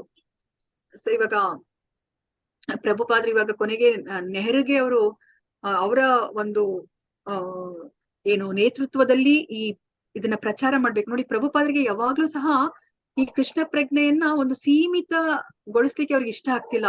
ಅದನ್ನ ವಿಶ್ವ ಮಟ್ಟದಲ್ಲೇನೆ ಅದನ್ನ ತಗೊಂಡ್ ಹೋಗ್ಬೇಕು ಅಂತಾನೆ ಅವ್ರಿಗೆ ಆಸೆ. ಅದಕ್ಕೋಸ್ಕರ ಈ ನೆಹರು ಅವ್ರಿಗೆ ತುಂಬಾನೇ ಕಾಂಟ್ಯಾಕ್ಟ್ಸ್ ಇರುತ್ತೆ ಅಲ್ವಾ, ಬೇರೆ ಬೇರೆ ಅವರು ಪ್ರಧಾನಮಂತ್ರಿ ಅವ್ರಿಗೆ ಬೇರೆ ಬೇರೆ ಆ ದೇಶದ ಪ್ರಧಾನಿಗಳ ಜೊತೆ ಅವ್ರಿಗೆ ಕಾಂಟ್ಯಾಕ್ಟ್ ಇರುತ್ತೆ. ಮತ್ತೆ ನಮಗ್ ಗೊತ್ತಿರೋ ಹಾಗೇನೆ ಅವರು ಅಲಹಾಬಾದ್ ನಲ್ಲಿ ಇದ್ದಾಗ ನೆಹರು ಅವರ ಮನೆಯವ್ರ ಜೊತೆ ಅವ್ರಿಗೆ ತುಂಬಾ ಒಂದು ವ್ಯವಹಾರ ಇರುತ್ತೆ. ಅದಕ್ಕೋಸ್ಕರ ಪ್ರಭುಪಾದ್ರು ಏನ್ ಮಾಡ್ತಾರೆ, ನೆಹರು ಅವರಿಗೆ ಒಂದು ಲೆಟರ್ ಅನ್ನ ಬರೀತಾರೆ, ಹೇಗೆ ಗಾಂಧೀಜಿ ಅವ್ರಿಗೆ ಬರೀತಾರಲ್ವಾ. ಇವಾಗ ಈ ಆಧ್ಯಾತ್ಮಿಕ ಮಾರ್ಗಕ್ಕೆ ಬಂದ್ರೇನೆ ಅಷ್ಟೇನೆ, ಯಾರು ಅಧಿಕಾರದಲ್ಲಿ ಇರ್ತಾರೆ ಅವರು ಆಧ್ಯಾತ್ಮಿಕವಾಗಿ ಇದ್ರೆ ಅಷ್ಟೇನೆ ಅವರು ತಮ್ಮ ಪ್ರಜೆಗಳನ್ನ ಸರಿಯಾದ ಮಾರ್ಗಕ್ಕೆ ಕರ್ಕೊಂಡು ಹೋಗ್ಲಿಕ್ಕೆ ಸಾಧ್ಯ. ಇಲ್ಲಾಂದ್ರೆ ಅಪಾಯಕಾರಿ ಭವಿಷ್ಯ ಇದೆ ಅಂತ ಹೇಳ್ಬಿಟ್ಟು ಗಾಂಧೀಜಿಗೆ ಹೇಗೆ ಲೆಟರ್ ಅನ್ನ ಬರ್ದಿರ್ತಾರೋ ಅದೇ ತರನೇ ಇಲ್ಲಿ ನೆಹರು ಅವ್ರಿಗೆ ಲೆಟರ್ ಅನ್ನ ಬರೀತಾರೆ. ಆದ್ರೆ ಯಾವ ತರ ಗಾಂಧೀಜಿ ಉತ್ತರಿಸೋದಿಲ್ಲ, ಮತ್ತೆ ಅವರು ರಾಷ್ಟ್ರಪತಿನೂ ಸಹ ಉತ್ತರಿಸೋದಿಲ್ವಲ್ಲ, ಅದೇ ತರನೇ ಇಲ್ಲಿ ನೆಹರುನು ಸಹ ಉತ್ತರಿಸ್ತಾ ಇಲ್ಲ. ಇವಾಗ ನೆಹರು ಕಡೆಯಿಂದನೂ ಸಹ ಯಾವುದೇ ಒಂದು ಸಹಾಯ ಪ್ರಭುಪಾದ ಅವರಿಗೆ ಸಿಗ್ತಾ ಇಲ್ಲ. ನೀವು ಇವಾಗ ರಾಜಕೀಯ ಬಿಟ್ಟು ಬನ್ನಿ, ನೀವು ಆಧ್ಯಾತ್ಮಿಕ ಮಾರ್ಗಕ್ಕೆ ಬನ್ನಿ, ನೀವು ಆಧ್ಯಾತ್ಮಿಕ ಮಾರ್ಗದ ಮೂಲಕ ನೀವು ಇದನ್ನ ಎಲ್ಲಾ ಇಡೀ ವಿಶ್ವಕ್ಕೆ ಪ್ರಚಾರ ಮಾಡಿ ಕೃಷ್ಣ ಪ್ರಜ್ಞೆನ ಅಂತ ಹೇಳ್ಬಿಟ್ಟು ಕೋರಿ ಅವರು ಪತ್ರವನ್ನ ಬರೆದಿರ್ತಾರೆ. ಆದ್ರೆ ಆ ಪತ್ರಕ್ಕೆ ಏನು ಉತ್ತರ ಬರೋದೇ ಇಲ್ಲ. ನೋಡಿ, ಇವಾಗ ಪ್ರಭುಪಾದರಿಗೆ ಏನು ಯೋಚನೆ ಇರುತ್ತೆ, ಈಗ ನಮ್ಮಲ್ಲಿ ಭಾರತದಲ್ಲಿ ಈ ಆಧ್ಯಾತ್ಮಿಕ ಜ್ಞಾನ ಇದೆ, ಈ ಭೌತಿಕ ಪ್ರಪಂಚದ ಈ ಪಾಶ್ಚಿಮಾತ್ಯ ದೇಶದಲ್ಲಿ ಏನಿದೆ ಅವ್ರಿಗೆಲ್ಲರಿಗೂ ಸಹ ಈ ಎಲ್ಲವನ್ನ ಅವರು ಇಂದ್ರಿಯ ಸುಖವನ್ನ ಅನುಭವಿಸಿದ್ರು ಸಹ ಅವ್ರಿಗೆ ಶಾಂತಿ ಅನ್ನೋದಿಲ್ಲ. ಅವ್ರು ಏನನ್ನೋ ಬೇಕು ಅಂತ ಅವ್ರು ಕಾಯ್ತಾ ಇದ್ದಾರೆ, ಹುಡುಕ್ತಾ ಇದ್ದಾರೆ. ಅದಕ್ಕೋಸ್ಕರನೇ ಪ್ರಭುಪಾದರು ಏನ್ ಯೋಚನೆ ಮಾಡ್ತಾರೆ, ಈ ನಮ್ಮ ಆಧ್ಯಾತ್ಮಿಕ ಜ್ಞಾನವನ್ನ ಈ ಭೌತಿಕ ಪ್ರಪಂಚದ ಜೊತೆ ಅಂದ್ರೆ ಈ ಪಾಶ್ಚಿಮಾತ್ಯ ದೇಶದ ಜೊತೆ ಬೆಸೆದ್ರೆ ಅಲ್ಲಿ ಈ ಕೃಷ್ಣ ಪ್ರಜ್ಞೆಯನ್ನ ಇಡೀ ವಿಶ್ವಕ್ಕೆ ಹರಡಿ ಇದನ್ನ ಒಂದು ಏನು ವಸುದೈವ ಕುಟುಂಬಕವನ್ ಮಾಡ್ಬೇಕು ಅಂತಾನೆ ಅವ್ರಿಗೆ ಆಸೆ ಇರುತ್ತೆ ಅಲ್ವಾ. ಇವಾಗ ಪಾಶ್ಚಿಮಾತ್ಯರ ಅವರ ಸ್ಥಿತಿ ಯಾವ ತರ ಇದೆ ಅಂತಂದ್ರೆ, ಇವಾಗ ಒಂದು ಗಿಣಿಯನ್ನ ಪಂಜರದಲ್ಲಿ ಇಟ್ಟಾಗ ಆ ಪಂಜರವನ್ನಷ್ಟೇ ನಾವು ಶುಭ್ರಗೊಳಿಸ್ತಾ ಇದ್ರೆ ಆ ಗಿಣಿ ಸಂತೋಷವಾಗಿರ್ಲಿಕ್ಕೆ ಸಾಧ್ಯ ಇಲ್ಲ ಅಲ್ವಾ. ಯಾಕಂದ್ರೆ ಇವಾಗ ನಾವು ಹಾಗೆ ಮಾಡ್ತಾ ಇದೀವಿ. ನಾವ್ ಇವಾಗ ಭೌತಿಕ ಪ್ರಪಂಚದಲ್ಲಿ ಇರೋರೆಲ್ಲ ನಾವು ಈ ದೇಹವನ್ನ ನಾವು ಅಂತ ಗುರುತಿಸ್ಕೊಂಡು ಈ ದೇಹಕ್ಕೆ ಸಂಬಂಧಪಟ್ಟ ಕೆಲಸಗಳನ್ನ ನಾವು ಮಾಡ್ತಾ ಇದೀವಿ ಅಲ್ವಾ. ಅದಕ್ಕೆ ನಮ್ಗೆ ಎಷ್ಟೇ ಹಣ ಅಂತಸ್ತು ಎಲ್ಲ ಇದ್ರೂ ಸಹ ನಮ್ಗೆ ಶಾಂತಿ, ನೆಮ್ಮದಿ, ಸಂತೋಷ, ನಿಜವಾದ ಸಂತೋಷ ಅನ್ನೋದಿಲ್ಲ ಅಲ್ವಾ. ಅದಕ್ಕೋಸ್ಕರನೇ ಆ ಪ್ರಭುಪಾದ್ರು ಆ ಪಾಶ್ಚಿಮಾತ್ಯ ದೇಶದವ್ರ ಹತ್ರ ಹಣ ಹೆಚ್ಚಾಗಿದೆ, ಅದನ್ನ ಉಪಯೋಗಿಸ್ಕೊಂಡು ಮತ್ತೆ ಅವ್ರಿಗೇನೋ ಬೇಕು ಅಂತ ಅವರು ಆ ಕಾತುರದಿಂದ ಕಾಯ್ತಾ ಇದ್ದಾರೆ. ಆದ್ರೆ ಏನ್ ಬೇಕು ಅಂತ ಅವ್ರಿಗೆ ಗೊತ್ತಿಲ್ಲ. ಸೊ ಆ ವಿಷಯವನ್ನ ಇಟ್ಕೊಂಡು ಮತ್ತೆ ನಮ್ಮಲ್ಲಿರುವ ಈ ಆಧ್ಯಾತ್ಮಿಕ ಜ್ಞಾನವನ್ನ ಇಟ್ಕೊಂಡು ಅವರು ಇಡೀ ವಿಶ್ವವನ್ನ ಅವರು ಕೃಷ್ಣನನ್ನ ಸೆಂಟ್ರ್ ಆಗಿ ಮಾಡ್ಕೊಂಡಾಗ ಅಷ್ಟೇನೆ ಈ ಶಾಂತಿಯನ್ನ ಸ್ಥಾಪಿಸ್ಬೋದು ಅಂತ ಹೇಳ್ಬಿಟ್ಟು ಪ್ರಭುಪಾದರು ಇಲ್ಲಿ ಯೋಚನೆ ಮಾಡ್ತಾ ಇದ್ದಾರೆ. ಸೊ ಅದಕ್ಕೋಸ್ಕರ ಅವ್ರಿಗೆ ಕಾಯ್ಲಿಕ್ಕೆ ಆಗ್ತಾ ಇಲ್ಲ. ಆದಷ್ಟು ಬೇಗ ನನಗೆ ವಯಸ್ಸಾಗ್ತಾ ಇದೆ, ಹೇಗಾದ್ರೂ ಮಾಡಿ ನಾನು ಪಾಶ್ಚಿಮಾತ್ಯ ದೇಶಕ್ಕೆ ಹೋಗ್ಬೇಕು ಅಂತ ಹೇಳ್ಬಿಟ್ಟು ಅವರು ಬಾಂಬೆಯಲ್ಲಿ ಅವರ ಒಬ್ಬ ದೈವ ಸಹೋದರ ಇರ್ತಾರೆ, ಕೃಪಾ ಸಿಂಧು ಅಂತ ಹೇಳ್ಬಿಟ್ಟು ಅವ್ರ ಹತ್ರ ಭೇಟಿ ಮಾಡ್ಬಿಟ್ಟು ಅವರೆಲ್ಲ ಅನಿಸಿಕೆಗಳನ್ನ ಹೇಳ್ತಾರೆ. ಆಗ ಕೃಪಾ ಸಿಂಧು ಏನ್ ಮಾಡ್ತಾರೆ, ಸರಿ ಆಯ್ತು, ನಾನು ನಿನ್ನನ್ನ ಒಬ್ಬ ದೊಡ್ಡ ಕೈಗಾರಿಕಾ ಉದ್ಯಮಿ ಹತ್ರ ಕರ್ಕೊಂಡು ಹೋಗ್ತೀನಿ ಅಂತ ಹೇಳ್ಬಿಟ್ಟು ಹೇಮರಾಜ್ ಖಂಡ್ವೆ ಲಾಲಾ ಅವ್ರ ಹತ್ರ ಸಹಾಯವನ್ನ ಕೋರಿ ಕರ್ಕೊಂಡು ಹೋಗ್ತಾರೆ. ಆದ್ರೆ ಆ ಹೇಮರಾಜ್ ಖಂಡೇಲ್ವಾಲಾ ಅವರು ಏನು ಸಹಾಯ ಮಾಡೋದಿಲ್ಲ. ಸರಿ ಅಂತ ಹೇಳ್ಬಿಟ್ಟು ಅವರು ಒಬ್ರ ಹತ್ರ ಕರ್ಕೊಂಡು ಹೋಗ್ತಾರೆ. ಅವ್ರು ಯಾರು ಅಂತಂದ್ರೆ ಶ್ರೀಮತಿ ಸುಮತಿ ಮುರಾರ್ಜಿ ಅವ್ರ ಹತ್ರ ಕರ್ಕೊಂಡು ಹೋಗ್ತಾರೆ. ಅವರು ಸಿಂಧಿಯಾ ಸ್ಟೀಮ್ ಶಿಪ್ ಲೈನ್ ನ ಅವರು ಮುಖ್ಯಸ್ಥರಾಗಿರ್ತಾರೆ. ಅವರು ಏನ್ ಹೇಳ್ತಾರೆ, ಇವ್ರದ್ ಪ್ರಭುಪಾದ್ರ ಬಗ್ಗೆ ಅವರು ಪ್ರಭುಪಾದ್ರನ್ನ ನೋಡ್ತಾರೆ, ಅವ್ರ ಜೊತೆ ಮಾತುಕತೆ ಆಗತ್ತೆ. ಅವಾಗ ಅವ್ರಿಗೆ ತುಂಬಾ ನಂಬಿಕೆ ಬರುತ್ತೆ ಪ್ರಭುಪಾದ್ರ ಮೇಲೆ. ಆಗ ಅವ್ರು ಅನ್ಕೋತಾರೆ, ಸರಿ ಆಯ್ತು, ನೀವು ಅಮೆರಿಕ ಹೋಗ್ಬೇಕು ಅಂತಂದ್ರೆ ನಾನು ನಿಮ್ಗೆ ಅದಕ್ಕೆ ಎಷ್ಟು ಚಾರ್ಜ್ ಆಗುತ್ತೆ ಅದರದ್ದು 50% ಅಷ್ಟು ನಾನು ಕೊಡ್ತೀನಿ, ಇನ್ನು 50% ಅನ್ನ ನೀವು ಹೊಂದಿಸ್ಕೊಳ್ಳಿ ಅಂತ ಹೇಳ್ಬಿಟ್ಟು ಹೇಳ್ತಾರೆ. ಮತ್ತೆ ಅವ್ರು ಅಂದ್ರೆ ಒಂದ್ ಲೆಟರ್ನು ಸಹ ಬರ್ಕೊಡ್ತಾರೆ, ಲಿಖಿತವಾಗಿನೂ ಬರ್ಕೊಡ್ತಾರೆ, ನಾನು ನಿಮ್ಗೆ 50% ಹಣವನ್ನ ನಾನು ನಿಮ್ಗೆ ಕೊಡ್ತೀನಿ ಯುನೈಟೆಡ್ ಸ್ಟೇಟ್ಸ್ಗೆ ಹೋಗ್ಲಿಕ್ಕೆ ಅಂತ ಹೇಳ್ಬಿಟ್ಟು. ಆದ್ರೆ ಇಲ್ಲಿ ಪ್ರಭುಪಾದ್ರು ಸರಿ ಅಂತ ಹೇಳ್ಬಿಟ್ಟು ಪಾಸ್ಪೋರ್ಟ್ ವೀಸಾಗೋಸ್ಕರ ಅವರು ಅಪ್ಲೈ ಎಲ್ಲ ಮಾಡ್ತಾರೆ. ಆದ್ರೆ ಇನ್ನು ಅರ್ಧ ಹಣವನ್ನ ಇವ್ರು ಹೊಂದಿಸ್ಕೋಬೇಕಲ್ಲ, ಆ ಹಣವನ್ನ ಹೊಂದಿಸ್ಕೊಳ್ಲಿಕ್ಕೆ ಪ್ರಭುಪಾದ್ರಿಗೆ ಸಾಧ್ಯನೇ ಆಗೋದಿಲ್ಲ. ಸೊ ನೋಡಿ, ಅವರ ಆಸೆ ಹಾಗೇನೆ ಉಳ್ಕೊಂಡ್ಬಿಡುತ್ತೆ. ಸೊ ಪ್ರಭುಪಾದ್ರು ಮತ್ತೆ ಅವರು ವೃಂದಾವನಕ್ಕೆ ಬರ್ತಾರೆ. ವೃಂದಾವನದಲ್ಲಿ ಅವರು ಒಂದು ಬಂಗಾಳಿ ಕವಿತೆಯನ್ನ ಅವರು ಬರೀತಾರೆ. ಸೊ ಬಂಗಾಳ ಕವಿತೆಯನ್ನ ಬರ್ದಾಗ ಅವರು ವೃಂದಾವನ ಭಜನ ಅಂತ ಹೇಳ್ಬಿಟ್ಟು ಬರೀತಾರೆ. ಆ ವೃಂದಾವನ ಭಜನದಲ್ಲಿ ಈ ಮೊದಲ 2 ಸ್ಟ್ಯಾನ್ಸದಲ್ಲಿ ಅವ್ರು ಏನಂತ ಬರೀತಾರೆ ಅಂದ್ರೆ ಅವರ ಸ್ಥಿತಿಯನ್ನ ಅವರು ಬರೀತಾರೆ.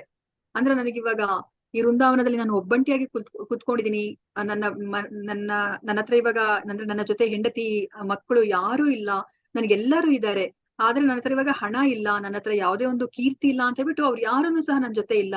ನನಗಿವಾಗ ಆ ಭೌತಿಕ ಜೀವನದ ಬೆತ್ತಲೆಯ ರೂಪ ನನಗೆ ಚೆನ್ನಾಗಿ ಅರ್ಥ ಆಗ್ತಾ ಇದೆ ಅಂತ ಹೇಳ್ಬಿಟ್ಟು ಅವ್ರು ಹೇಳ್ತಾ ಇದ್ದಾರೆ. ಮತ್ತೆ ಇದಕ್ಕಿಂತ ಮುಂಚೆ ನಾವು ತಿಳ್ಕೊಂಡ್ರೆ ಹಾಗೇನೆ ಕೃಷ್ಣ ಯಾರ ಮೇಲೆ ಅವರು ಅನುಗ್ರಹ ಮಾಡ್ತಾರೋ ಅವರು ಅವ್ರ ಅಂತಹ ಭಕ್ತನಿಂದ ಅವ್ರು ಎಲ್ಲ ಸಂಪತ್ತನ್ನ ಅವರು ಕ್ರಮೇಣವಾಗಿ ಕಿತ್ಕೊಂಡ್ಬಿಡ್ತಾರಲ್ವಾ, ಅದೆಲ್ಲ ನನಗೆ ಇವಾಗ ಅರ್ಥ ಆಗ್ತಾ ಇದೆ ಅಂತ ಹೇಳ್ಬಿಟ್ಟು ಹೇಳ್ತಾ ಇದ್ದಾರೆ. ನನ್ನನ್ನ ಎಲ್ಲರೂ ಕೈ ಬಿಟ್ಟಿದ್ದಾರೆ, ಯಾಕೆಂದ್ರೆ ನನ್ನ ಹತ್ರ ಹಣ ಇಲ್ಲ ಅಂದ್ಬಿಟ್ಟು ಎಲ್ಲರೂ ಕೈ ಬಿಟ್ಟಿದ್ದಾರೆ. ಆದ್ರೆ ನನಗಿದು ದುಃಖ ತಂದ್ಕೊಡ್ತಾ ಇಲ್ಲ. ನನಗೆ ಇದ್ರ ಬಗ್ಗೆ ಯೋಚನೆ ಮಾಡಿದ್ರೆ ನನಗೆ ನಗು ಬರ್ತಾ ಇದೆ. ನಾನು ಒಬ್ನೇ ಕುತ್ಕೊಂಡು ನಗ್ತಾ ಇದ್ದೀನಿ. ನಾನು ಇದನ್ನ ಯೋಚನೆ ಮಾಡ್ತಾ ಇದು ಮಾಯಾ ಸಂಸಾರ ಯಾವ ತರ ಇದೆ, ಇದ್ರಲ್ಲಿ ಯಾರು ನಿಜವಾಗಿ ಯಾರು ಪ್ರೀತಿಸ್ತಾ ಇದ್ದಾರೆ, ನನಗೆ ತಂದೆ ತಾಯಿ ಎಲ್ಲ ಪ್ರೀತಿ ಮಾಡೋಂಥವ್ರೆಲ್ಲ ಇದ್ರು, ಅವರೆಲ್ಲ ಎಲ್ಲಿ ಹೋಗಿದ್ದಾರೆ, ನನ್ನ ಸ್ವಂತ ಜನ ಅನ್ನೋರೆಲ್ಲ ಇದ್ರು, ಅವರೆಲ್ಲ ಎಲ್ಲಿ ಹೋಗಿದ್ದಾರೆ, ಹಿರಿಯರೆಲ್ಲ ಎಲ್ಲಿ ಹೋಗಿದ್ದಾರೆ, ಮತ್ತೆ ಅವ್ರ ಬಗ್ಗೆ ನನಗೆ ಯಾರು ಇವಾಗ ಸುದ್ದಿಯನ್ನ ಮುಟ್ಟಿಸ್ತಾರೆ, ಅವ್ರೆಲ್ಲ ಹೇಗಿದ್ದಾರೆ ಅಂತ ಹೇಳ್ಬಿಟ್ಟು. ಈಗ ನನಗೆ ಉಳ್ದಿರೋದು ಬರೇ ಈ ಹೆಸರುಗಳ ಪಟ್ಟಿ ಮಾತ್ರ ಅಂತ ಹೇಳ್ಬಿಟ್ಟು ಅವರು ಈ ವೃಂದಾವನ ಭಜನ ಅಂತ ಹೇಳ್ಬಿಟ್ಟು ಬರೀತಾರೆ. ಇದನ್ನ ಪೂರ್ತಿಯಾಗಿ ನಾನು ಹೇಳ್ತಾ ಇಲ್ಲ. ಸೊ ವೃಂದಾವನ ಭಜನವನ್ನ ಬರೆದ್ಮೇಲೆ ಅವ್ರು ಅದನ್ನ ಆ ಗೌಡಿಯ ಪತ್ರಿಕೆಗೆ ಪಬ್ಲಿಷ್ ಮಾಡ್ಲಿಕ್ಕೆ ಅವರು ಕೇಶವ ಮಹಾರಾಜ ಅವರಿಗೆ ಕಳಿಸ್ತಾರೆ. ಸೊ ಕೇಶವ ಮಹಾರಾಜ ಅವರು ಗೌಡಿಯ ಪತ್ರಿಕೆಯಲ್ಲಿ ಈ ವೃಂದಾವನ ಭಜನ ಶಿಲ ಪ್ರಭುಪಾದರಿಂದ ಬರೆದಿರುವಂತಹ ವೃಂದಾವನ ಭಜನವನ್ನ ಅವರು ಪಬ್ಲಿಷ್ ಮಾಡ್ತಾರೆ. ಯಾಕಂದ್ರೆ ನಮಗ್ ಗೊತ್ತಿರೋ ಹಾಗೇನೆ ಶಿಲ ಪ್ರಭುಪಾದ ಅವರ ಗುರುಗಳು ಭಕ್ತಿಸಿದ್ಧಾಂತ ಸರಸ್ವತಿ ಠಾಕೂರ್ ಅವರು ಹೇಳಿರ್ತಾರಲ್ವಾ, ಆ ಪ್ರಭುಪಾದ ಅಂದ್ರೆ ಅಭಯ್ ಏನೇ ಬರೆದ್ರು ಸಹ ನೀವು ಅದನ್ನ ಪತ್ರಿಕೆಯಲ್ಲಿ ಪಬ್ಲಿಷ್ ಮಾಡಿ ಅಂತ ಹೇಳ್ಬಿಟ್ಟು.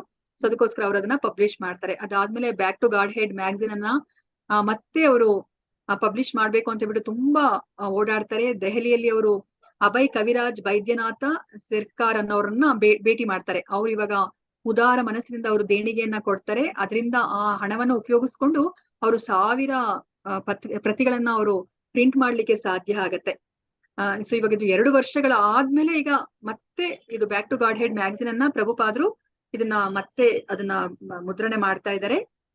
ಅದಾದ್ಮೇಲೆ ಇದೇ ತರನೇ ಇನ್ನ ಒಬ್ರು ದಾನಿ ರಾಮ್ಲಾಲ್ ಕಪೂರ್ ಅಂಡ್ ಸನ್ಸ್ ಶ್ರೀ ಸುಬೋಧ್ ಕುಮಾರ್ ಕಪೂರ್ ಅವ್ರುನು ಸಹ ಮತ್ತೆ ನವೆಂಬರ್ 20ರ ಸಂಚಿಕೆಯನ್ನ ಪ್ರಕಟಗೊಳಿಸ್ಲಿಕ್ಕೆ ಅವರು 1000 ಪ್ರತಿಗಳನ್ನ ಪ್ರಕಟಗೊಳಿಸ್ಲಿಕ್ಕೆ ಎಷ್ಟು ಹಣ ಬೇಕೋ ಅಷ್ಟನ್ನ ಅವರು ದೇಣಿಗೆ ಕೊಡ್ತಾರೆ. ಸೊ ಈ ನವೆಂಬರ್ ಸಂಚಿಕೆಯಲ್ಲಿ ಯಾವ ಒಂದು ಲೇಖನವನ್ನ ಬರೀತಾರೆ ಅಂತಂದ್ರೆ ಸತ್ಯ ಮತ್ತೆ ಸೌಂದರ್ಯ ಅನ್ನೋದನ್ನ ಬರೀತಾರೆ. ಇದನ್ನ ನೀವು ಲೆವೆಲ್ 1 ಕ್ಲಾಸ್ ಅಲ್ಲೂ ಅಥವಾ ಲೆವೆಲ್ 2 ಕ್ಲಾಸಸ್ ಅಲ್ಲೂ ನೀವು ಕೇಳಿರಬಹುದು, ಸತ್ಯ ಮತ್ತೆ ಸೌಂದರ್ಯದ ಈ ಕಥೆಯನ್ನ. ಸೊ ಒಂದು ತುಂಬಾ ಸುಂದರವಾದ ಒಬ್ಬ ಸ್ತ್ರೀ ಇರ್ತಾಳೆ, ಅವ್ರನ್ನ ಮದ್ವೆ ಆಗ್ಬೇಕಂತ ಹೇಳ್ಬಿಟ್ಟು ಒಬ್ಬ ಶ್ರೀಮಂತ ವ್ಯಕ್ತಿ ಅವನು ತುಂಬಾ ಫೋರ್ಸ್ ಮಾಡ್ತಾನೆ. ಆದ್ರೆ ಆ ಹೆಣ್ಣು ಮಗಳಿಗೆ ಇವರನ್ನ ಮದ್ವೆ ಮಾಡ್ಕೊಳ್ಲಿಕ್ಕೆ ಇಷ್ಟ ಇರೋದಿಲ್ಲ. ಅದಕ್ಕೋಸ್ಕರ ಅವಳು ತುಂಬಾ ಒತ್ತಾಯ ಮಾಡಿದಕ್ಕೆ 1 ವಾರ ಬಿಟ್ಕೊಂಡ್ ಬನ್ನಿ, ನನ್ಗೆ 1 ವಾರ ಟೈಮ್ ಕೊಡಿ ಅಂತ ಕೇಳ್ತಾಳೆ. ಅದಾದ್ಮೇಲೆ ಅವಳೇನ್ ಮಾಡ್ತಾಳೆ, ಆ ಬೇದಿ ಆಗೋದು ವಾಂತಿ ಆಗುವಂತಹ ಮಾತ್ರೆಗಳನ್ನ ತಗೊಂಡು ಅವಳು ಆ ಬೇದಿಯನ್ನ ವಾಂತಿಯನ್ನ ಅವಳು ಪಾತ್ರೆಗಳಲ್ಲಿ ಸಂಗ್ರಹಿಸಿಡ್ತಾಳೆ. ಅದಾದ್ಮೇಲೆ 1 ವಾರ ಆದ್ಮೇಲೆ ಇವನು ತುಂಬಾ ಖುಷಿಯಾಗಿ ನನ್ನನ್ನ ಒಪ್ಕೋತಾಳೆ ಇವಳು ಅಂತ ಹೇಳ್ಬಿಟ್ಟು ಅವನು ಬಂದು ಈ ಅವ್ರ ಮನೆಗೆ ಬರ್ತಾಳೆ. ಬಂದಾಗ ಈ ಹೆಣ್ಣು ಮಗಳನ್ನೇ ಭೇಟಿ ಆಗ್ತಾನೆ ಅವನು. ಭೇಟಿಯಾದಾಗ ಅವನಿಗೆ ಗುರ್ತಿಡೋದಿಕ್ಕೆ ಆಗೋದಿಲ್ಲ. ಆಮೇಲೆ ಅವಳು ಹೇಳ್ತಾಳೆ, ನಾನೇನೆ ಆ ಹೆಣ್ಣು ಮಗಳು ಅಂತ ಹೇಳ್ಬಿಟ್ಟು, ನಾ ಇವಾಗ ನನ್ನ ಸೌಂದರ್ಯವನ್ನ ನಾನು ಪ್ರತ್ಯೇಕಿಸಿದೀನಿ, ನನ್ನಿಂದ ನಾನು ನನ್ನ ಸೌಂದರ್ಯವನ್ನ ಪ್ರತ್ಯೇಕಿಸಿದೀನಿ ಪ್ರತ್ಯೇಕ ಮಾಡಿದೀನಿ, ಅದನ್ನ ನೀವು ನೋಡ್ಲಿಕ್ಕೆ ಇಚ್ಛೆ ಪಡ್ತೀರಾ ಅಂತ ಹೇಳಿದಾಗ ಈ ವ್ಯಕ್ತಿ ಆ ಶ್ರೀಮಂತ ವ್ಯಕ್ತಿಗೆ ಅಷ್ಟು ಬುದ್ಧಿ ಇಲ್ಲ. ಅವನು ಆಯ್ತು ನಾನು ನೋಡ್ಲಿಕ್ಕೆ ಇಷ್ಟಪಡ್ತೀನಿ ನಿನ್ನ ಸೌಂದರ್ಯವನ್ನ ಅಂತ ಹೇಳ್ಬಿಟ್ಟು ಅವನು ಒಪ್ಪಿಗೆ ಕೊಡ್ತಾನೆ. ಅದಾದ್ಮೇಲೆ ಅವಳು ಆ 2 ಪಾತ್ರೆಗಳಲ್ಲಿ ಇಟ್ಟಿರ್ತಾಳಲ್ವಾ, ಅಲ್ಲಿಗೆ ಕರ್ಕೊಂಡು ಹೋಗ್ತಾಳೆ. ಅಲ್ಲಿ ಅಷ್ಟು ಗೊಬ್ಬು ವಾಸನೆ ಬರ್ತಾ ಇರುತ್ತೆ. ಅಂತಹ ಜಾಗಕ್ಕೆ ಕರ್ಕೊಂಡು ಹೋಗ್ತಾಳೆ. ಆಮೇಲೆ ಹೇಳ್ತಾಳೆ, ನೋಡಿ ನಾನು ನನ್ನ ಸೌಂದರ್ಯವನ್ನ ನಾನು ಪ್ರತ್ಯೇಕಗೊಳಿಸಿದೀನಿ ಅಂತ ಹೇಳಿದಾಗ ಆಗ ಅವನಿಗೆ ಅರ್ಥ ಆಗತ್ತೆ. ಇವಾಗ ಅದನ್ನೇ ಇಲ್ಲಿ ಪ್ರಭುಪಾದರು ಹೇಳ್ತಾ ಇದಾರೆ. ನಾವ್ ಯಾವುದೇ ಒಂದು ಸಾಹಿತ್ಯದಲ್ಲಿ ಅಲ್ಲಿ ಕೃಷ್ಣನ ಬಗ್ಗೆ ಚರ್ಚೆ ನಡೀತಾ ಇಲ್ಲ, ಕೃಷ್ಣನನ್ನ ನಾವು ಹಾಡಿ ಹೊಗಳಿಲ್ಲ ಅಂತಂದ್ರೆ ಅದು ಅಂತಹ ಸಾಹಿತ್ಯ ಇಂತಹ ಮಲ ವಾಂತಿಗಿಂತ ಅದು ಉತ್ತಮವಲ್ಲ ಅಂತ ಹೇಳ್ಬಿಟ್ಟು ಅವರ ಪತ್ರಿಕೆಯಲ್ಲಿ ಏನು ಸತ್ಯ ಮತ್ತೆ ಸೌಂದರ್ಯ, ಬ್ಯೂಟಿ ಅಂಡ್ ಟ್ರುತ್ ಅಂತ ಹೇಳ್ಬಿಟ್ಟು ಅವ್ರ ಅದನ್ನ ಟ್ರುತ್ ಅಂಡ್ ಬ್ಯೂಟಿ ಅಂತ ಹೇಳ್ಬಿಟ್ಟು ಅದನ್ನ ಪಬ್ಲಿಷ್ ಮಾಡಿರ್ತಾರೆ. ಅದಾದ್ಮೇಲೆ ಮತ್ತೆ ಭಕ್ತಿ ಸಿದ್ಧಾಂತ ಸರಸ್ವತಿ ಅವರ ಏನು ಡಿಸಪಿಯರೆನ್ಸ್ ಡೇ ಬರುತ್ತೆ. ಅವಾಗ ಪ್ರಭುಪಾದರು ಒಂದು ವಿರಹ ಅಷ್ಟಕವನ್ನ ಬರೀತಾರೆ. ಆ ವಿರಹ ಅಷ್ಟಕದಲ್ಲಿ ಪ್ರಭುಪಾದರಿಗೆ ಈಗ ಯಾರು ಸಹಾಯ ಮಾಡ್ಲಿಕ್ಕೆ ಯಾರು ಇಲ್ಲ, ಆ ಗುರುಗಳ ಏನು ಸಾಂಗತ್ಯನೂ ಅವ್ರಿಗೆ ಸಿಗ್ತಾ ಇಲ್ಲ. ಅದಕ್ಕೆ ನೋಡಿ ಅವರು ಪ್ರಭುಪಾದರು ಇಲ್ಲಿ ಒಂದು ವಿರಹ ಅಷ್ಟಕವನ್ನ ಅವರು ಬರೀತಾರೆ ಅವರ ಗುರುಗಳ ಕುರಿತಾಗಿ. ನೀವು ನನ್ನ ಮೇಲೆ ಎಷ್ಟು ಎಂತಹ ಪತಿತ ನಾನು, ನನ್ನ ಮೇಲೆ ನೀವು ಎಷ್ಟು ಕರುಣೆನ ನೀವು ತೋರಿದೀರಾ, ಆದ್ರೆ ನೀವು ಇವಾಗ ನಮ್ಮ ಜೊತೆ ಇಲ್ಲ. ಮತ್ತೆ ನೀವು ಅವ್ರನ್ನ ಸಿಂಹಗುರು ಅಂತ ಕರಿತಾ ಇದ್ರಲ್ವಾ, ನೀವ್ ಎಂತಹ ಒಂದು ಧೈರ್ಯವನ್ನ ತಗೊಂಡು ನೀವು ಈ ಮಾಯಾವಾದಿಗಳನ್ನ ಮತ್ತೆ ಯಾರೆಲ್ಲ ಈ ಕೃಷ್ಣ ಪ್ರಜ್ಞೆಗೆ ವಿರುದ್ಧವಾಗಿ ನಡ್ಕೋತಾ ಇದ್ರು, ಅವರ ವಿರುದ್ಧವಾಗಿ ನೀವು ಧ್ವನಿಯನ್ನ ಎತ್ತಿದ್ದೀರಾ. ಸೊ ನೀವು ಈ ಭಾರತದ ಉದ್ದಗಲಕ್ಕೂ ಸಹ ಈ ಕೃಷ್ಣ ಪ್ರಜ್ಞೆನ ನೀವು ಹರಡಿದೀರಾ. ಆದ್ರೆ ಇವಾಗ ಎಂತಹ ಸ್ಥಿತಿ ಇದೆ, ನಾವೆಲ್ಲ ಕತ್ತಲ್ಲಿ ಇದೀವಿ ನಿಮ್ಮ ಮಾರ್ಗದರ್ಶನ ಇಲ್ದಲೆ ಅಂತ ಹೇಳ್ಬಿಟ್ಟು ನೋಡಿ, ನಿಮ್ಮ ಅನುಪಸ್ಥಿತಿಯಲ್ಲಿ ಎಲ್ಲ ಕತ್ಲಾಗಿದೆ ಅಂತ ಹೇಳ್ಬಿಟ್ಟು ಅವರು ಒಂದು ವಿರಹ ಅಷ್ಟಕವನ್ನ ಅವರು ಬರೀತಾರೆ ಪ್ರಭುಪಾದರು ಅವರ ಗುರುಗಳ ಕುರಿತಾಗಿ. ಮತ್ತೆ ಒಂದ್ ರಾತ್ರಿ ಪ್ರಭುಪಾದರಿಗೆ ಮತ್ತೆ ಕನಸು ಬೀಳುತ್ತೆ. ನಿಮ್ಗೆ ಗೊತ್ತಿರೋ ಹಾಗೆ ಇದಕ್ಕಿಂತ ಮುಂಚೆ ಎಷ್ಟೊಂದ್ಸತಿ ಇದೇ ಕನಸು ಬಿದ್ದಿದೆ, ಅದೇ ಕನಸು ಮತ್ತೆ ರಿಪೀಟ್ ಆಗುತ್ತೆ. ಅವ್ರ ಕನಸಲ್ಲಿ ಅವರ ಗುರುಗಳು ಭಕ್ತಿಸಿದ್ಧಾಂತ ಸರಸ್ವತಿ ಠಾಕೂರ್ ಅವರು ಬಂದ್ಬಿಟ್ಟು ಮತ್ತೆ ಪ್ರಭುಪಾದರನ್ನ ಕರೀತಾ ಇದ್ದಾರೆ. ಆ ಪ್ರಭುಪಾದ ಬಾ, ನೀನು ವೃಂದಾವನವನ್ನ ಎಲ್ಲವನ್ನ ತೊರೆದು ನೀನು ಬಾ, ನೀನು ಸನ್ಯಾಸಿ ಆಗು ಅಂತ ಹೇಳ್ಬಿಟ್ಟು ಅವ್ರು ಇವಾಗ ಮತ್ತೆ ಕನಸಲ್ಲಿ ಕಾಣಿಸ್ಕೊತಾ ಇದ್ದಾರೆ. ಇದಕ್ಕಿಂತ ಮುಂಚೆ ಪ್ರಭುಪಾದರಿಗೆ ತುಂಬಾ ಭಯ ಆಗ್ತಿತ್ತು ಅಲ್ವಾ, ಯಾಕಂದ್ರೆ ಅವ್ರಿಗೆ ತುಂಬಾ ಜವಾಬ್ದಾರಿ ಇತ್ತು. ಇದೇನಿದು, ನನಗೆ ಗುರುಗಳು ಈ ತರ ನನಗೆ ಕರೆಯನ್ನ ಕೊಡ್ತಾ ಇದಾರಲ್ವಾ, ನಾನು ಸನ್ಯಾಸಿ ಆಗುವಂತ, ಆದ್ರೆ ನನಗೆ ಎಷ್ಟು ಜವಾಬ್ದಾರಿ ಇದೆ, ನನ್ನ ಸಂಸಾರದ ಜವಾಬ್ದಾರಿ ಇದೆ, ನನ್ನ ವ್ಯವಹಾರದ ಜವಾಬ್ದಾರಿ ಇದೆ, ಇದು ಸರಿಯಾದ ಸಮಯ ಇಲ್ಲ ಅಂತ ಹೇಳ್ಬಿಟ್ಟು ಅವರು ತಳ್ಕೊಂಡೇ ಬರ್ತಾ ಇದ್ರು. ಆದ್ರೆ ಇವಾಗ ಅಂತಹ ಸ್ಥಿತಿ ಇಲ್ಲ ಅಲ್ವಾ. ಈಗ ಅವರು ಸನ್ಯಾಸತ್ವವನ್ನು ತಗೊಳ್ಲಿಕ್ಕೆ ಅವರು ಇವಾಗ ವಾನಪ್ರಸ್ಥ ಆದ್ಮೇಲೆ ಸನ್ಯಾಸಾಶ್ರಮ ಅಲ್ವಾ, ಇವಾಗ ವಾನಪ್ರಸ್ಥದಲ್ಲೇನೆ ಅವ್ರು ಇದ್ದಾರೆ. ಅವರು ತಮ್ಮ ಸಂಸಾರವನ್ನ ಬಿಟ್ಟು ಬಂದಿದ್ದಾರೆ. ಈಗ ಅವ್ರು ಏಕಾಂಗಿಯಾಗಿ ಅವರು ಇದ್ದಾರೆ. ಭಗವಂತನಿಗೋಸ್ಕರನೇ ಅವರು ತಮ್ಮ ಜೀವನವನ್ನ ಈಗ ಮುಡುಪಾಗಿ ಇಟ್ಟಿದ್ದಾರೆ. ಇವಾಗ ಸನ್ಯಾಸತ್ವ ಇರೋದು ಏನಕ್ಕೋಸ್ಕರ, ಸನ್ಯಾಸತ್ವದ ನಿಜವಾದ ಉದ್ದೇಶ ಏನು ಅಂದ್ರೆ ಉಪದೇಶ ಮಾಡೋದು. ಇವಾಗ ದೇಶ ವಿದೇಶಗಳಲ್ಲಿ ಉಪದೇಶ ಮಾಡ್ಬೇಕು ಅಂತಂದ್ರೆ ಅಟ್ಲೀಸ್ಟ್ ಅವ್ರು ಯಾವ್ದಾದ್ರು ಒಂದು ಸಂಸ್ಥೆಯಿಂದ ಅವರು ಹೋಗ್ಬೇಕು. ಸಂಸ್ಥೆಯಿಂದ ಹೋದ್ರೆ ಅಷ್ಟೇನೆ ಅಲ್ಲಿ ದೇಶ ವಿದೇಶಗಳಲ್ಲಿ ಅವ್ರನ್ನ ಗುರ್ತಿಸ್ತಾರೆ ಅಲ್ವಾ. ಅವ್ರು ಏಕಾಂಗಿಯಾಗಿ ಹಾಗೆ ಹೋದ್ರೆ ಅವ್ರನ್ನ ಯಾರು ಗುರ್ತಿಸೋದಿಲ್ಲ. ಅದಕ್ಕೋಸ್ಕರ ಪ್ರಭುಪಾದ್ರು ಇವಾಗ ಸರಿ, ನಾನು ಇವಾಗ ಸನ್ಯಾಸದ ಅವಶ್ಯಕತೆ ತುಂಬಾ ಇದೆ ಅಂತ ಹೇಳ್ಬಿಟ್ಟು ಪ್ರಭುಪಾದ್ರಿಗೆ ಅನ್ಸುತ್ತೆ. ಮತ್ತೆ ಸನ್ಯಾಸವನ್ನ ಸ್ವೀಕರಿಸಿದ್ರೆ ಏನು ಅರ್ಥ ಅಂತಂದ್ರೆ ಒಬ್ಬ ವೈಷ್ಣವ ತನ್ನ ದೇಹ ಮನಸ್ಸು ಮತ್ತೆ ವಾಚ ಅಂದ್ರೆ ಕಾಯ ವಾಚ ಮನಸ್ಸ ಭಗವಂತನಿಗೆ ಅವರು ಅರ್ಪಿಸ್ತಾ ಇದಾರೆ, ಎಲ್ಲವನ್ನ ಭಗವಂತನಿಗೆ ಅರ್ಪಿಸ್ತಾ ಇದಾರೆ ಅಂತ ಹೇಳ್ಬಿಟ್ಟು ಅರ್ಥ. ಅಂದ್ರೆ ಉಪದೇಶ ಮಾಡ್ಬೇಕು ಮತ್ತೆ ತನ್ನೆಲ್ಲವನ್ನ ಸಕಲವನ್ನ ಭಗವಂತನ ಸೇವೆಗೆ ಉಪಯೋಗಿಸ್ಬೇಕು ಅಂತ ಹೇಳ್ಬಿಟ್ಟು ಈ ಎರಡು ಉದ್ದೇಶ ಸನ್ಯಾಸತ್ವದ ಉದ್ದೇಶ. ಸೊ ಅದಕ್ಕೋಸ್ಕರ ಪ್ರಭುಪಾದ್ರು ಇವಾಗ ಯೋಚನೆ ಮಾಡ್ತಾರೆ, ಸರಿ ನಾನು ಇವಾಗ ಮೊದ್ಲೆಲ್ಲ ಆದ್ರೆ ನಾನು ಆತರ ಯೋಚನೆ ಮಾಡ್ತಾ ಇದ್ದೆ, ಈಗ ಸರಿಯಾದ ಸಮಯ ಅಂತ ಅವ್ರಿಗೂ ಅನ್ಸುತ್ತೆ. ಪ್ರಭುಪಾದರಿಗೆ ಒಂದ್ಸತಿ ಅವರ ದೈವ ಸಹೋದರ ಹೇಳ್ತಾರೆ, ಪ್ರಭುಪಾದ ನಿನಗ್ ನೋಡಿದ್ರೆ ಎಂತಹ ಇಚ್ಛೆ ಇದೆ, ಉನ್ನತವಾದ ಇಚ್ಛೆ ಇದೆ, ನೀನು ಪಾಶ್ಚಿಮಾತ್ಯ ದೇಶಕ್ಕೆ ಹೋಗಿ ನೀನು ಪ್ರಚಾರ ಮಾಡ್ಬೇಕು ಅಂತ ಹೇಳ್ತೀಯಾ. ಆದ್ರೆ ಪ್ರಚಾರ ಮಾಡ್ಬೇಕು ಅಂತಂದ್ರೆ ನೀನು ಸನ್ಯಾಸತ್ವನ ತಗೊಂಡ್ರೆ ಅಷ್ಟೇನೆ ಅದಕ್ಕೆ ಒಂದು ಘನತೆ ಅಂತ ಇರುತ್ತೆ. ನಿನಗ್ ಗೊತ್ತಿರೋ ಹಾಗೇನೆ ನೋಡು, ಇವಾಗ ನಿನ್ನ ಗುರುಗಳು ಸಹ ಸನ್ಯಾಸತ್ವವನ್ನ ತಗೊಂಡ್ರು. ಮತ್ತೆ ಚೈತನ್ಯ ಮಹಾಪ್ರಭುಗಳು ಅವರು ಸಹ ಈ ಕೃಷ್ಣ ಆಂದೋಲನವನ್ನ ನಡೆಸ್ಬೇಕು ಅಂತಂದ್ರೆ ಅವರು ಸಹ ಸನ್ಯಾಸತ್ವವನ್ನ ತಗೊಂಡ್ರು. ನೀನ್ ಯಾಕೆ ಸನ್ಯಾಸತ್ವವನ್ನ ತಗೋಬಾರ್ದು ಅಂತ ಹೇಳ್ಬಿಟ್ಟು ಅವರ ದೈವ ಸಹೋದರ ವೃಂದಾವನದಲ್ಲಿ ಹೇಳ್ತಾರೆ. ಸೊ ಇವರು ದೈವ ಸಹೋದರ ಹೇಳಿರೋ ಮಾತನ್ನ ಸ್ವತಃ ತಮ್ಮ ಗುರುಗಳೇ ಭಕ್ತಿಸಿದ್ಧಾಂತ ಸರಸ್ವತಿ ಠಾಕೂರ್ ಅವರೇ ನನಗೆ ಬಂದು ಹೇಳ್ತಾ ಇದ್ದಾರೆ ಅಂತ ಹೇಳ್ಬಿಟ್ಟು ಪ್ರಭುಪಾದ್ರು ಭಾವಿಸ್ತಾರೆ. ಅವಾಗ ಅವರು ಯೋಚನೆ ಮಾಡ್ತಾರೆ, ಸರಿ ಆಯ್ತು, ನಾನು ಇವಾಗ ಸನ್ಯಾಸತ್ವವನ್ನ ತಗೊಳ್ಳೇಬೇಕು, ನನ್ನ ಉದ್ದೇಶವನ್ನ ನಾನು ನೆರವೇರಿಸ್ಕೋಬೇಕು, ನನ್ನ ಗುರಿಯನ್ನ ನಾನು ನೆರವೇರಿಸ್ಕೋಬೇಕು ಅಂದ್ರೆ ನಾನು ಸನ್ಯಾಸತ್ವನ್ನ ತಗೋಬೇಕು ಅಂತ ಹೇಳ್ಬಿಟ್ಟು ಅವ್ರು ಮನಸ್ಸು ಮಾಡ್ಕೊಂಡು ಅವರು ಚೈತನ್ಯ ಮಠದ ಮುಖ್ಯಸ್ಥ ಭಕ್ತಿವಿಲಾಸ ತೀರ್ಥ ಮಹಾರಾಜರನ್ನ ಅವ್ರು ಕೇಳ್ತಾರೆ. ಯಾಕಂದ್ರೆ ಚೈತನ್ಯ ಮಠ ಅದು ತಮ್ಮ ಗುರುಗಳ ಮಠ, ಅದು ಚೈತನ್ಯ ಮಠಕ್ಕೆ ಇವಾಗ ಭಕ್ತಿವಿಲಾಸ ತೀರ್ಥ ಅವರು ಅಲ್ಲಿ ಮುಖ್ಯಸ್ಥರಾಗಿರ್ತಾರೆ. ಅದಕ್ಕೋಸ್ಕರ ನಾನು ಇವಾಗ ಸನ್ಯಾಸತ್ವವನ್ನು ಸಹ ನನ್ನ ಗುರುಗಳ ಮಠದ ಮೂಲಕನೇ ನಾನು ತಗೋಬೇಕು ಅಂತ ಇಷ್ಟಪಟ್ಟು ಅವ್ರೇನ್ ಮಾಡ್ತಾರೆ, ಭಕ್ತಿವಿಲಾಸ ತೀರ್ಥ ಮಹಾರಾಜರನ್ನ ಅವ್ರು ಕೇಳ್ಕೊತಾರೆ. ಆದ್ರೆ ಭಕ್ತಿವಿಲಾಸ ತೀರ್ಥ ಮಹಾರಾಜರು ಅವ್ರು ಒಪ್ಕೊಳೋದಿಲ್ಲ. ನೀನ್ ಬಾ, ಇಲ್ಲಿ ಬಂದು ನಮ್ ಜೊತೆನೆ ಇದ್ಕೋ, ಇಲ್ಲೇ ಇದ್ಕೊಂಡು ನಿನ್ನೆಲ್ಲ ಕೆಲಸ ಕಾರ್ಯಗಳನ್ನ ಮಾಡು, ನಿನ್ನ ಸಮಯ ಬಂದಾಗ ನೋಡೋಣಂತೆ, ನಿನ್ನ ಅಮೆರಿಕಾಗೂ ಕಳ್ಸೋಣಂತೆ, ನಾನು ನಮ್ಮ ಮಠದಿಂದನೇ ಅಮೆರಿಕಾಗೆ ಕಳ್ಸೋಣಂತೆ, ನಮ್ಗೆ ಹಣ ಸಿಕ್ಕಿದಾಗ ನೀನ್ ಎಷ್ಟೆಲ್ಲ ಪುಸ್ತಕಗಳನ್ನ ಬರ್ದಿದ್ಯಲ್ಲ ಅದನ್ನೆಲ್ಲ ಪ್ರಿಂಟ್ನು ಸಹ ಮಾಡ್ಲಿಕ್ಕೆ ನಿನ್ಗೆ ಸಹಾಯ ಮಾಡೋಣಂತೆ. ಆದ್ರೆ ಫಸ್ಟ್ ಬಂದು ನಮ್ಮ ಜೊತೆನೆ ಇದ್ಕೊಂಡು ನಮ್ಮ ಮಠದಲ್ಲೇ ಇದ್ಕೊಂಡು ಇಲ್ಲಿ ಒಳ್ಳೆ ಗಾಳಿ ಬೆಳಕು ಇರುವಂತಹ ಒಂದು ರೂಮನ್ನು ಸಹ ನಿಮ್ಗೆ ಕೊಡ್ತೀವಿ, ನೀನ್ ಇಲ್ಲಿಗೆ ಬಾ ಅಂತ ಹೇಳ್ಬಿಟ್ಟು ಹೇಳ್ತಾರೆ. ಆದ್ರೆ ಪ್ರಭುಪಾದರಿಗೆ ಅವ್ರಿಗೆ ಅದು ಬೇಕಾಗಿರೋದಿಲ್ಲ, ಅವ್ರಿಗೆ ಕಾಯುವಂತಹ ಒಂದು ಸಮಯ ಇರೋದಿಲ್ಲ, ಅವ್ರಿಗೆ ಅಂತಹ ಒಂದು ಮನಸ್ಥಿತಿ ಇರೋದಿಲ್ಲ. ಯಾಕಂದ್ರೆ ಈಗ್ಲೇ ಆಲ್ರೆಡಿ ಅವ್ರಿಗೆ ಲೇಟ್ ಆಗ್ತಿದೆ, ವಯಸ್ಸಾಗ್ತಾ ಇದೆ. ಅದಕ್ಕೋಸ್ಕರ ಅವ್ರು ಏನ್ ಮಾಡ್ತಾರೆ, ಸರಿ ಆಯ್ತು ಅಂತ ಹೇಳ್ಬಿಟ್ಟು ಅವರು ಏನ್ ಯೋಚನೆ ಮಾಡ್ತಾರೆ ಅಂತಂದ್ರೆ ಮಥುರಾದ ಕೇಶವ ಮಹಾರಾಜರಿಗೆ ನಾನು ಕೇಳೋಣಂತೆ ಅಂತ ಹೇಳ್ಬಿಟ್ಟು ಈಗ ಅವರು ಮಥುರಾದ ಕೇಶವ ಮಹಾರಾಜ ಅವ್ರಿಗೆ ಕೇಳ್ತಾರೆ. ಕೇಶವ ಮಹಾರಾಜ ಹೇಳ್ತಾರೆ, ಸರಿ ಆಯ್ತು, ನೀನು ಬಾ, ಈಗ ನಿನ್ಗೆ ಸನ್ಯಾಸವನ್ನ ಕೊಡ್ತೀನಿ ಅಂತ ಹೇಳ್ಬಿಟ್ಟು ಹೇಳ್ತಾರೆ. ಸೊ ಇವಾಗ ಪ್ರಭುಪಾದ್ರ ಏನ್ ಮಾಡ್ತಾ ಇದಾರೆ, ಮಥುರಾಗೆ ಹೋಗ್ತಾ ಇದಾರೆ. ಸೆಪ್ಟೆಂಬರ್ 1959 ಅಂದ್ರೆ ಪ್ರಭುಪಾದ್ರಿಗೆ 63 ವರ್ಷ ವಯಸ್ಸಾಗಿದೆ. ಈಗ 63 ವರ್ಷ ವಯಸ್ಸಾದ್ಮೇಲೆ ಈಗ ಮಥುರಾದಲ್ಲಿ ಭದ್ರ ಮಾಸದಲ್ಲಿ ಯಾವತ್ತಿನ ದಿನ ನಮ್ಮ ಚೈತನ್ಯ ಮಹಾಪ್ರಭುಗಳ ಅಣ್ಣ ವಿಶ್ವರೂಪ ಅವರು ಸನ್ಯಾಸತ್ವವನ್ನು ತಗೊಂಡ್ರು, ಅದೇ ದಿನ ಈಗ ಕೇಶವಜಿ ಗೌಡಿಯ ಮಠದಲ್ಲಿ ನಮ್ಮ ಪ್ರಭುಪಾದರು ಈಗ ಭಕ್ತಿ ಪ್ರಜ್ಞಾ ಕೇಶವ ಮಹಾರಾಜರಿಂದ ಸನ್ಯಾಸವನ್ನ ಸ್ವೀಕರಿಸ್ತಾ ಇದ್ದಾರೆ. ಅವ್ರ ಜೊತೆ 90 ವರ್ಷ ವಯಸ್ಸಾಗಿರುವಂತಹ ಈ ಸನಾತನ ಅವ್ರನ್ನು ಸಹ ಸ್ವೀಕರಿಸ್ತಾ ಇದ್ದಾರೆ. ಇವಾಗ ಭಕ್ತಿ ಸಿದ್ಧಾಂತ ಕೇಶವ ಮಹಾರಾಜರವರು ಈಗ ಪ್ರಭುಪಾದ ಅವರಿಗೆ ಭಕ್ತಿ ವೇದಾಂತ ಸ್ವಾಮಿ ಅಂತ ಹೇಳ್ಬಿಟ್ಟು ಅವ್ರಿಗೆ ಸನ್ಯಾಸ ಹೆಸರನ್ನ ಕೊಡ್ತಾ ಇದ್ದಾರೆ. ಇವಾಗ ನಮಗ್ ಗೊತ್ತಿರೋ ಹಾಗೆ ಸ್ವಾಮಿ ಅಂತಂದ್ರೆ ಏನು, ಗೋಸ್ವಾಮಿ. ಯಾರು ತಮ್ಮ ಇಂದ್ರಿಯಗಳನ್ನ ಗೆದ್ದಿದಾರೋ ಅವ್ರಿಗೆ ಸ್ವಾಮಿ ಅಂತ ಕರೀತಾರೆ ಅಲ್ವಾ. ಸೊ ಗೋಸ್ವಾಮಿ ಅಂತಂದ್ರೆ ಅದೇ. ಅದಕ್ಕೋಸ್ಕರ ಯಾವುದೇ ಸನ್ಯಾಸಿಗಳಿದ್ರು ಸಹ ಅಲ್ಲಿ ಸ್ವಾಮಿ ಅನ್ನೋ ಒಂದು ಪದ ಬರುತ್ತೆ. ಯಾಕಂದ್ರೆ ಅವ್ರು ತಮ್ಮ ಎಲ್ಲ ಇಂದ್ರಿಯಗಳನ್ನ ಅವರು ಗೆದ್ದಿದ್ದಾರೆ. ಅದಕ್ಕೆ ಪ್ರಭುಪಾದ್ರಿಗೂ ಸಹ ಈಗ ಇಲ್ಲಿ ಭಕ್ತಿ ವೇದಾಂತ ಭಕ್ತಿ ವೇದಾಂತ ಸ್ವಾಮಿ ಅಂತ ಹೇಳ್ಬಿಟ್ಟು ಹೇಳ್ತಾ ಇದ್ದಾರೆ. ಅದೇ ತರ ಈ ಸನಾತನ ಅವ್ರಿಗೂ ಸಹ ಮುನಿ ಸ್ವಾಮಿ ಮಹಾರಾಜ್ ಅವ್ರಿಗೂ ಸಹ ಈಗ ಇಬ್ರಿಗೂ ಸಹ ಒಂದೇ ಬಾರಿ ಸನ್ಯಾಸತ್ವ ಆಗ್ತಾ ಇದೆ. ಇಲ್ಲಿ ಸನ್ಯಾಸತ್ವ ತಗೋಬೇಕಾದ್ರೂ ಸಹ ಇಲ್ಲಿ ಮಂತ್ರಗಳನ್ನ ಹೇಳ್ತಾರೆ. ಅಲ್ಲಿ ಹೋಮಕುಂಡದಲ್ಲಿ ಧಾನ್ಯವನ್ನ ತುಪ್ಪವನ್ನ ಬೆಂಕಿಗೆ ಅರ್ಪಿಸ್ತಾರೆ. ಅಲ್ಲಿ ಮತ್ತೆ ಸನ್ಯಾಸ ದಂಡವನ್ನ ಕೊಡ್ತಾರೆ. ಆ ಸನ್ಯಾಸ ದಂಡ ಹೇಗೆ ತಯಾರು ಮಾಡ್ತಾರೆ ಅಂತಂದ್ರೆ 4 ಬಿದಿರು ಸರಳುಗಳನ್ನ ಒಂದು ಬಟ್ಟೆಯಲ್ಲಿ ಅದನ್ನ ಸುತ್ತುತ್ತಾರೆ. ಅದಾದ್ಮೇಲೆ ಕೇಸರಿ ಬಟ್ಟೆಯಲ್ಲಿ ಸುತ್ತುತ್ತಾರೆ. ಅದಾದ್ಮೇಲೆ ಅವ್ರಿಗೆ ಸನ್ಯಾಸ ವಸ್ತ್ರವನ್ನ ಕೊಡ್ತಾರೆ. ಸನ್ಯಾಸ ವಸ್ತ್ರ ಅಂದ್ರೆ ಒಂದು ಧೋತಿ ಮತ್ತೆ ಒಂದು ತುಂಡು ಕೇಸರಿ ಬಟ್ಟೆ, ಅದು ಅವರ ಎದೆ ಭಾಗವನ್ನ ಮುಚ್ಚಲಿಕ್ಕೆ ಉಪಯೋಗಿಸ್ಕೊಳ್ಲಿಕ್ಕೆ, ಮತ್ತೆ ಒಳ ಉಡುಪಿಗೆ 2 ತುಂಡು ಬಟ್ಟೆಗಳನ್ನ ಕೊಡ್ತಾರೆ. ಅದಾದ್ಮೇಲೆ ಕುತ್ತಿಗೆಗೆ ಕಟ್ಕೊಳ್ಲಿಕ್ಕೆ ತುಳಸಿ ಮಣಿಯನ್ನ, ಸನ್ಯಾಸ ಮಂತ್ರವನ್ನ ಕೊಡ್ತಾರೆ.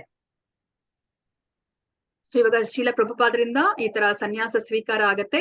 ಸೊ ಶೀಲ ಪ್ರಭುಪಾದರು ಸನ್ಯಾಸ ಸ್ವೀಕಾರ ಮಾಡಿದ್ದಾರೆ ಅಂತ ಹೇಳ್ಬಿಟ್ಟು ಈಗ ಗೌಡಿಯ ಪತ್ರಿಕೆಯಲ್ಲಿ ಅದನ್ನ ಪ್ರಕಟಿಸ್ತಾ ಇದ್ದಾರೆ. ಶೀಲ ಪ್ರಭುಪಾದರ ಜೀವನದ ಬಗ್ಗೆ ಒಂದ್ ಸ್ವಲ್ಪ ಲೇಖನವನ್ನ ಬರೆದ್ಬಿಟ್ಟು ಅದಾದ್ಮೇಲೆ ಈಗ ಭಕ್ತಿ ಸಿದ್ಧಾಂತ ಸರಸ್ವತಿ ಮಹಾರಾಜರು ಅವ್ರಿಗೆ ಸೂಚನೆಯನ್ನ ಕೊಟ್ಟಿದ್ದಾರೆ, ನೀನು ಸನ್ಯಾಸವನ್ನ ತಗೋ ಅಂತ ಹೇಳ್ಬಿಟ್ಟು. ಭಕ್ತಿ ಸಿದ್ಧಾಂತ ಸರಸ್ವತಿ ಠಾಕೂರ್ ಅವರ ಸೂಚನೆಯ ಮೇರೆಗೆ ಶೀಲ ಪ್ರಭುಪಾದರು ಇವಾಗ ಸನ್ಯಾಸವನ್ನ ತಗೋತಾ ಇದ್ದಾರೆ ಅಂತ ಹೇಳ್ಬಿಟ್ಟು ಅಲ್ಲಿ ಗೌಡಿಯ ಪತ್ರಿಕೆಯಲ್ಲಿ ಅದನ್ನ ಪಬ್ಲಿಷ್ ಮಾಡ್ತಾರೆ. ಸೊ ಈ ತರ ನಾವು ಇವತ್ತಿನ ಅಧ್ಯಾಯದಲ್ಲಿ 9ನೇ ಅಧ್ಯಾಯದಲ್ಲಿ ವೃಂದಾವನ ನಿವಾಸಿ ಇದರಲ್ಲಿ ನಾವು ಪ್ರಭುಪಾದರು ಈಗ ಡೆಲ್ಲಿಯಿಂದ ವಂಶಿ ಗೋಪಾಲ್ಜಿ ದೇವಸ್ಥಾನಕ್ಕೆ ಬರ್ತಾರೆ. ವಂಶಿ ಗೋಪಾಲ್ಜಿ ದೇವಸ್ಥಾನದಲ್ಲಿ ಇದ್ದಾಗ ಆಚಾರ್ಯ ಪ್ರಭಾಕರು ಅವರು ಆಹ್ವಾನದ ಮೇರೆಗೆ ಅವರು ಬಾಂಬೆಗೆ ಅವರು ವಿದ್ಯಾ ಭವನಕ್ಕೆ ಹೋಗ್ತಾರೆ. ಅವರು ಗೌರವ ಪ್ರಾಧ್ಯಾಪಕರಾಗಿ ಭಗವದ್ಗೀತೆನ ಪ್ರವಚನ ಮಾಡ್ಲಿಕ್ಕೆ. ಅದಾದ್ಮೇಲೆ ಅಲ್ಲಿ ಅವ್ರಿಗೆ ಉಸಿರುಗಟ್ಟೋ ವಾತಾವರಣ ಇರುತ್ತೆ. ಅದಕ್ಕೋಸ್ಕರ ಅಲ್ಲಿಂದ ಅವರು ಅಲ್ಲಿಂದ ಮತ್ತೆ ವಾಪಸ್ಸು ವೃಂದಾವನಕ್ಕೆ ಬರ್ತಾರೆ. ವೃಂದಾವನಕ್ಕೆ ಬಂದ್ಮೇಲೆ ಮತ್ತೆ ಅವರು ಬಾಂಬೆಗೆ ಹೋಗ್ತಾರೆ. ಬಾಂಬೆಗೆ ಹೋಗಿ ಅಲ್ಲಿ ಮತ್ತೆ ಪ್ರವಚನವನ್ನ ಸ್ಟಾರ್ಟ್ ಮಾಡ್ತಾರೆ. ಅದಾದ್ಮೇಲೆ ಮತ್ತೆ ಅವರು ದೃಢ ಸಂಕಲ್ಪ ಮಾಡ್ಕೊಂಡು ಅಲ್ಲಿಂದ ಅವರು ಅಲ್ಲಿಗೆ ರಾಜೀನಾಮೆಯನ್ನ ಕೊಟ್ಟು ಅವರು ಕಾನ್ಪುರಕ್ಕೆ ಬರ್ತಾರೆ. ಕಾನ್ಪುರದಲ್ಲಿ ಅವರು ಲೀಗ್ ಆಫ್ ಡಿವೋಟೀಸ್ ಅದನ್ನ ಪ್ರಚಾರ ಮಾಡ್ಬೇಕು ಅಂತ ಯೋಚನೆ ಮಾಡ್ತಾರೆ. ಅದಾದ್ಮೇಲೆ ವಂಶಿ ಗೋಪಾಲ್ಜಿ ಮತ್ತೆ ಅವರು ಕಾನ್ಪುರದಿಂದ ಮತ್ತೆ ಅವರು ವಾಪಸ್ ವೃಂದಾವನಕ್ಕೆ ಬರ್ತಾರೆ. ವೃಂದಾವನದಲ್ಲಿ ಅವರು ವೃಂದಾವನ ಭಜನ ಅದನ್ನ ಬರೀತಾರೆ. ಅದಾದ್ಮೇಲೆ ಬ್ಯಾಕ್ ಟು ಗಾಡ್ ಹೆಡ್ 2 ವರ್ಷ ತನಕ ಅವ್ರಿಗೆ ಪಬ್ಲಿಷ್ ಮಾಡ್ಲಿಕ್ಕೆ ಆಗಿರೋದಿಲ್ಲ. ಅವ್ರಿಗೆ ಹಣದ ಮುಗ್ಗಟ್ಟಿರೋದ್ರಿಂದ ಅವ್ರೀಗ ಮತ್ತೆ back to Godhead magazine ಅನ್ನ ಅವರು ಪಬ್ಲಿಷ್ ಮಾಡ್ತಾರೆ. ಭಕ್ತಿ ಸಿದ್ಧಾಂತ ಸರಸ್ವತಿ ಠಾಕೂರ್ ಅವರು ಕಣ್ಮರೆಯಾದ ದಿನ ಅವರು ವಿರಹ ಅಷ್ಟಕವನ್ನ ಬರೆದು ಅವರ ಮನಸ್ಸಿನ ಆ ನೋವನ್ನ ಅವರು ಭಕ್ತಿ ಸಿದ್ಧಾಂತ ಸರಸ್ವತಿ ಠಾಕೂರ್ ಅವ್ರಿಗೆ ಅರ್ಪಿಸ್ತಾರೆ. ಅದಾದ್ಮೇಲೆ ಅವರು ಕೊನೆಯದಾಗಿ ತುಂಬಾ ಮುಖ್ಯವಾಗಿ ಅವರು ಮಥುರಾದಲ್ಲಿ ಕೇಶವ ಅವ್ರಿಗೆ ಕನಸು ಬಿದ್ದಿರೋ ಪ್ರಕಾರನೇ ಅವರ ಭಕ್ತಿ ಸಿದ್ಧಾಂತ ಸರಸ್ವತಿ ಠಾಕೂರ್ ಅವರ ಆಜ್ಞೆಯ ಮೇರೆಗೆ ಈಗ ಅವರು ಸನ್ಯಾಸತ್ವವನ್ನು ಅವರು ಸ್ವೀಕರಿಸ್ತಾ ಇದ್ದಾರೆ. ಸೊ ಶೀಲ ಪ್ರಭುಪಾದ್ ಕಿ ಜೈ. ಇಲ್ಲಿ ನೆರೆದಿರುವ ಅನಂತ ಕೋಟಿ ವೈಷ್ಣವ ಭಕ್ತರೊಂದಿಗೆ ಕಿ ಜೈ. ವಾಂಚಕಲ್ಪತರುಭ್ಯಶ್ಚ ಕೃಪಾ ಸಿಂಧು ಬೇವಚ ಪತಿತಾನಾಂ ಪಾವನೇಭ್ಯೋ ವೈಷ್ಣವೇಭ್ಯೋ ನಮೋ ನಮಃ. ಹರೇ ಕೃಷ್ಣ ಕೃಷ್ಣ ಕೃಷ್ಣ ಹರೇ ಹರೇ, ಹರೇ ರಾಮ ರಾಮ ರಾಮ ಹರೇ ಹರೇ. ಹರೇ ಕೃಷ್ಣ. ಇವತ್ತು 2 ಅಧ್ಯಾಯಗಳನ್ನ ನಾವು ತಿಳ್ಕೊಂಡ್ವಿ, 8ನೇ ಅಧ್ಯಾಯ ಮತ್ತೆ 9ನೇ ಅಧ್ಯಾಯ. ದೆಹಲಿಯ ಕಾಡಲ್ಲಿ ಒಂಟಿಯಾಗಿರುವುದು ಮತ್ತೆ ವೃಂದಾವನ ನಿವಾಸಿ. ಸೊ ಮತ್ತೆ ನಾವು ಮುಂದಿನ ವಾರದಲ್ಲಿ ನಾವು 10 ಮತ್ತೆ 11 ಅಧ್ಯಾಯಗಳನ್ನ ನಾವು ತಿಳ್ಕೊಂಡಂತೆ. ಸೊ ಇಷ್ಟನ್ನ ತಿಳ್ಕೊಂಡ್ರೆ ನಾವು ಒಂದು ಬುಕ್ ಅನ್ನ ನಾವು ಮುಗಿಸ್ದಂಗ ಆಗುತ್ತೆ. ಹರೇ ಕೃಷ್ಣ. ಧನ್ಯವಾದಗಳು ಎಲ್ಲರೂ ಸಹ ನೀವು ಇಷ್ಟೊತ್ತು ನೀವು ಶ್ರದ್ಧೆಯಿಂದ ಕುತ್ಕೊಂಡು ಕೇಳಿರೋದಕ್ಕೆ. ಹರೇ ಕೃಷ್ಣ. ಧನ್ಯವಾದಗಳು. ನನ್ನಿಂದ ಏನಾದ್ರೂ ತಪ್ಪಾಗಿದ್ರೆ ನನ್ನ ಮೇಲೆ ಕ್ಷಮೆ ಇರ್ಲಿ. ಹರೇ ಕೃಷ್ಣ. ನಿಮ್ಗೆ ಏನಾದ್ರೂ ರಿಯಲೈಸೇಷನ್ ಆಗಿದ್ರೆ ನೀವು ಹಂಚ್ಕೋಬಹುದು. ಇಲ್ಲ ಅಂತಂದ್ರೆ ಏನಾದ್ರು ಪ್ರಶ್ನೆಗಳಿದ್ರೆ